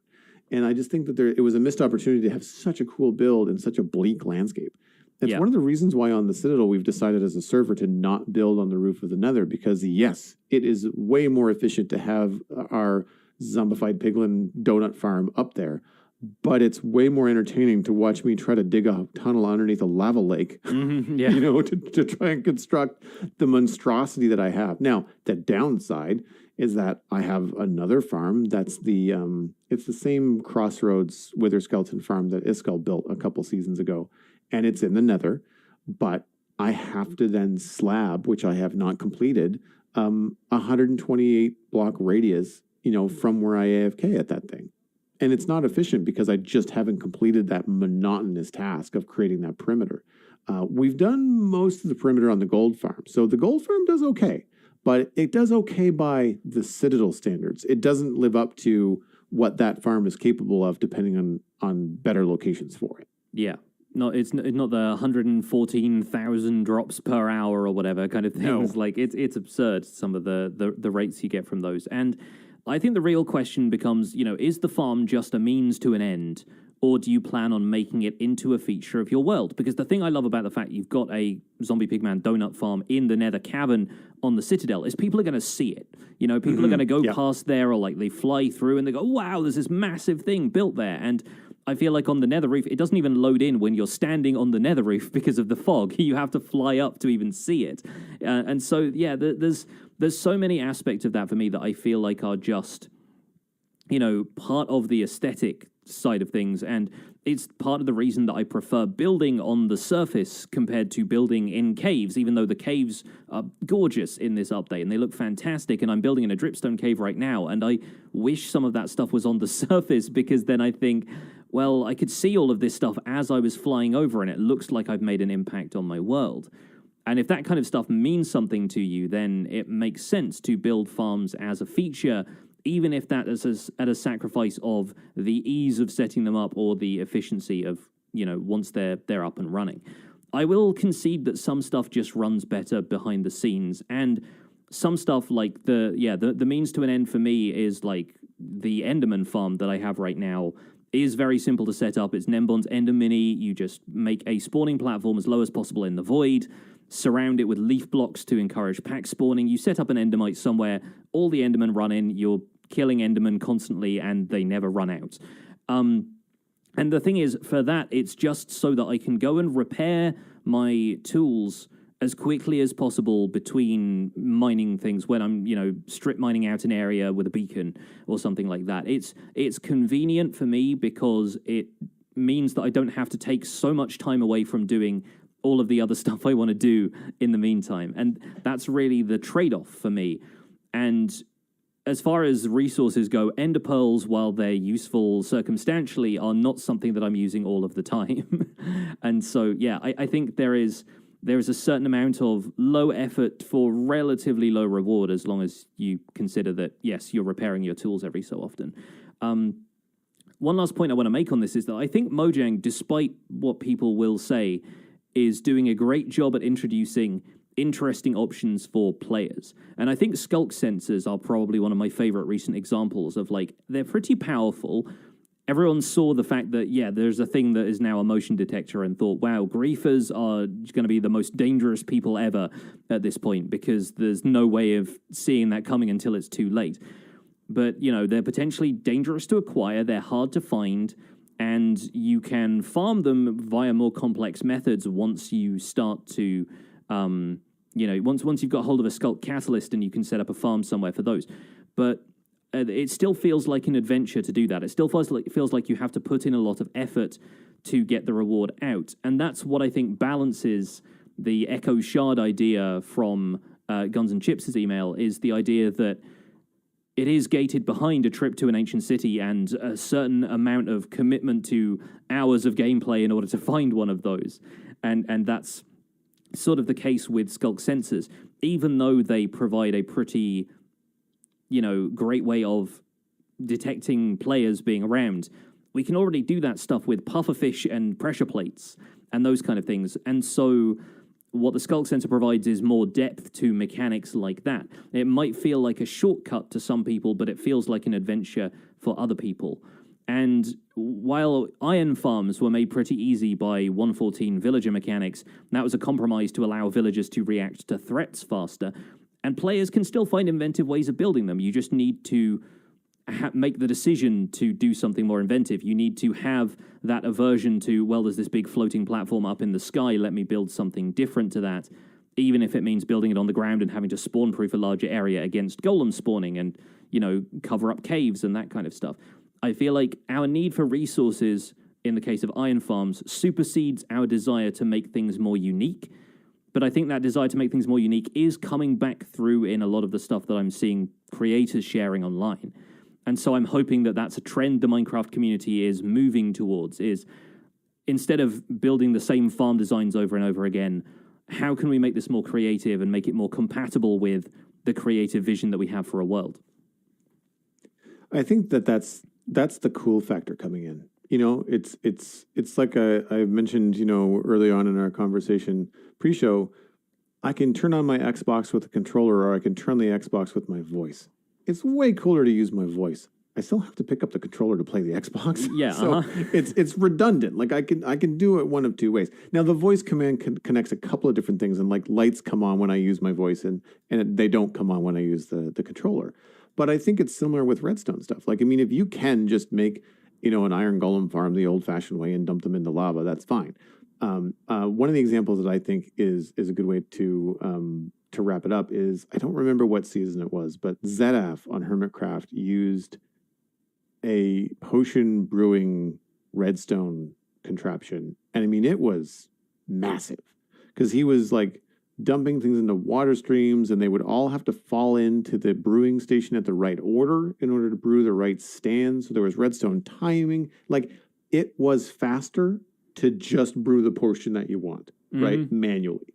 And there was no reason to create this other than just content and because he wanted to. And I just thought, like, that is really cool. Like, it's a good example of like an incredibly inefficient way to make something look really awesome and do something very basic. And I'm hoping, like you, that things start to go that way. Like, find that balance between, like, I'm curious about Doc's Shulker Farm now. Like, because if it's something that's cool but not as efficient as the other one, that's great, because the majority of players out there don't need the top tier efficiency. They're certainly good with, kind of like the middle level. And if you can do something that looks good too, or provides some sort of fun mechanic, or especially if it makes people laugh, like if there's just some funny way, to do something, then I think that's worth it in a way. Like I feel like if you can just find an inventive, silly way, because Minecraft can be pretty silly, to do those kind of farms. And I think that's I think even a more worthwhile exploration before just defaulting to the easiest way to make a farm. Yeah, 100% agree. And hopefully some of our listeners agree. So if you've taken this approach to designing a farm recently, if you just come up with something wacky and you want to share it with us, then write into the show. We'd love to hear from you.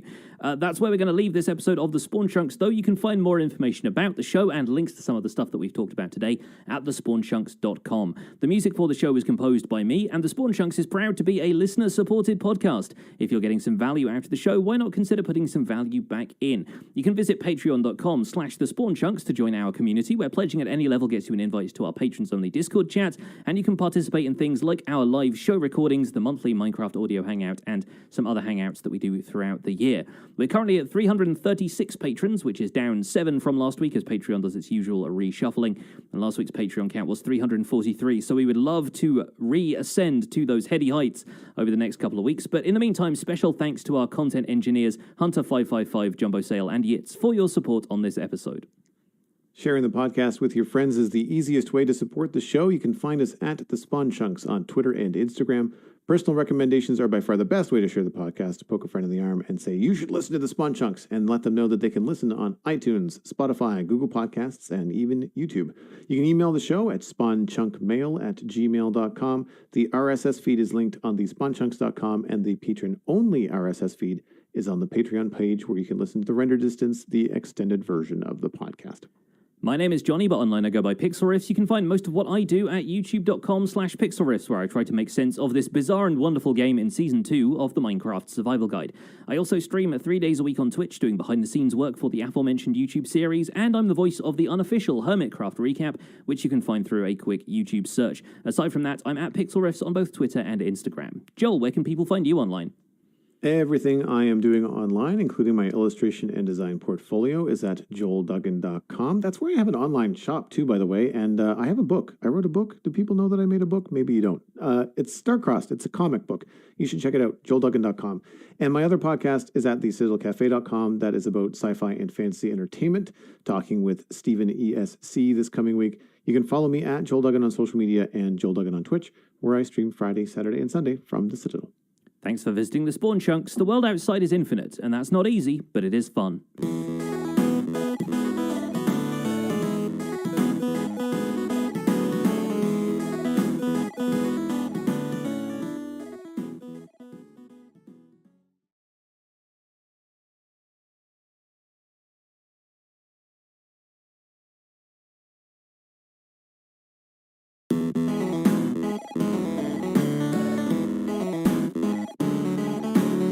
Welcome to The Spawn Chunks, episode number 98 for Monday, July 20th, 2020. My name is Joel Duggan, and joining me, as always, is my friend Johnny, also known as PixelRiffs. Good day, sir. Hello. And if you enjoy hearing about fireworks, not hearing the fireworks themselves, but hearing about them, we just had a pretty long conversation in the pre-show, the render distance, which you can get from patreon.com/thespawnchunks if you join our community of patrons, where, I feel like we're missing fireworks a little bit and not entirely certain if all the fireworks-based events around here are going to happen. So I feel like some Minecraft firework displays might be coming up in the near future, but outside of that, we're feeling it a little bit. We'll see. The render distance can be found at patreon.com/thespawnchunks. And let's talk about what we've been up to in Minecraft this week. I have been digging in the depths of the nether. I have a new project that I've been working on, and it's an exercise in eating my hat, which is not happening, by the way. I've seen a lot of people talking about how much they like Blackstone in some of the YouTube videos that I consume, and I am confused by this because I do not hold the same opinion as some of you may or may not have realized. However, on the Citadel, where we updated to 116, and we have trimmed the chunks. We have about 100 blocks before you get to new chunks from the center of our nether hub. So from the safety of the nether hub, you can't just go mining for ancient debris right away because you're not going to find any because it doesn't generate in existing chunks. So it gave me an opportunity to build something. And I thought, well, it would be really neat to have like a netherite hall, something that's not made of netherite, but it's like where you go to get ready to then go hunt for ancient debris, netherite, blackstone, whatever you're mining for in the nether at the bottom of the world. And as it's supposed to be perhaps an ancient structure, so I thought I'd try to use some of the new nether blocks to experiment with them, learn how to use them and stuff like that, including blackstone. So I have been mining for blackstone and building with blackstone, and people that have been tuning into my streams have been just like, what's going on? Yeah, who are you and what have you done with Joel? Yeah, exactly. But no, I wanted to be able to not just look at this in a creative world, throwing it around in the overworld or the nether, and just kind of like passing judgment on it without really trying to experiment with it and seeing what it can and cannot be used for. And as per our discussions on the show before, I've come up with the fact that it's basically a decent background block if you're talking about the basic blackstone, like not the other stuff that you make from it, just like the stuff that you mine into the ground. If you decide to place it back down again as a backdrop to a wall, like the black background or, something that has a little bit of texture, then it's actually not so bad. I don't mind the side texture of it as much as I thought I would. A lot of times when you're flying around in creative, you're usually high.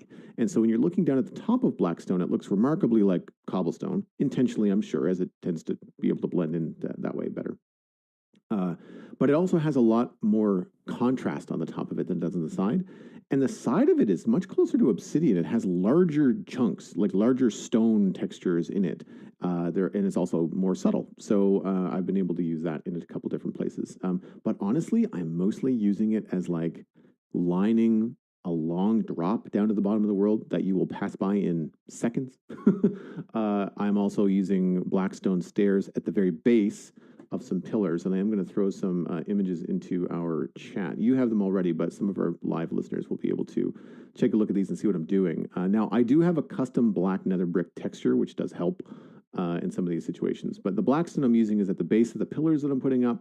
It's also in the background of some of the smaller images and smaller areas as like a background to a recess. Like you've got a wall of 100 blocks and you've got like little sections of 3 that you've got pillars in, and then I'm putting blackstone behind the pillars. So like it's really not even forefront. And in the nether, it's so dark that you really can't see too much of it. And it does kind of give a nice texture in that way. I was surprised when working with it, how frustrated I was that it's not a directional block. Yeah. Because I would love to use it in the side texture in the same way that you can use basalt, right?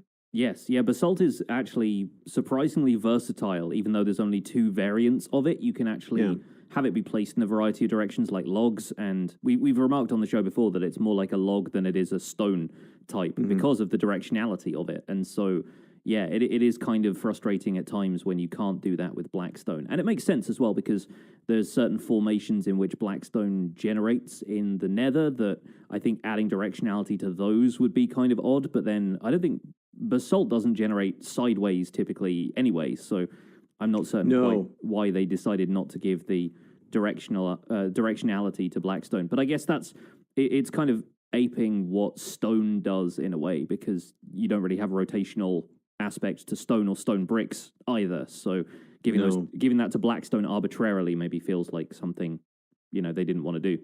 But the difference there is that stone and stone bricks have the same texture on all 6 sides. It's true, yes. Right. And that's where I was frustrated, because I want to put a ceiling on this nether hall, and I haven't decided what I want to put up there. It's it's underneath the lava lake, so what's really cool is that the ceiling is going to constantly drip lava drops, which is going to look amazing. And so I thought a darker block would look good because then those drips would highlight. But I don't like the top bottom of the blackstone, so I don't think I'm going to be using blackstone for that. I'm going to have to try to find something else. And the side texture I've decided that I do like. The hard part with the blackstone stairs is that from the top, the top of the stairs have the top texture, and then from the side, it has the side texture. So it's really noisy. I haven't used the polished bricks, but for 1 or 2 blocks at a time. This is where my use of Blackstone really falls off, even after trying multiple times. And I did like a 3-hour stream on Saturday where I was just troubleshooting and trying to figure out how to use this block. And ultimately, the polished bricks, they're just so high contrast, and they look so new but noisy. They don't really fit the way that anything else does with the Blackstone. So I've only used them very sparingly, only because polished Blackstone is closer to color and tone to regular basalt, not the polished basalt, but the regular basalt. So if you're mixing polished stone and basalt, they're very similar in color. And so that's what I've done with some of the pillars. Also, cauldrons work very well with basalt. I've been, as you mentioned, with basalt being very versatile, I do find that polished basalt looks a little bit too manufactured if you're trying to do any kind of like old ruined type thing. It looks like, and a little bit too much like a tree. Both versions of basalt, if you put anything more than 2 of them together in a line, you do start to see the stripiness, but we see that with stripped logs and stuff already. It's a texture technique, I think, made to make them look more round. And when they're by themselves, the unfortunate effect of when you put them all together is that they get very stripy.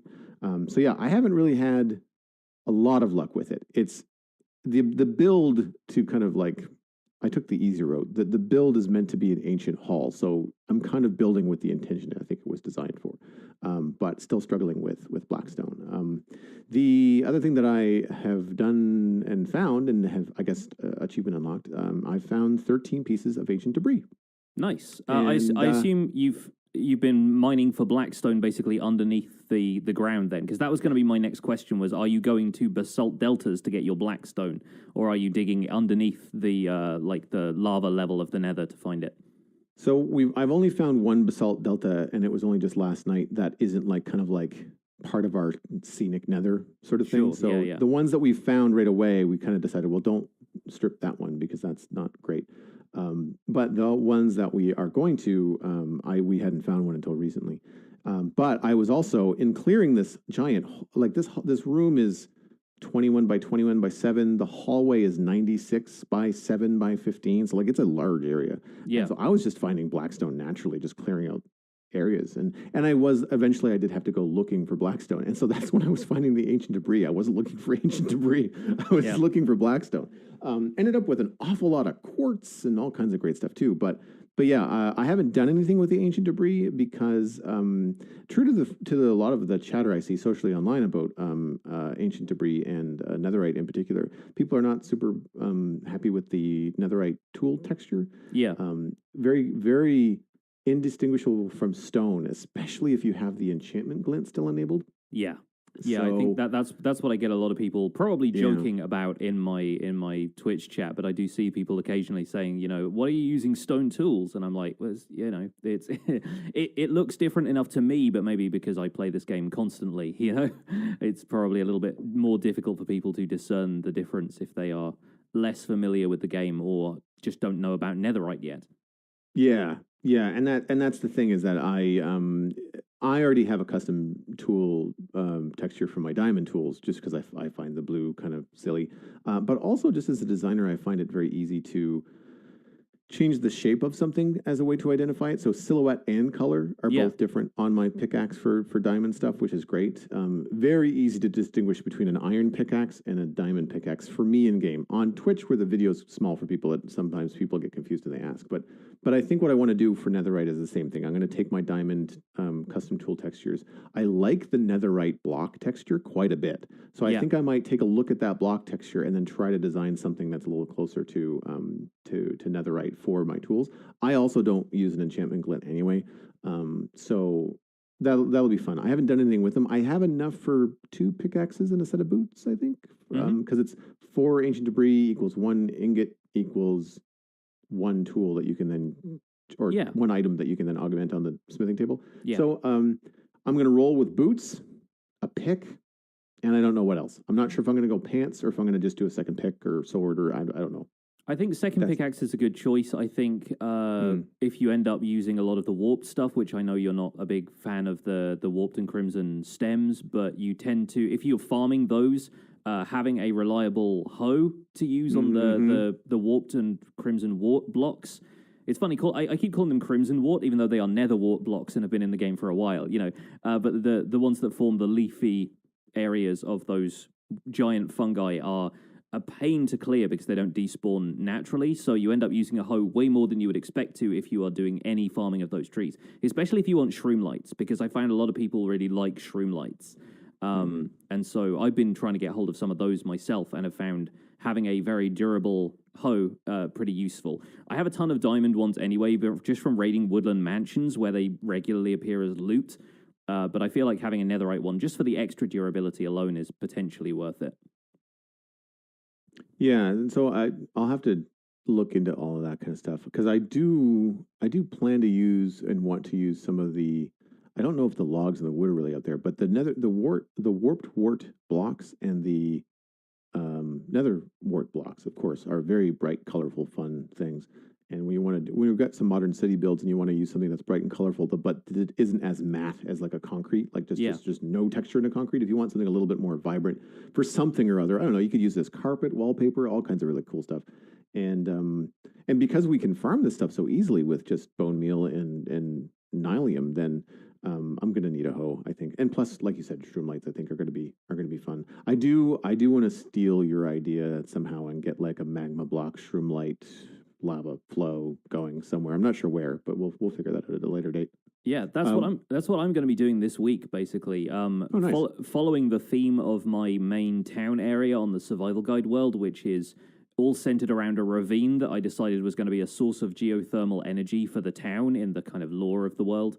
I thought it'd be kind of fun to have a sort of volcanic biome nearby, in a sense, and have the entire thing be based on magma flows from underground, creating all of this energy, and maybe one of them has spilled over at a certain point, and there is magma and shroom light kind of coming down the mountainside by some of the houses. So I'm now farming shroom lights for that, and farming those manually is quite tricky because of the amount of excess blocks you have. The shroom light to everything else ratio is pretty low. So you end up really having to go through the warped and crimson fungus for that. So I've ended up making a shifting floor farm, kind of like the farms you see people make in flower forests to get large amounts of a specific type of flower. I've set one of those up to create warped and crimson foliage now. So I got one of those. And that was after spending an entire week in both the Nether and Bedrock edition surviving. And it's a very positive experience, actually. I mentioned this on the show last week, but I will double down this week and say that Nether survival is actually a really fun way to play the game. It definitely gives me a renewed experience for a lot of the stuff that is probably going to be easily overlooked by players who are already at endgame. If you've got Elytra and you're exploring the Nether quite easily, then stumbling upon a structure is probably one of those things that you go, oh, cool, there's a bastion or a nether fortress there, cool, now I know where that is. But if you are actively seeking them out because it's one of the most reliable ways of getting loot, like saddles and iron and potentially diamonds when you have to go looking for those, it's really nice having a strider to do that. And I don't think many people are going to be using striders outside of the context of some sort of nether survival challenge. But I think it's really fun. That and mini games. I feel like striders might be kind of fun for like a lava racing mini game because of how you have to manage your speed when you're sprinting with them and stuff. But yeah, like striders, nether fortress, and bastion loot, and the fear of death in general, I feel like is some of the things that get overlooked when you're as advanced as I now am in my main Java survival guide world. And it's kind of nice to return to the point where all of that stuff is important, you know? I was seeing that in my own playthrough and just that rush to the Nether that I did when 1.16 first came out. That fear of death. I missed having the stuff that I wanted to play with, but I did enjoy having that peril. Like you're not a rock star anymore, you know? Yeah. I like that feeling. It did make it feel like a new game and kind of reminded you like, hey, this is what survival's like early game. And because I'm spoiled. I have, we're end game server, that kind of stuff. Although I did play around in some nether. What were we in? We were in Crimson Forests, Warped Forests, and a very small Basalt Delta last night with Alistair on the server. And he was exploring on foot for fun, and I was helping out with some sightseeing. And I had Elytra, but I was trying to stay on foot next to him so I could help. And boy, can you get turned around in those forests. Yep. Something fierce. Like it is. Yeah, like you can... I can totally understand. Like if you're not really paying attention, if you're not leaving stone, torch, cairns on your way so you can find your way back, it is very, very dense. And hoglins are no joke. And end game as we all were, I was wearing an Elytra, Alistair had on gold armor. And so neither one of us were really decently, defended. Plus my boots and my pants are iron. Like I'm not rocking diamond everything. And when you get 3 or 4 hoglins chasing you, you have to deal with it. It's not like, I'll just turn around and shoot these. You're like, oh, that was 3 arrows and he's still running at me. Yeah. we have to contend with this, Yeah, strangely, I found myself not worried too much about hoglins on Bedrock Edition because you could just spam click them still, and that kept them at a reasonable distance. And even without like having knockback enchantments or anything like that, it was still enough to keep them at bay. For a while. Because Bedrock Edition never got the weapon damage rebalance that Java did with the 1.9 combat update, I was finding that one of the piglins traded me a netherite hoe super early. That was the most effective weapon I had for a while because it did 6 damage on account of being netherite tier, which was better than the stone sword was in the beginning. So for a while there, I was working with that as my main weapon, and it was losing durability all over the place as a result, but it was good to get me out of some tight spots. Despite that, I still had several very avoidable deaths, and I think mark it down to my inexperience with Bedrock Edition, because one of them was I dismounted a Strider after putting it in like a little lava lake area, and then I got off the Strider while it was still in the lava, assuming that it would work the same way Java Edition did and just put me on the nearest available solid block. It turns out on Bedrock Edition, you just dismount in the same block as the Strider, and I immediately sank into lava, and I was going for a fire resistance potion in my inventory, but I didn't get it out in time. So that was avoidable. The second avoidable death, entirely my fault, was opening an ender chest in a bastion while surrounded by piglins, because I'd been blocking off the chests to block their line of sight, or if they got angry at me, just give them a barrier that they couldn't get past and wait for them to stop being angry at me. But then I completely knocked that down and immediately went to an ender chest to try and store some of the stuff I'd just stolen from them. So justifiably, they immediately got mad. And yeah, I do still think it's a little bit strange that storage blocks that don't even exist in the nether to begin with, like ender chests and shulker boxes, are the target of, piglin aggro. But then again, it did add to the challenge of it, and it was one of those wake-up call moments where I thought, wait, I have to be playing this a lot smarter than I currently am. So that was a bit of fun.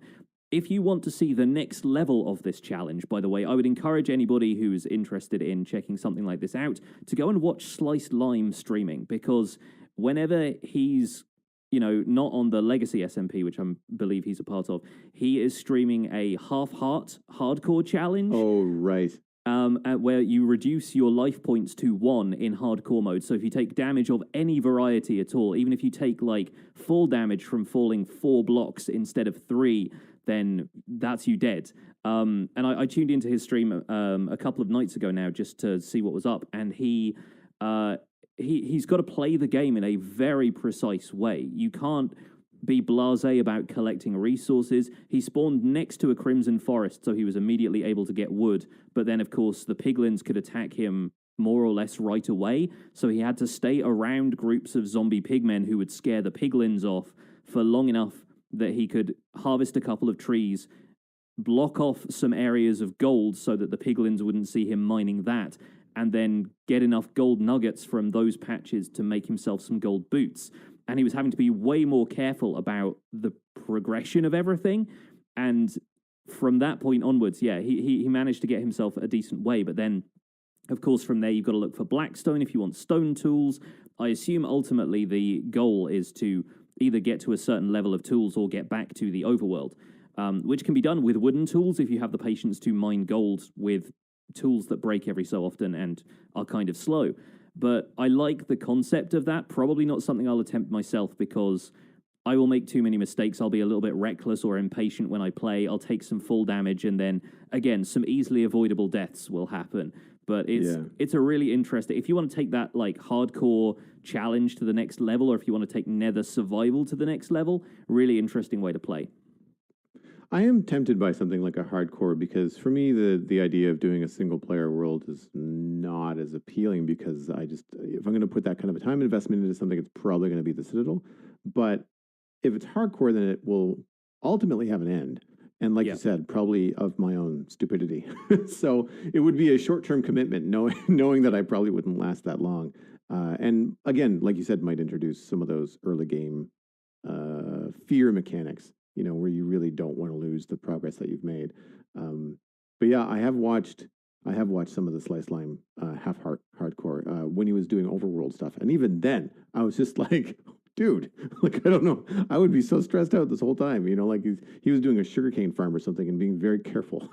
Yes. just planting sugarcane. Like, oh my God. It's actually very simple to set up as well once you know the right commands. I think it's 3 commands he inputs just to start the Nether survival thing. He loads up a new world, opens it to land so he can enable cheats, sets his HP to 1, teleports himself to the Nether roof, and then uses the spread command from there that allows you to distribute players evenly amongst survivable terrain so that he doesn't just teleport himself into a wall in the Nether and die instantly. Right. And so that setup works very well. And once you know those 3 commands, it's just something you can reproduce over and over again. And in some cases, I tuned in, he died within about 5 minutes, and then he just set up the entire thing a second time, and it took him, 30 seconds to get the whole thing set up. So pretty easy to do, and you can just quit the world so it is saved to your menu, and then, load in, and cheats will be disabled again, and you'll be able to get on with it. But yeah, super fun. I recommend checking it out. Moving on to the news, it's a very light snapshot this week. We've got Minecraft Java Edition Snapshot 20W29A. Full notes will be at minecraft.net from our show notes, but the long and short of it is that tools are now sorted based on material in Creative Inventory. Spawn point and set world spawn commands now have an angle parameter, so players can spawn facing a specific direction by default. Customized world generation now has a world gen noise setting folder, which can contain noise configurations. A handful of bug fixes. One of the notable bug fixes is that players in spectator mode can now stop minecarts. Yeah, and believe it or not, that's it. I thought I would bring up that bug in particular because it's something I ran into while I was using my camera account to spectate changes to my creeper farm. I redesigned the creeper farm. I say redesigned. I literally took out alternating wither roses to prove that creepers and spiders would still spawn in the old wither rose farm designs, just to give them, occasional spawnable spaces, and it would still work as a somewhat viable, if a little slower, gunpowder farm. And while doing that, I ended up accidentally stopping the minecart a couple of times using my camera account, which was very frustrating because that's how the collection mechanism for that farm worked. And I'm glad that that's been fixed, because occasionally you'll want to, spectate down into, a slime farm collection mechanism to make sure it's still running or something like that. And the player in spectator mode could stop a minecart, but then not push it again to start it going. So you've immediately got to go in there in survival mode or, creative if you want to do that, and just nudge it slightly to start it going again. It was just a giant inconvenience for a very, very specific type of thing you're going to do. So yeah, I'm glad that's been fixed. There were a few others in there as well, but I thought that one in particular was something I had specific experience of myself. Yeah, some animation fixes and other things that are coming, which is cool. The custom world generation thing, I'm still very curious about this. I kind of wonder if it's going to end up being very niche audience. I have taken the time, speaking of Slice Lime, actually, he's doing a tutorial series on his YouTube channel for people that are more interested in the custom world generation setup, talking about world types, also talks about the noise controls in this week's snapshot. It's all experimental, so whether or not you want to take the time to learn how to do it, knowing that it all could change in the future, is, I guess, up to you. I do feel like it's going to be something very powerful in the hands of people a lot smarter than me when it comes to the under-the-hood Minecraft stuff, like the people that have created Biome Bundle or Biomes of Plenty, things like that. I feel like it could be some really fun stuff coming down the tubes for modded players or for modded world players. Obviously, we've mentioned on the show that custom world generation could be very useful for things like multiplayer servers that are very busy, and having like a mining desert, world would be, great for people that still want to have the grind of survival experience, but they don't want to have to worry about destroying certain areas of the server. But in trying to quickly look over what's involved, the stuff that I'm seeing doesn't look all that appealing. So I guess maybe it's so new that all the demo files are just that. They're just technical demo visuals. Nothing has really been tweaked to the point where it's actually aesthetic. Yeah, and I think the main thing that's going to stop a lot of players is the fact that it all has to be done through coding like JSON files and stuff right now. It's not got a GUI from within Minecraft the same way world customization used to. And I don't know if that is ultimately their end game with this stuff. It might be. But I think it's going to be definitely more for the data pack creation crowd, the map making crowd, who are probably the best placed people to appreciate features like this anyway. But without the custom world generation being like a series of sliders that players can load up from the world creation screen and click and drag and that kind of stuff, I think you're going to find fewer players messing with this. And I don't know if that's a good or a bad thing necessarily, because sometimes it was very difficult through tweaking those sliders to get something that wasn't just a giant ocean with spikes of terrain that were completely uninhabitable, which is what I tended to get anytime I messed around with, like, the noise values and the maximum height map and that kind of thing. But I think it could be very powerful, like you say, in the right hands. And whether that becomes more accessible to players or whether players have to use Slice Lime's tutorials to kind of educate themselves about that stuff. And I'm sure other tutorials will emerge as well, but it's great to know that he's already out there making stuff like this. I think it could do a lot for multiplayer servers or even single-player projects if you want to do something a little bit different. I do know that there are a few people out there who are still playing in the Infinity April Fool's snapshot, because that's still accessible and still a really interesting survival experience if you want something just completely out there and different from your standard Minecraft stuff. I think Wattles still does a series on the Infinity Snapshot. So there's still some appeal to stuff like that. And for people who want to do the digging, I'm sure it'll be a very rewarding thing. I kind of wonder whether this kind of thing would benefit from like an online tool, like very similar to having, Amidst or other mapping tools for Minecraft that more advanced players are using to choose the seeds, that they have the right amount of resources for their server, for, whatever their plans are. I think it would be nice to have that kind of visual, like you said, that kind of slider thing where maybe even if it is an online tool, if you can say like increase noise, decrease noise, and watch those islands like turn spiky or get more round and flat, even though it's not going to be a direct representation of what your seed will look like, it will be kind of like an idea of this is what this slider does, rather than just like tweaking something and then wondering what it's going to look like on the other side. Having some sort of visual message saying like, oh, this makes things more spiky and aggressive. This makes things more round and flat. This will increase or decrease the water level, like all that kind of stuff. It could be some really, for people that can program in Java and do those kind of interfaces and stuff, it could be really, really cool stuff. Yeah, that sounds like a challenge to anybody out there who is familiar with making that kind of tool. If you want to take that on, then I'm sure that would be a really interesting thing for the community. The fact that this week's snapshot is very lightweight still kind of makes me wonder if 1.16.2 is coming soon, or if they're still going to be tweaking custom world gen and just haven't had much player feedback on that score. We were originally considering delaying my Patreon server until 1.16.2 so that piglin brutes would spawn in bastions, because we were on 1.15 for a while and didn't want to update straight away because we were planning on resetting the nether and we wanted to make sure everything was there.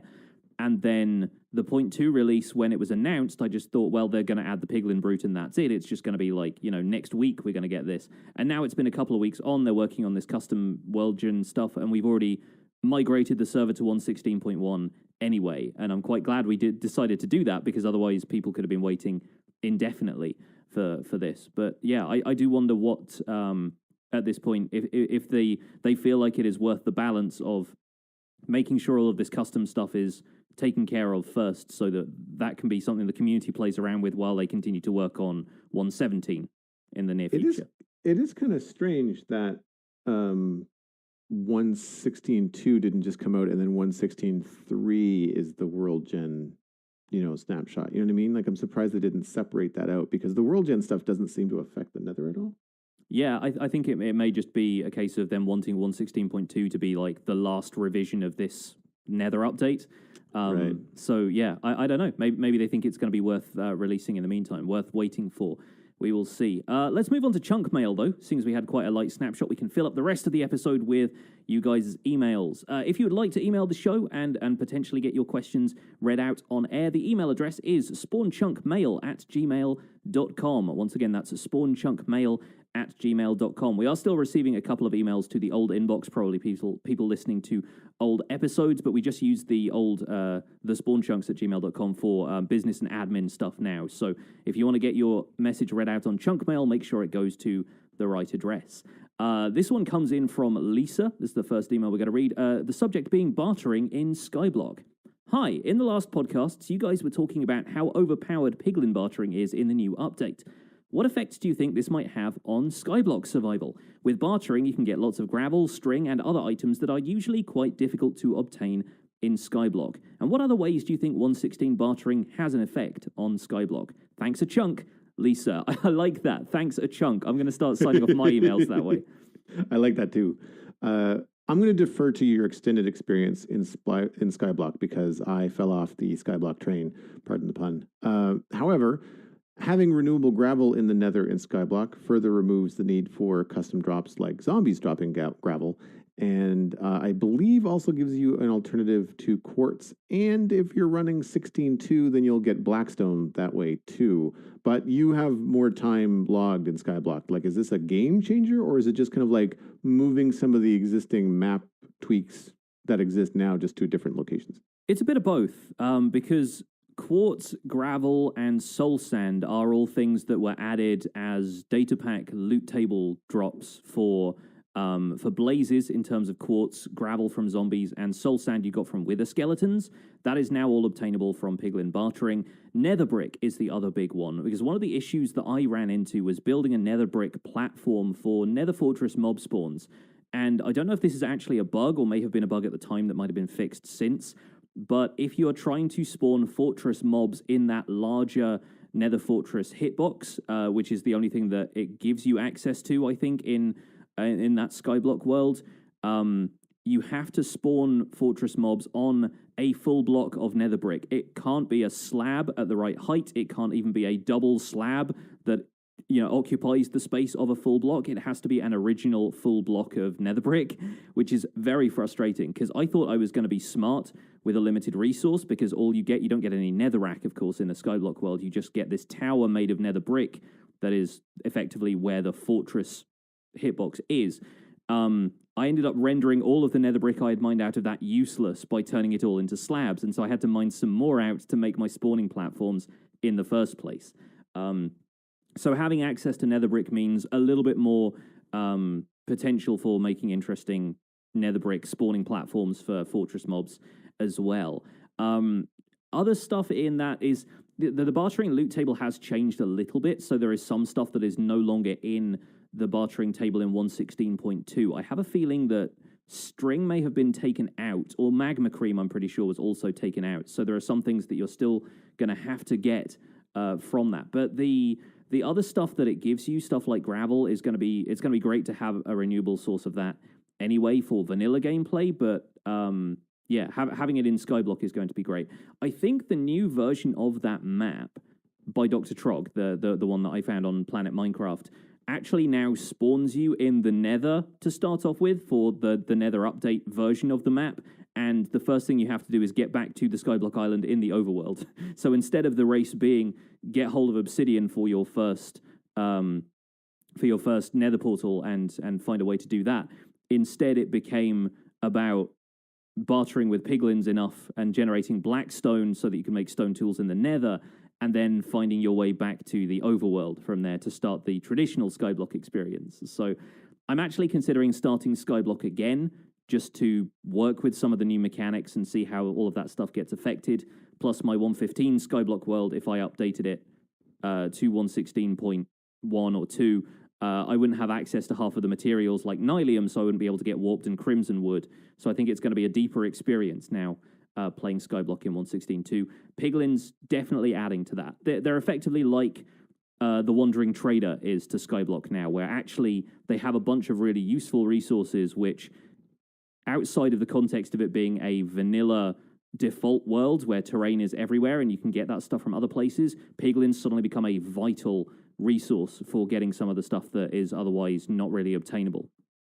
As I'm building a netherite hall out of Blackstone or at least Blackstone accents, I'm definitely looking forward to getting some Blackstone from Piglins rather than looking for it at the bottom of the nether. If you start in nether in Skyblock, does that mean like you start in a platform in the nether in Skyblock, or is it like a full nether?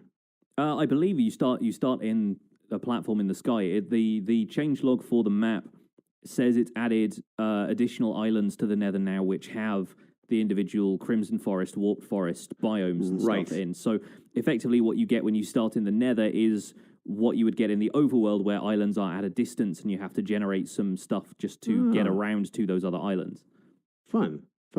Yeah, that would be an interesting way to play that. That would be a neat way to hone your skills before even trying another survival in traditional, just straight up normal survival world. Would be try to do the Skyblock version.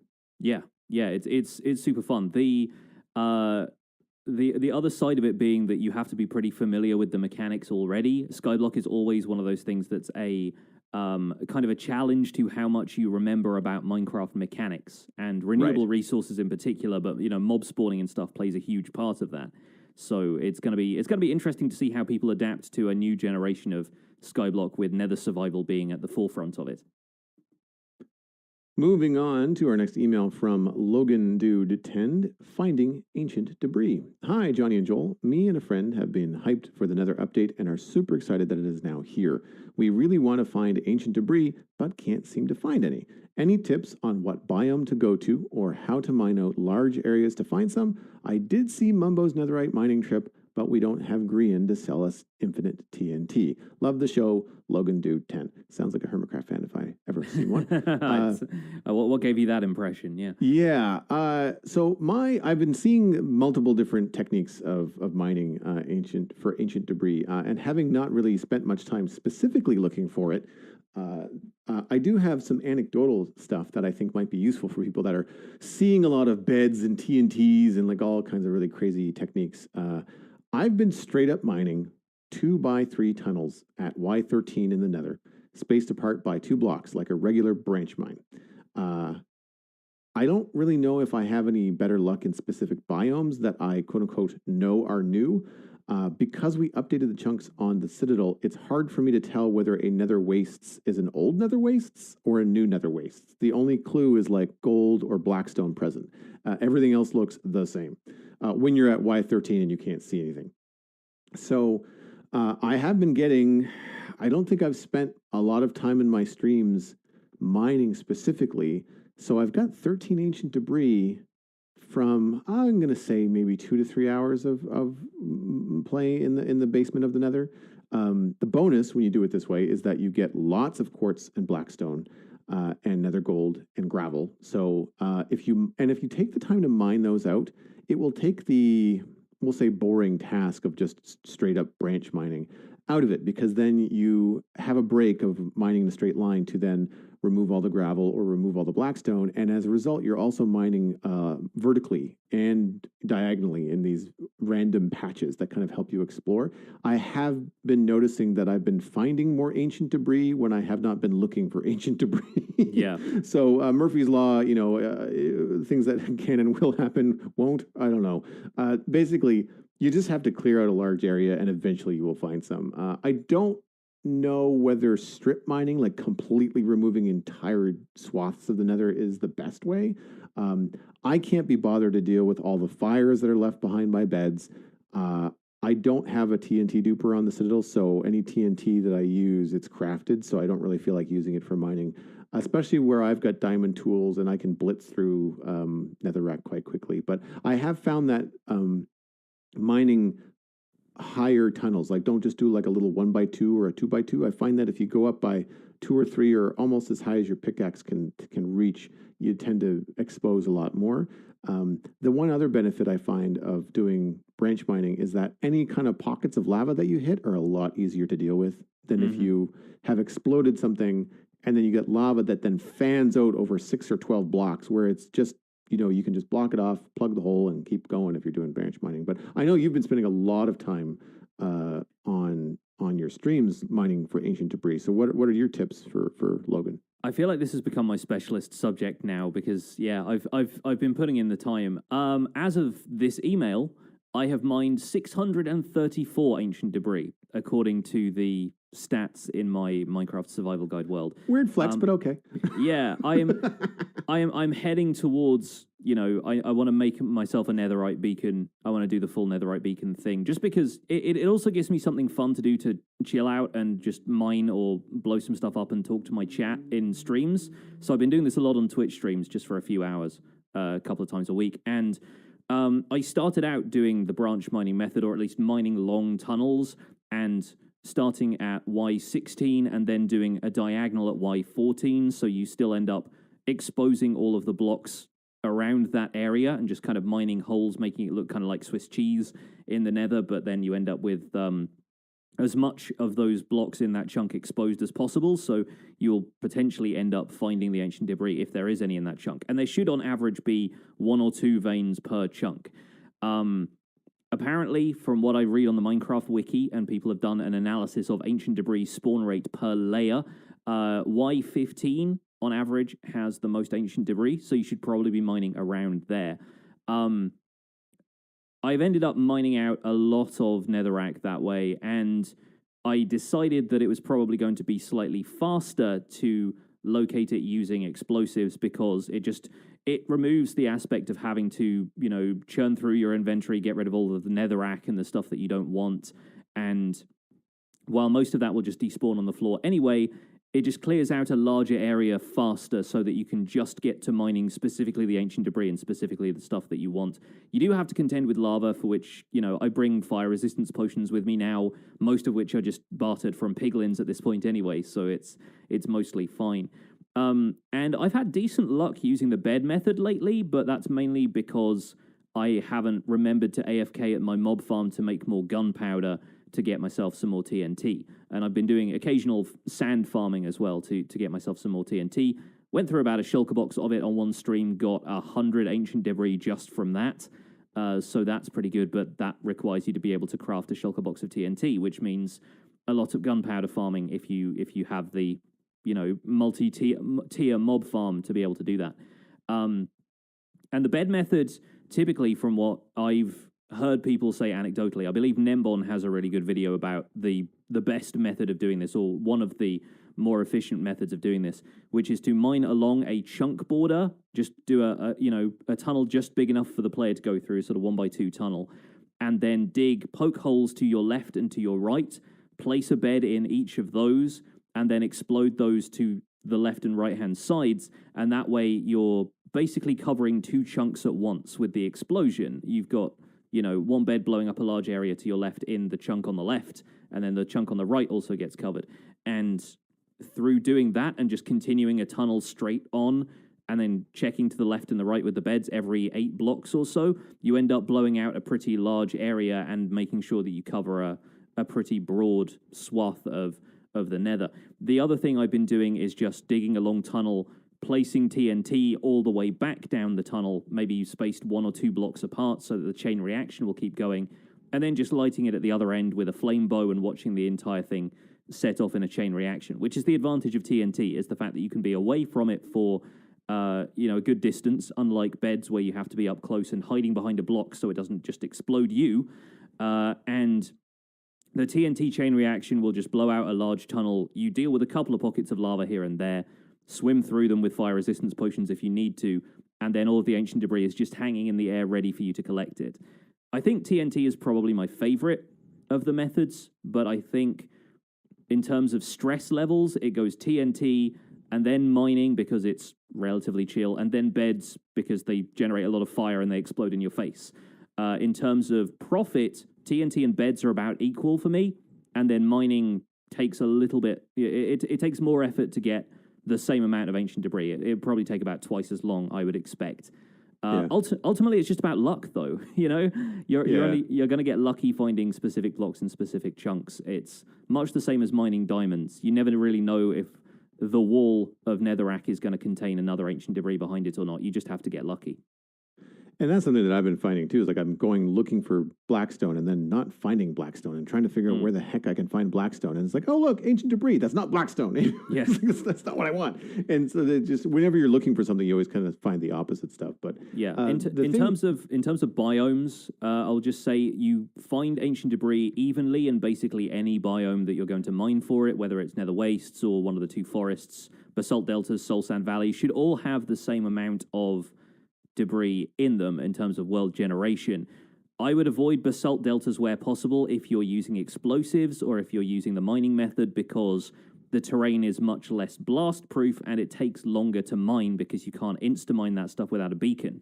And if you want to set up a beacon there, then sure, but if you're at lava lake level or below, then you're going to have to clear out a huge amount of netherrack above you so that the beacon beam can reach the nether ceiling. It's going to be a little bit more of an effort. And if you're using explosives, I tend to begin at like Y level 12 or below so that you avoid opening up the lava lakes in the ceiling and having all of that stuff rain down on you. It'll still happen occasionally, but it's a lot easier to manage if you're not mining at Y15 and then exploding stuff up to about Y20 where the bottom of those lava lakes is. Yeah, I was having that experience too, where I was trying to decide what level to put the hull on, and I haven't done a lot of work on my build because I'm trying to figure out what would be the best level to be on, and I think I might even revise. I haven't gone so far with the build that I can't just lower it by a couple of blocks. Yeah. That I think it might be beneficial to start at Y12, and ultimately we're going to be standing at like 12.5 or 11.5 or something, because I want to be able to slab everything so we don't have to deal with unwanted guests. Because it is a large open build, I don't want ghasts to spawn in any of the like the 4x5 areas that will be exposed between the pillars. Mm-hmm. Something that I noticed in my mining for ancient debris that I feel the lack of when I did my strip mine, which is just a great big open chasm below my witch farm. I found a lot of diamonds, a lot of redstone, all that kind of stuff. But I had water streams set up all over the place so that whenever my inventory was full, I would just go over to a chest and dump everything I didn't need, and it would eventually get spat out into a water stream and back up to my sorting system. I am not letting a lot of the netherrack despawn on the floor because I'm using nether brick in a lot of the builds in the nether. So I'm smelting it all. I'm saving it as much as I can. That's convenient. Obviously, I'd leave some on the ground, but I'm just stuck with bringing shulker boxes around and filling them up and then running them back. And it starts to get a little bit tedious after a while. And I kind of wish there was a better way to transport items long distances in the nether. Yeah. Now that the nether has got such a feature-rich environment and people want to spend more time there and they want to like do cool things. And I just think it would be really neat to have some sort of transport for items obviously water doesn't work and I get why it doesn't, but something in there to help us move items that's not just an ice road, because I'm not even sure how you would do that in a straight line. I know how to do it in a circle for sorting systems to move things around, pushing them around with pistons and an ice, but to keep them going in a straight line, it'd be difficult. So your other alternatives there being hoppers, which can create lag, and once you get into unloaded chunks, you encounter the same problem regardless of what the method is. Is if you're disappearing in the opposite direction to where these items are supposed to be going, then eventually they're going to hit a point where the chunk unloads, and then the item is just stuck there. Which isn't going to mean they'll despawn if they're out in the open, but if they're in a row of hoppers, then they're not going to proceed past that point until that area gets loaded up again. So if your tunnel is long enough that it's beyond your render distance and the load distance, then you're going to run into the same problem either way. Yeah, and even then, just to have something that's like halfway, like just not be able to have to run all the way back to the storage room, in order to move on and do that kind of stuff. But yeah, it's an interesting kind of adventure to see how different people are coming up with different ways to get at the ancient debris. And on the subject of inventory stuff, we have another email here from Nayap, who wanted to talk about Terraria's inventory ideas and how those could apply to Minecraft. Hello there! I've been playing a lot of Terraria, which is a game which has a ton of different items. With every update, Minecraft starts to feel more like this. In Terraria, you have an extra inventory slot which works as a trash can. It can hold a stack of items, and when you put another item in it, the previous one gets voided. To avoid voiding special items, you can mark them as favorites. I think Minecraft needs a new inventory system in general, but this could be a good start to deal with messy inventories. What do you think? And that one comes in from Nyap.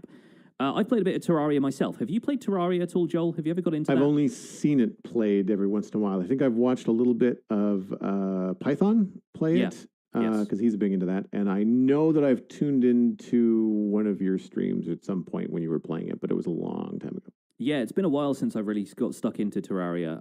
And I think it's Terraria, whatever. I'm probably pronouncing it wrong. But anyway, it's got some good ideas when it comes to inventory stuff, because Nayap's email is entirely correct. Terraria is one of those games where they had ideas and they got straight into the game. Like where Minecraft feels minimalist and restrained in its approach to adding stuff, Terraria is like the kitchen sink of that approach. Everything goes in there.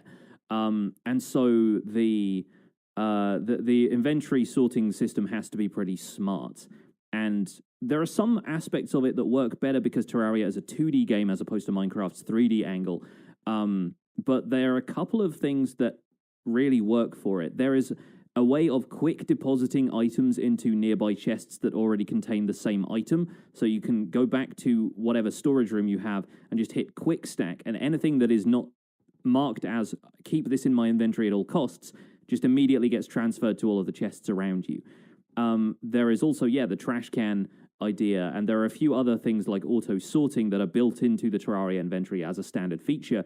Not to mention, I think it's a row or two longer and maybe a couple of rows wider as well, a couple of columns wider. So there are some good things going on in Terraria's inventory. However, my response to this is always that adding quality of life features like that potentially removes the need for some of the interesting inventions that come up within the Minecraft community. Like in the case of the trash can idea, there are community-made contraptions like trash cans which will, throw items against a cactus or burn them in lava to get rid of them. And that's a Minecraft way of getting around the problem of needing to dispose of items. It's not something that you can set up everywhere, but you can just chuck items out of your inventory into lava. Likewise, the quick deposit thing would basically remove the need for redstone sorting systems, because you could just walk into a room, click one button, and then everything in your inventory would get sorted into chests. So I feel like it's a good idea for quality of life, and we know that Minecraft needs some kind of inventory update, inventory management update as things progress and more new stuff gets added. But you need to make sure you're not treading on existing inventions that exist within the community and have kind of a legacy behind them at this point. We've seen the uproar about iron farm mechanics changing and how that effectively renders those contraptions obsolete. And just having a single-click button like Terraria doesn't feel like a very Minecraft approach to the problem to me. Yeah, I'd agree. The direct correlation that I can bring to the table is playing Satisfactory, which also has an inventory that grows exponentially as you continue to play that game and deal with more items and stuff like that. And they have a trash can in your inventory. But that game also has an inflatable pocket dimension as part of the lore. So, there's a reason why you can kind of just like void stuff. It's also an experimental game and early access and all that kind of stuff. But so I agree that like having world trash cans and having world sorting systems create things for players to do, and I think that's cool. I love sorting systems. I don't want to not have to build one. The thing that I find frustrating, especially in my latest adventure with Blackstone, which, by the way, there are 17 block variations of Blackstone if you include buttons and pressure plates. And when you are making all of them so you can test them to see which look the best in your build, and then you go into your inventory looking for the right kind of stair, boy, can you get lost. And one of the things that Satisfactory does have is a sort button. And I think this would be pretty useful in Minecraft. I don't think it would necessarily break any kind of Minecraft gameplay to be able to leave your hotbar alone. So your, number 1 sword, number 2 bow, however a lot of people have their stuff set up, all stays the same. But if you could just sort your inventory to then stack the things that you have multiple stacks of together, condense everything, and then maybe alphabetize things, it would go a long way, I think, as the game has got quite a few items now, as you're trying to figure out what is what and where you've put it. That, to me, I think would be one thing that I think would be a simple way to help the Minecraft inventory without a complete revamp, a sort button would help considerably. As a tip, though, as quality of life tip, something that I do, this is how I kind of sort my stuff. I never take a full stack out of a chest. I either right-click to cut it in half, or I pick up the stack and I right-click once to drop a single item back where it was. So that way, when I return to a chest, I just shift-click everything into the chest. Yeah, and there's a stack of it already there, so it's sorted in the right order. Sorts, yeah. Now, if you get overflow, if you've got more than you came out with, then sure, it's going to fill in the empty spots in that chest. But it's a quick way for you to look at your inventory and go, this is gobbledygook. I just don't have the patience for this right now. I will just go to a chest, empty everything, and then pull back what I need. But because the chest has remained sorted manually, I find it quite useful to do that, because then you can say, okay, well, now I don't have the polished bricks or the polished brick walls in my inventory. I know I only have the 3 different kinds of blackstone that I'm actually going to be using in the build. That kind of stuff. Very useful, I'm sure, with all the different wood types. And like when you get to multiple variations of things that all have the same shape, stairs, slabs, that kind of stuff, it's quite helpful. Yeah, I think a sorting button would be kind of handy, and there are mods like inventory tweaks which add that to vanilla Minecraft. And the thing that's always rubbed me the wrong way about inventory tweaks is how it chooses to sort things. You can set up rules for how it does that, but that's a little bit more of a complicated situation. But if I want to have my inventory a certain way, I always like to keep an ender chest in the top left or top right corner.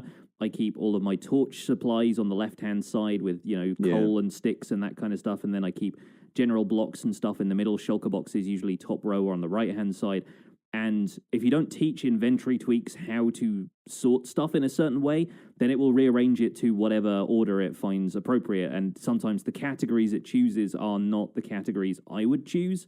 So it's about introducing a smart way of doing that where players are more particular with their inventory, they're going to have an easier time with it, that it's going to kind of, if not learn their patterns intelligently, then have some way of them introducing their own patterns so that it's not going to completely disorganize their inventory instead of actually organizing it. Our next email comes from Anonymous, and it is regarding multiplayer versus single player. It was originally intended for the interview we did with Zumavoid in episode 96, but I thought it was still worth bringing up on the show. Hi, Johnny and Joel. A couple of weeks ago, you had X in the show, and obviously he is the admin of Hermitcraft. Not forgetting that you two also run servers. How do you run them and make them run smoothly? Yours faithfully, Anonymous. I'll start off by saying that I am lucky in that Infinity Cove, the patron server that I run, has a great mod team and overall great community. A very active Discord channel, and there's a lot of communication, which Eximavoid mentioned is key to a lot of multiplayer servers that's happening on the patron server. So I have to do very little in terms of socially managing the server. We did set things off in the right foot, though. At present, we've got default vanilla 1.16.1. We will be updating to 1.16.2 when it comes out.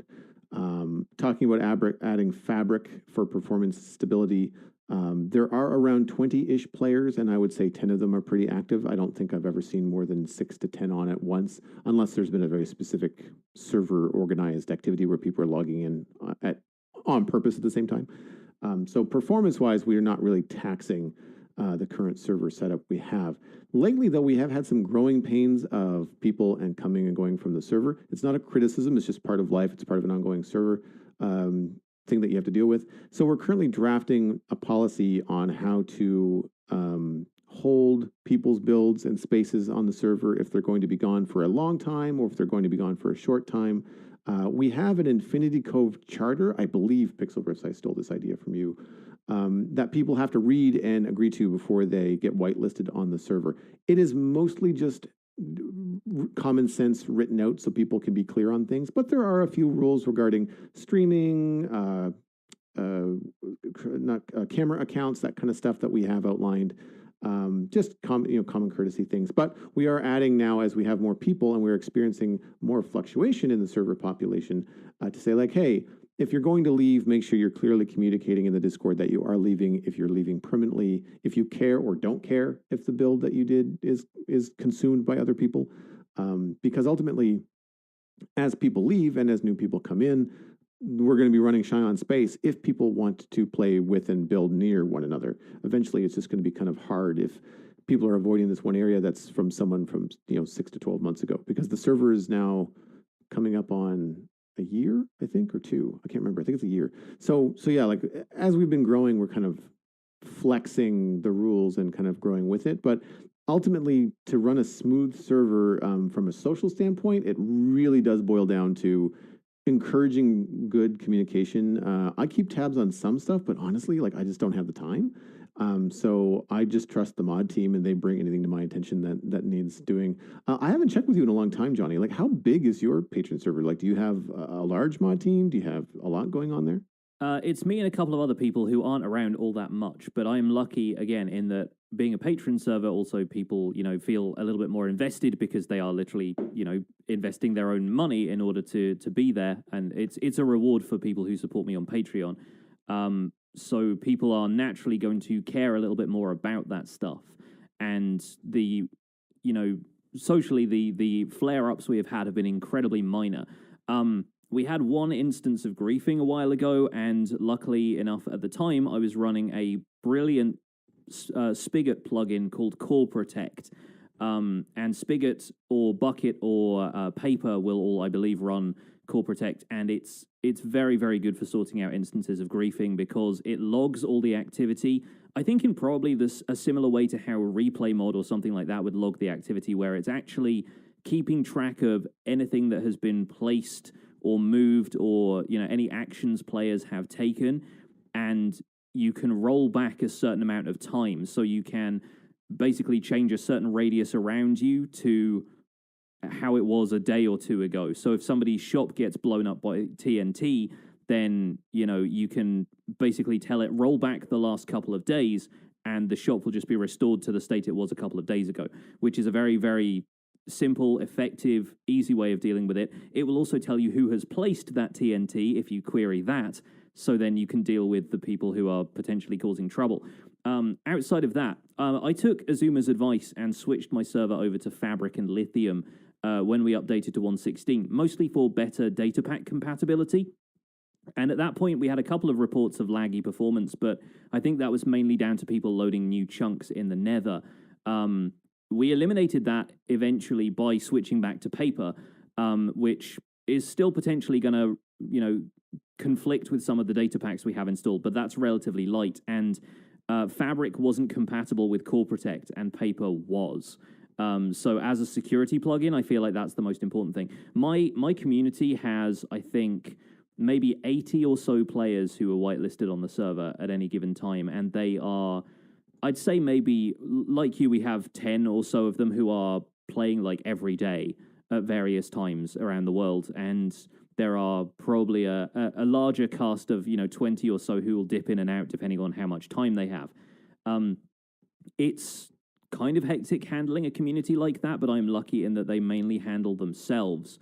In terms of the running of the server, I check in every so often with the server admin console, which is something that if you're not familiar with server hosting, the server host will typically provide an area where you can log in and take a look at all of the log messages that Minecraft is generating in the background. Not the stuff that players are chatting in-game, but server-side messages that say people logging in, people logging out, anybody running like a whisper command to somebody else, that shows up on the console log as well. And any commands the server is running regularly in terms of command blocks that are running, you can assess conflicts with that. It will also tell you if the server is suffering from a little bit of lag. There'll be warning messages saying, the server is running 5,000 ticks behind or something, in which case you've probably got a serious lag problem. There's a lot of different tools out there that allow you to make your life easier as a server admin. And I'm still what I would consider a novice about this because I've just been running a small community server for my patrons for a few years now, and we haven't really had that many incidents that we've had bad experiences or anything like that. But if you're running a server for a community of friends, you can pretty much guarantee that you don't need to do too much in terms of security, whereas if you're running a server with a group of strangers, you might want to be a little bit more concerned with that. As far as the Hermitcraft perspective on it, I'm pretty sure they can run They run their server on a dedicated machine, so performance-wise, they have like a whole computer that is dedicated to running Hermitcraft, as opposed to buying server space on a hard drive that is probably running 3 or 4 other worlds simultaneously. So in terms of performance, they might have a bit of the upper hand there. This is not an advertisement, but I use KubeToast for both the Citadel and Infinity Cove. Infinity Cove is actually a larger server imprint because of just the number of people compared to the Citadel, which is like 6 people. But I find that their Prisma login, which is what you were talking about, Johnny, their server admin UI on the web for looking at the back end, looking at the console, that kind of stuff, very intuitive. It's very nice, clean design from a designer point of view. It's very easy to see what's going on, very easy to know what you're looking at. They give you access to the files in the FTP that way too. So if you're not used to using an FTP, you can just use their interface, which is good because then you know where you're putting the files, things like data packs, that sort of stuff. So that's really nice too. Also, I do find that the KubeToast customer service to be very good. So if I have questions about how do I use Fabric, do I want to use Fabric, what kind of server should I set up in the first place, they were pretty helpful when I first reached out. So sometimes if you have more technical questions, it might be best to talk to the server host provider you're going to be going with, because they might actually say, oh, actually, you're running Java, and that's going to run better on our single thread systems that are based in Montreal. Even though that isn't the closest node to you geographically, it's the best node for you knowing what you want to do with the server. I thought that was great advice.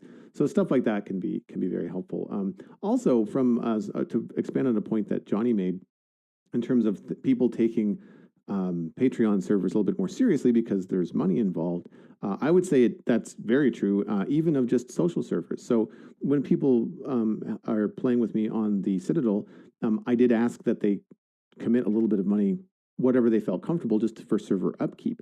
And that just kind of keeps everybody invested. It not only keeps everybody on their toes. Now, granted, everybody on the Citadel is my friend, so everybody's on, they're just friends. Everybody's on good behavior. But the difference is there, I think, that it also encourages players to play more often. So people that have busy lives, busy family lives, they tend to log in a little bit more because they are sending a couple of bucks a month, to the server, and they feel like they're invested. And as an adult, there's something about monetary exchange that makes you feel like you should do something. So yeah. I have found that it's kept the server more active by having some financial exchange. Also, if you do it that way and you are doing it with either people that you've met online or friends that you can poke in the arm, you're dealing with people that are probably going to have to be old enough to have either a Patreon account or have a PayPal account. And that rules out some griefers by inexperienced, we'll say younger people that may not have the same sort of impulse control that I know Eximovoid mentioned on the show a couple weeks ago as well. So. Yeah, our last email this week comes from Mr. Booch909, and we actually have another email that will follow up into this one quite well from Duncan M. So I'm going to read these two in tandem, and then we'll get into our last discussion here. So Mr. Booch says, "Hi guys, I recently started listening to your show. I've been watching Pixel Riffs on YouTube for a while. Love the content, and it's definitely sparked some inspiration in me to play Minecraft again. This is where my problem with my world/playstyle comes in. I have a ton of material. I love to grind for resources, go mining, and terraform. I just don't really know what to build once all that is done. I'm currently working on a nether island in my overworld. It's supposed to represent a glitch in the Matrix, in a sense, just kind of plop down into the overworld. It uses a mix of all the old and new nether building materials. Other than the landscape, though, I don't really know what to do for buildings. So where do you find the inspiration to build something? Do you always come up with a sense of lore for building before you start? Thanks for the high-quality podcast. Always listen when a new episode spawns in from an overworld far, far away, Mr. Booch909. So many good email sign-offs that I just need to be writing down. But the next one comes in from Duncan M, and this is about multiplayer versus single-player. I think this was also meant to be for the Azuma show as well. Sorry, we didn't get around to that right away. But Duncan M says, just wanted to say, love your work, keep it up. What do you think are the pros and cons of multiplayer versus single-player? And would you ever want to switch to the opposite of what you currently do? Much love, Duncan. So I think these emails kind of go hand in hand a little bit, some from the building perspective and some from the multiplayer versus single-player perspective. What do you feel about this one, Joel? So I think one of the pros in multiplayer Minecraft is being inspired by your server mates. Or it's something as simple as just wanting to play Minecraft but not sure what you want to do, being stuck on your old build on what to do next. You can always just log in and help somebody else. That's what I did last night. I was struggling with this Blackstone stuff. I wasn't sure what decisions I was going to make as far as the full design level. And then I noticed Alistair was playing and he was going and trying to find stuff in the Nether that I knew where it was. And so I kind of played wingman, and I was shooting ghasts and making his life a little bit easier. We were chatting, just having fun and playing, and I wasn't building anything. I was just kind of hanging out with a server mate. And I wanted to play Minecraft, but I wasn't sure what I was going to be doing next. So having a server mate who already had a mission in mind and just helping them helped a lot. And in exploring some of the nether biomes, I got inspired just by seeing the Crimson Forest and the Warped Forests up close, really taking a look at some of the mechanics of the new, what are the warped vines called? Twisted vines? Twisted vines, yeah. Twisted vines. So like playing with those and bone mealing those and seeing what those do and stuff like that. So I've got some ideas for future builds just from, an hour or two of hanging out with Alistair. Often on a multiplayer server, you'll have different zones if it's a long-standing server, just to help keep things organized. Think, the shopping district on Hermitcraft, or on the Citadel, we've got the modern city, we've got a newly but not touched medieval zone. We've got lots of places where people can build redstone farms. And so if you have multiple zones, whether it's something that you've done yourself on a single player, or if it's something that you've done for organizational purposes on a multiplayer server, then you can kind of log in and play whatever you're in the mood for. Like if you really want to build a castle, if there's already a spot that you can build one, that's great. But if you log in and the whole server is all castles and you want to build a skyscraper, well, it can be kind of difficult. And so having different zones mean that if you're not in the mood to deal with placing more bushes while you're, customizing creeping vines up over a castle wall, you just want to place a lot of blocks, you can go to the modern city and build a skyscraper. Believe me, it's a lot of the same block. A con of multiplayer, and this might be depending on your personality, you do sometimes have to compromise for plans for other players. Boils down to good communication, as we've mentioned a number of times this week. But I know that the Citadel is a bit of an exercise in my own ability as an artist and art director to let go and let other people do things. And there's been lots of times where I've had plans for a certain area on the server and I've not voted or voiced those plans. And then someone comes along and says, hey, can I build here? And of course I have to say yes, because I've not said that I was going to build there. And then I have to adjust my plans, or we have to work together. And it's just a good personal exercise, I find. I don't know whether it's just my personality, the fact that I work as an artist in real life, that I tend to be not so much my way or the highway, but I definitely I have a vision, and I very quickly get a vision, and I often have to change that vision on the Citadel. But it usually puts me into a corner, which is where good ideas spring from. So you can kind of like work together with other people. I find that's also a great way for inspiration as well. For lore and stuff, we've talked about lore on this podcast before about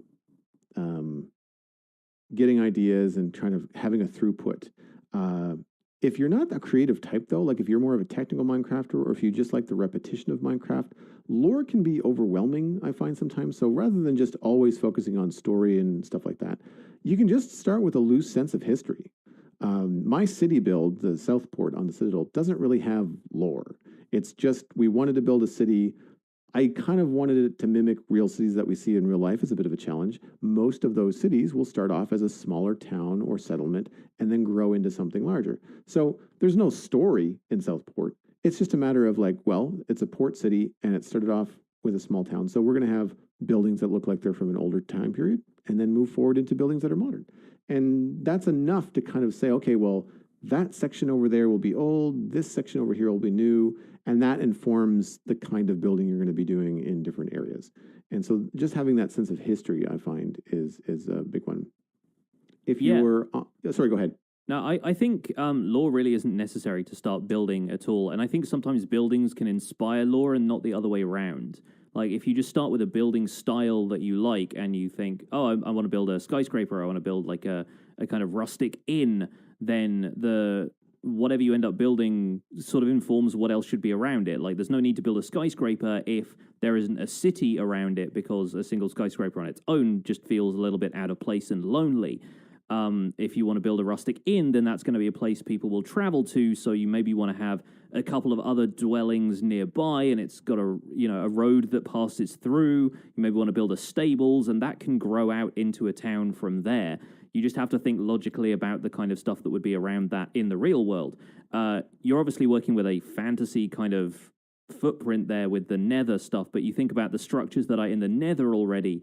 Do you want to maybe adapt those for the overworld? Do you want to build structures that look more at home in the overworld but with Nether materials? You can have that stuff be informed by the stuff that is just in Minecraft and is already around you without having to reach super far for some sort of fantasy idea that you have to spring fully formed from your head, you know?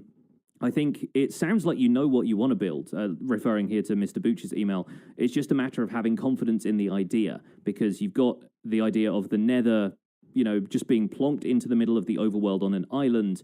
Maybe you want segments of the Nether structures to be in there. You want like a broken off section of Nether Fortress or a bastion or something like that. Or maybe even, if this has been lifted out of the Nether from a previous point in space and time, design what the bastions used to look like and do the kind of stuff that we were talking about previously, where effectively you are renovating the idea of a bastion instead of having this crumbled down ruined version that we see in the Nether right now.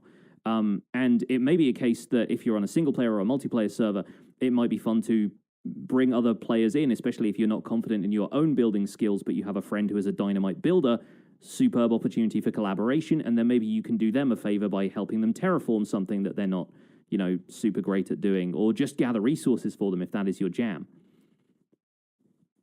Yeah, I think that having the existing lore in Minecraft that people often forget about, like they always kind of want to reach for these grand stories and stuff, when some of the buildings and designs in the modern city are built around the simple fact that water elevators are a thing in Minecraft, and we've just accepted that we're going to put them in the city rather than trying to build elevators that reflect the real world, because that would take forever and be not convenient to travel up 160 blocks, one piston at a time. Yes. So we just said, all right, well, everything's got water elevators. And that dictates a huge amount of the design on the inside of the buildings, because you have to dedicate water columns and space vertically in the building for it and all that kind of stuff. And it's been fun, too. So stuff like not looking too far outside of Minecraft for inspiration. I like the idea of bringing the Nether. I think he even said something about, or they even said something about a matrix glitch sort of thing. So maybe, having some modern buildings or things that look like Tron or sci-fi, or just, I'm trying to remember what the Matrix had for visual storytelling, things like that. Is it going to be dirty and gritty, or is it going to be a clean overworld with a dirty, gritty Nether kind of poking up into it? I do find that something you can get a lot of reference images for these days is like the Nether invading the overworld. That tends to be a kind of a go-to I see a lot on YouTube and different images. If you're looking for just straight up shape language and ideas, this will help you with your terraforming as well. I've mentioned this on the show a couple times before, but I think we have a lot of new listeners over the last few weeks. Artstation.com, if you want to browse for environment concept art. Or another tip for buildings is isometric top-down game art. So think the kind of stuff you'd see in like mobile games, top-down stuff like Stardew Valley, that kind of a thing. Concept art for that is usually very chunky because it has to be read at a small scale. And if it's chunky, it's very easily translated to Minecraft. I talked about this actually in my personal Discord recently. LegoIdeas.com is also a great inspiration for people doing wild and wonderful things with Lego, which is already made of blocks. So again, if you're trying to figure out how many bricks the roof is versus how many bricks the door is, using Lego as a reference is great, because it's not perfect blocks, it's not perfectly cubed, but it's close. And so you can really kind of get a lot of inspiration there, especially for medieval buildings. I find that Lego also lends itself more to medieval, or like not modern city stuff so much as like skyscrapers, but more of like that 1960s kind of like smaller town buildings where they'll have like shops on the bottom and apartments on top and things like that. So more of a quaint feel. You'll get a lot of inspiration from Lego as well. I'll put a little asterisk and disclaimer for things like artstation.com. Sometimes the content can be a little bit more adult, not safe for work. So just check with people depending on where you are and before you check it, because you are searching through a lot of art, and art can be a lot of things to a lot of people. But if you're honing it down to concept art for environments, it's usually pretty safe. Yeah. Going back to the single player versus multiplayer, I think having server mates around as inspiration is a really great thing. It's really fun seeing firsthand how other people build, and whether you end up taking your cues from their build style or if you do your own thing, it definitely feels like a creative atmosphere more so than just playing in single player. And going back to that question about whether you'd want to switch to the opposite of what we currently do, I played on multiplayer servers for 5 years, mostly on the Decidedly Vanilla server and a couple of offshoots of that were started by the various server members, some of whom have gone on to do Legacy, SMP right now. Mythical Sausage and F-Whip were both former server mates of mine on DV. And the server life worked pretty well for me for a long time, and I think maybe still would, but I have certain things that I really like about single player now that I wouldn't want to give up, mainly because I have this whole YouTube series tied into it more than anything else. And I think having full control over the world, even though you have to do everything yourself, allows you to set your own pace. The flip side of multiplayer servers, even though you have a lot of other people around you who can gather resources for you, sell them, if you aren't inclined to gather a ton of stuff yourself, then you can always chuck a few diamonds in the direction of somebody who needs them. Multiplayer servers often reach a point where a few players can't really keep pace with anyone else. Time commitments, if everyone's not, committing the same amount of time to it each week, it can start to feel like some people fall behind. And if that's you, then it means you end up kind of out of sync with everybody else. If you didn't have time to jump into a server right when the Nether update happened, you log in and suddenly everybody's got full Netherite armor and is grinding away with, ancient debris this, ancient debris that, and you're still there trying to, put together your set of diamond tools. So the thing about single player is that you can play everything at your own pace. It avoids you getting burnt out on the game if you want to stay committed to it, to just measure out that pace over a longer period of time. And also avoids you getting burnt out on an update quite so early, because you spend a lot of time just working towards very specific goals instead of having your server mates race to get to that stuff. You can play single player for ages without killing the Ender Dragon, but then on a server, people are going to want to kill the Ender Dragon pretty quickly because it means access to shulker boxes, and that's a vital part of other people's play styles. So I think there's a certain balance to be had there. And since leaving Decidedly Vanilla and multiplayer play in general, I have found myself learning so much more about the technical side of the game simply because I have to. And the depth of Minecraft is really kind of opening up to me in that way, because I used to avoid redstone and stick to building, and there were other people on servers who would make iron farms and various contraptions and stuff for me. But now I'm a jack of all trades, and I feel like I'm getting more value out of the game as a result. I have a much greater understanding of stuff like redstone and mob spawning mechanics and just how Minecraft works under the hood, because there's nobody around to build an iron farm for me, and I have to do it myself. So that's what I get out of single player, really. And I could go back to playing multiplayer if the right thing came along and if I didn't have the survival guide to think about. I don't want to put too much time into 2 vanilla series at once, because I feel like I would be giving 50% of my effort to both instead of giving it my all on one series that I was really excited about, which is what I do right now with the survival guide. And yeah, I feel like that my jam is single player right now, and that might change in future. I don't think it's such a huge change to make that happen, but I think it's it's just a matter of what's around you, what you have access to, and the single player game in Minecraft is incredibly deep if you want to get that far into it.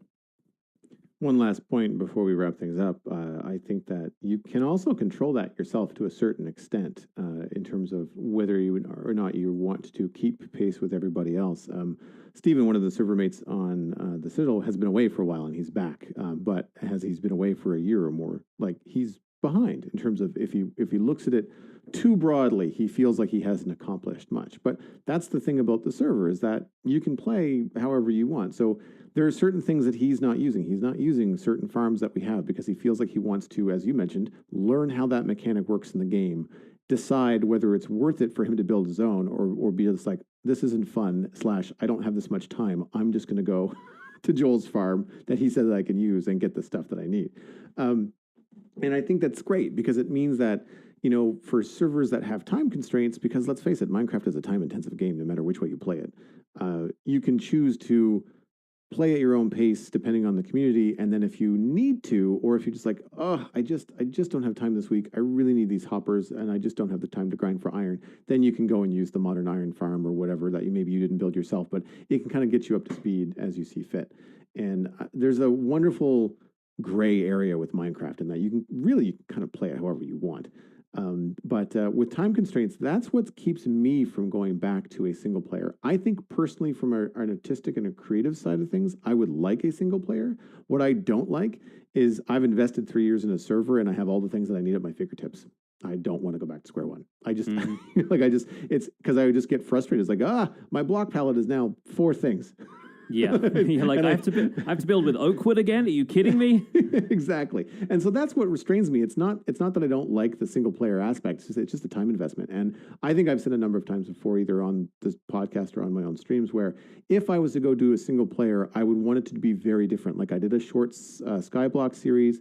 I would maybe invest single player into a modded series just because I've never played modded for any length of time or seriously, because for the same reasons that you are getting so much out of your survival guide Let's Play, I would learn a lot of modded if I had to do it all myself. Like if I just committed to single player modded for a while, I would have to learn all the different mods that are popular and I would have to sort that out. And I can't do that just from reporting on it week to week. But that's the only reason that I would do a single player, because it would be ultimately, like you said, dividing my time between the Citadel and something else. Yeah, definitely. Well, it's been a very full mailbag this week, and thank you all so much for those emails. You can, of course, send them in to the usual address, which Joel will have for you in a second. But that is going to be it for this episode of The Spawn Chunks. You can find more information about the show and things, links to some of the things we've talked about today at thespawnchunks.com. The music for the show was composed by me, and The Spawn Chunks is proud as ever to be a listener-supported podcast. Even more proud this week because we have a bunch of new folks joining the community. Thank you all so much for stopping in. If you get some value out of the show, you can consider putting some value back in at patreon.com/thespawnchunks. That will get you into our community. Pledging at any level gets you an invite to our patrons-only Discord chat and gets you listening in to the show live as we record it. We've recorded this entire episode live in Discord with a bunch of our patrons listening in. Our next goal is to do this more regularly, but have a monthly Minecraft audio hangout with our patrons. Just a private thing that will probably go up on the Patreon RSS feed afterwards, and it's just going to be us shooting the breeze with the people in the chat and kind of getting their feedback on what they've been doing in Minecraft lately. Effectively, an extended version of the quick login that we do, but with community involvement in the text chat, and we can discuss what everyone's been up to lately. So if that sounds like your jam, join up on Patreon and get us closer to our next milestone goals. We currently have 194 patrons, which is another increase from last week, but there is always room for more. Special thanks go out to our content engineers, Cameron Segelski, Greener Canuck, JD Williamson, Yakov Nastin, and Yitz for your support on this episode. Sharing the podcast with your friends is the easiest way to support the show. You can find us at The Spawn Chunks on Twitter and Instagram, but a personal recommendation is by far the best way to share the podcast with your friends. Poke a friend in the arm and say, hey, you should listen to this. It's a cool podcast. The email for the show is spawnchunkmail@gmail.com. You can subscribe for free on iTunes, Android, Stitcher, Spotify, and YouTube. Please leave us a star rating on the Apple Podcast app. It's a great way for listeners to discover the podcast. People are just out there looking for Minecraft podcasts. They'll find it the better it's reviewed. The RSS feed is linked on the spawnchunks.com, and the patron-only RSS feed is on the Patreon page. That's where you can listen to the render distance, the extended version of the podcast. My name is Johnny, but online I go by Pixelriffs. You can find most of what I do at youtube.com/Pixelriffs, where I attempt to make sense of this crazy and wonderful game in a series called the Minecraft Survival Guide. I stream 3 days a week on Twitch, where the ancient debris pile is ever growing right now. It's all behind the scenes work for the Survival Guide series. I'm also the voice of the unofficial Hermitcraft recap, which you can find through a quick YouTube search. And aside from that, I'm at Pixelriffs on both Twitter and Instagram. Joel, where can people find you online? Everything I'm doing online, including my illustration and design portfolio, is at joelduggan.com. You can just drop me a line through the website there if you're interested in talking about a project. The Citadel Cafe is my other podcast about sci-fi and fantasy entertainment. That has had a couple weeks off, but we're back tomorrow. I'm recording with Megan. It's going to be a lot of fun. That's at thecitadelcafe.com. And, of course, you can follow me at Joel Duggan on social media and Joel Duggan on Twitch, where I stream pretty regularly. I want to say about 3 times a week myself.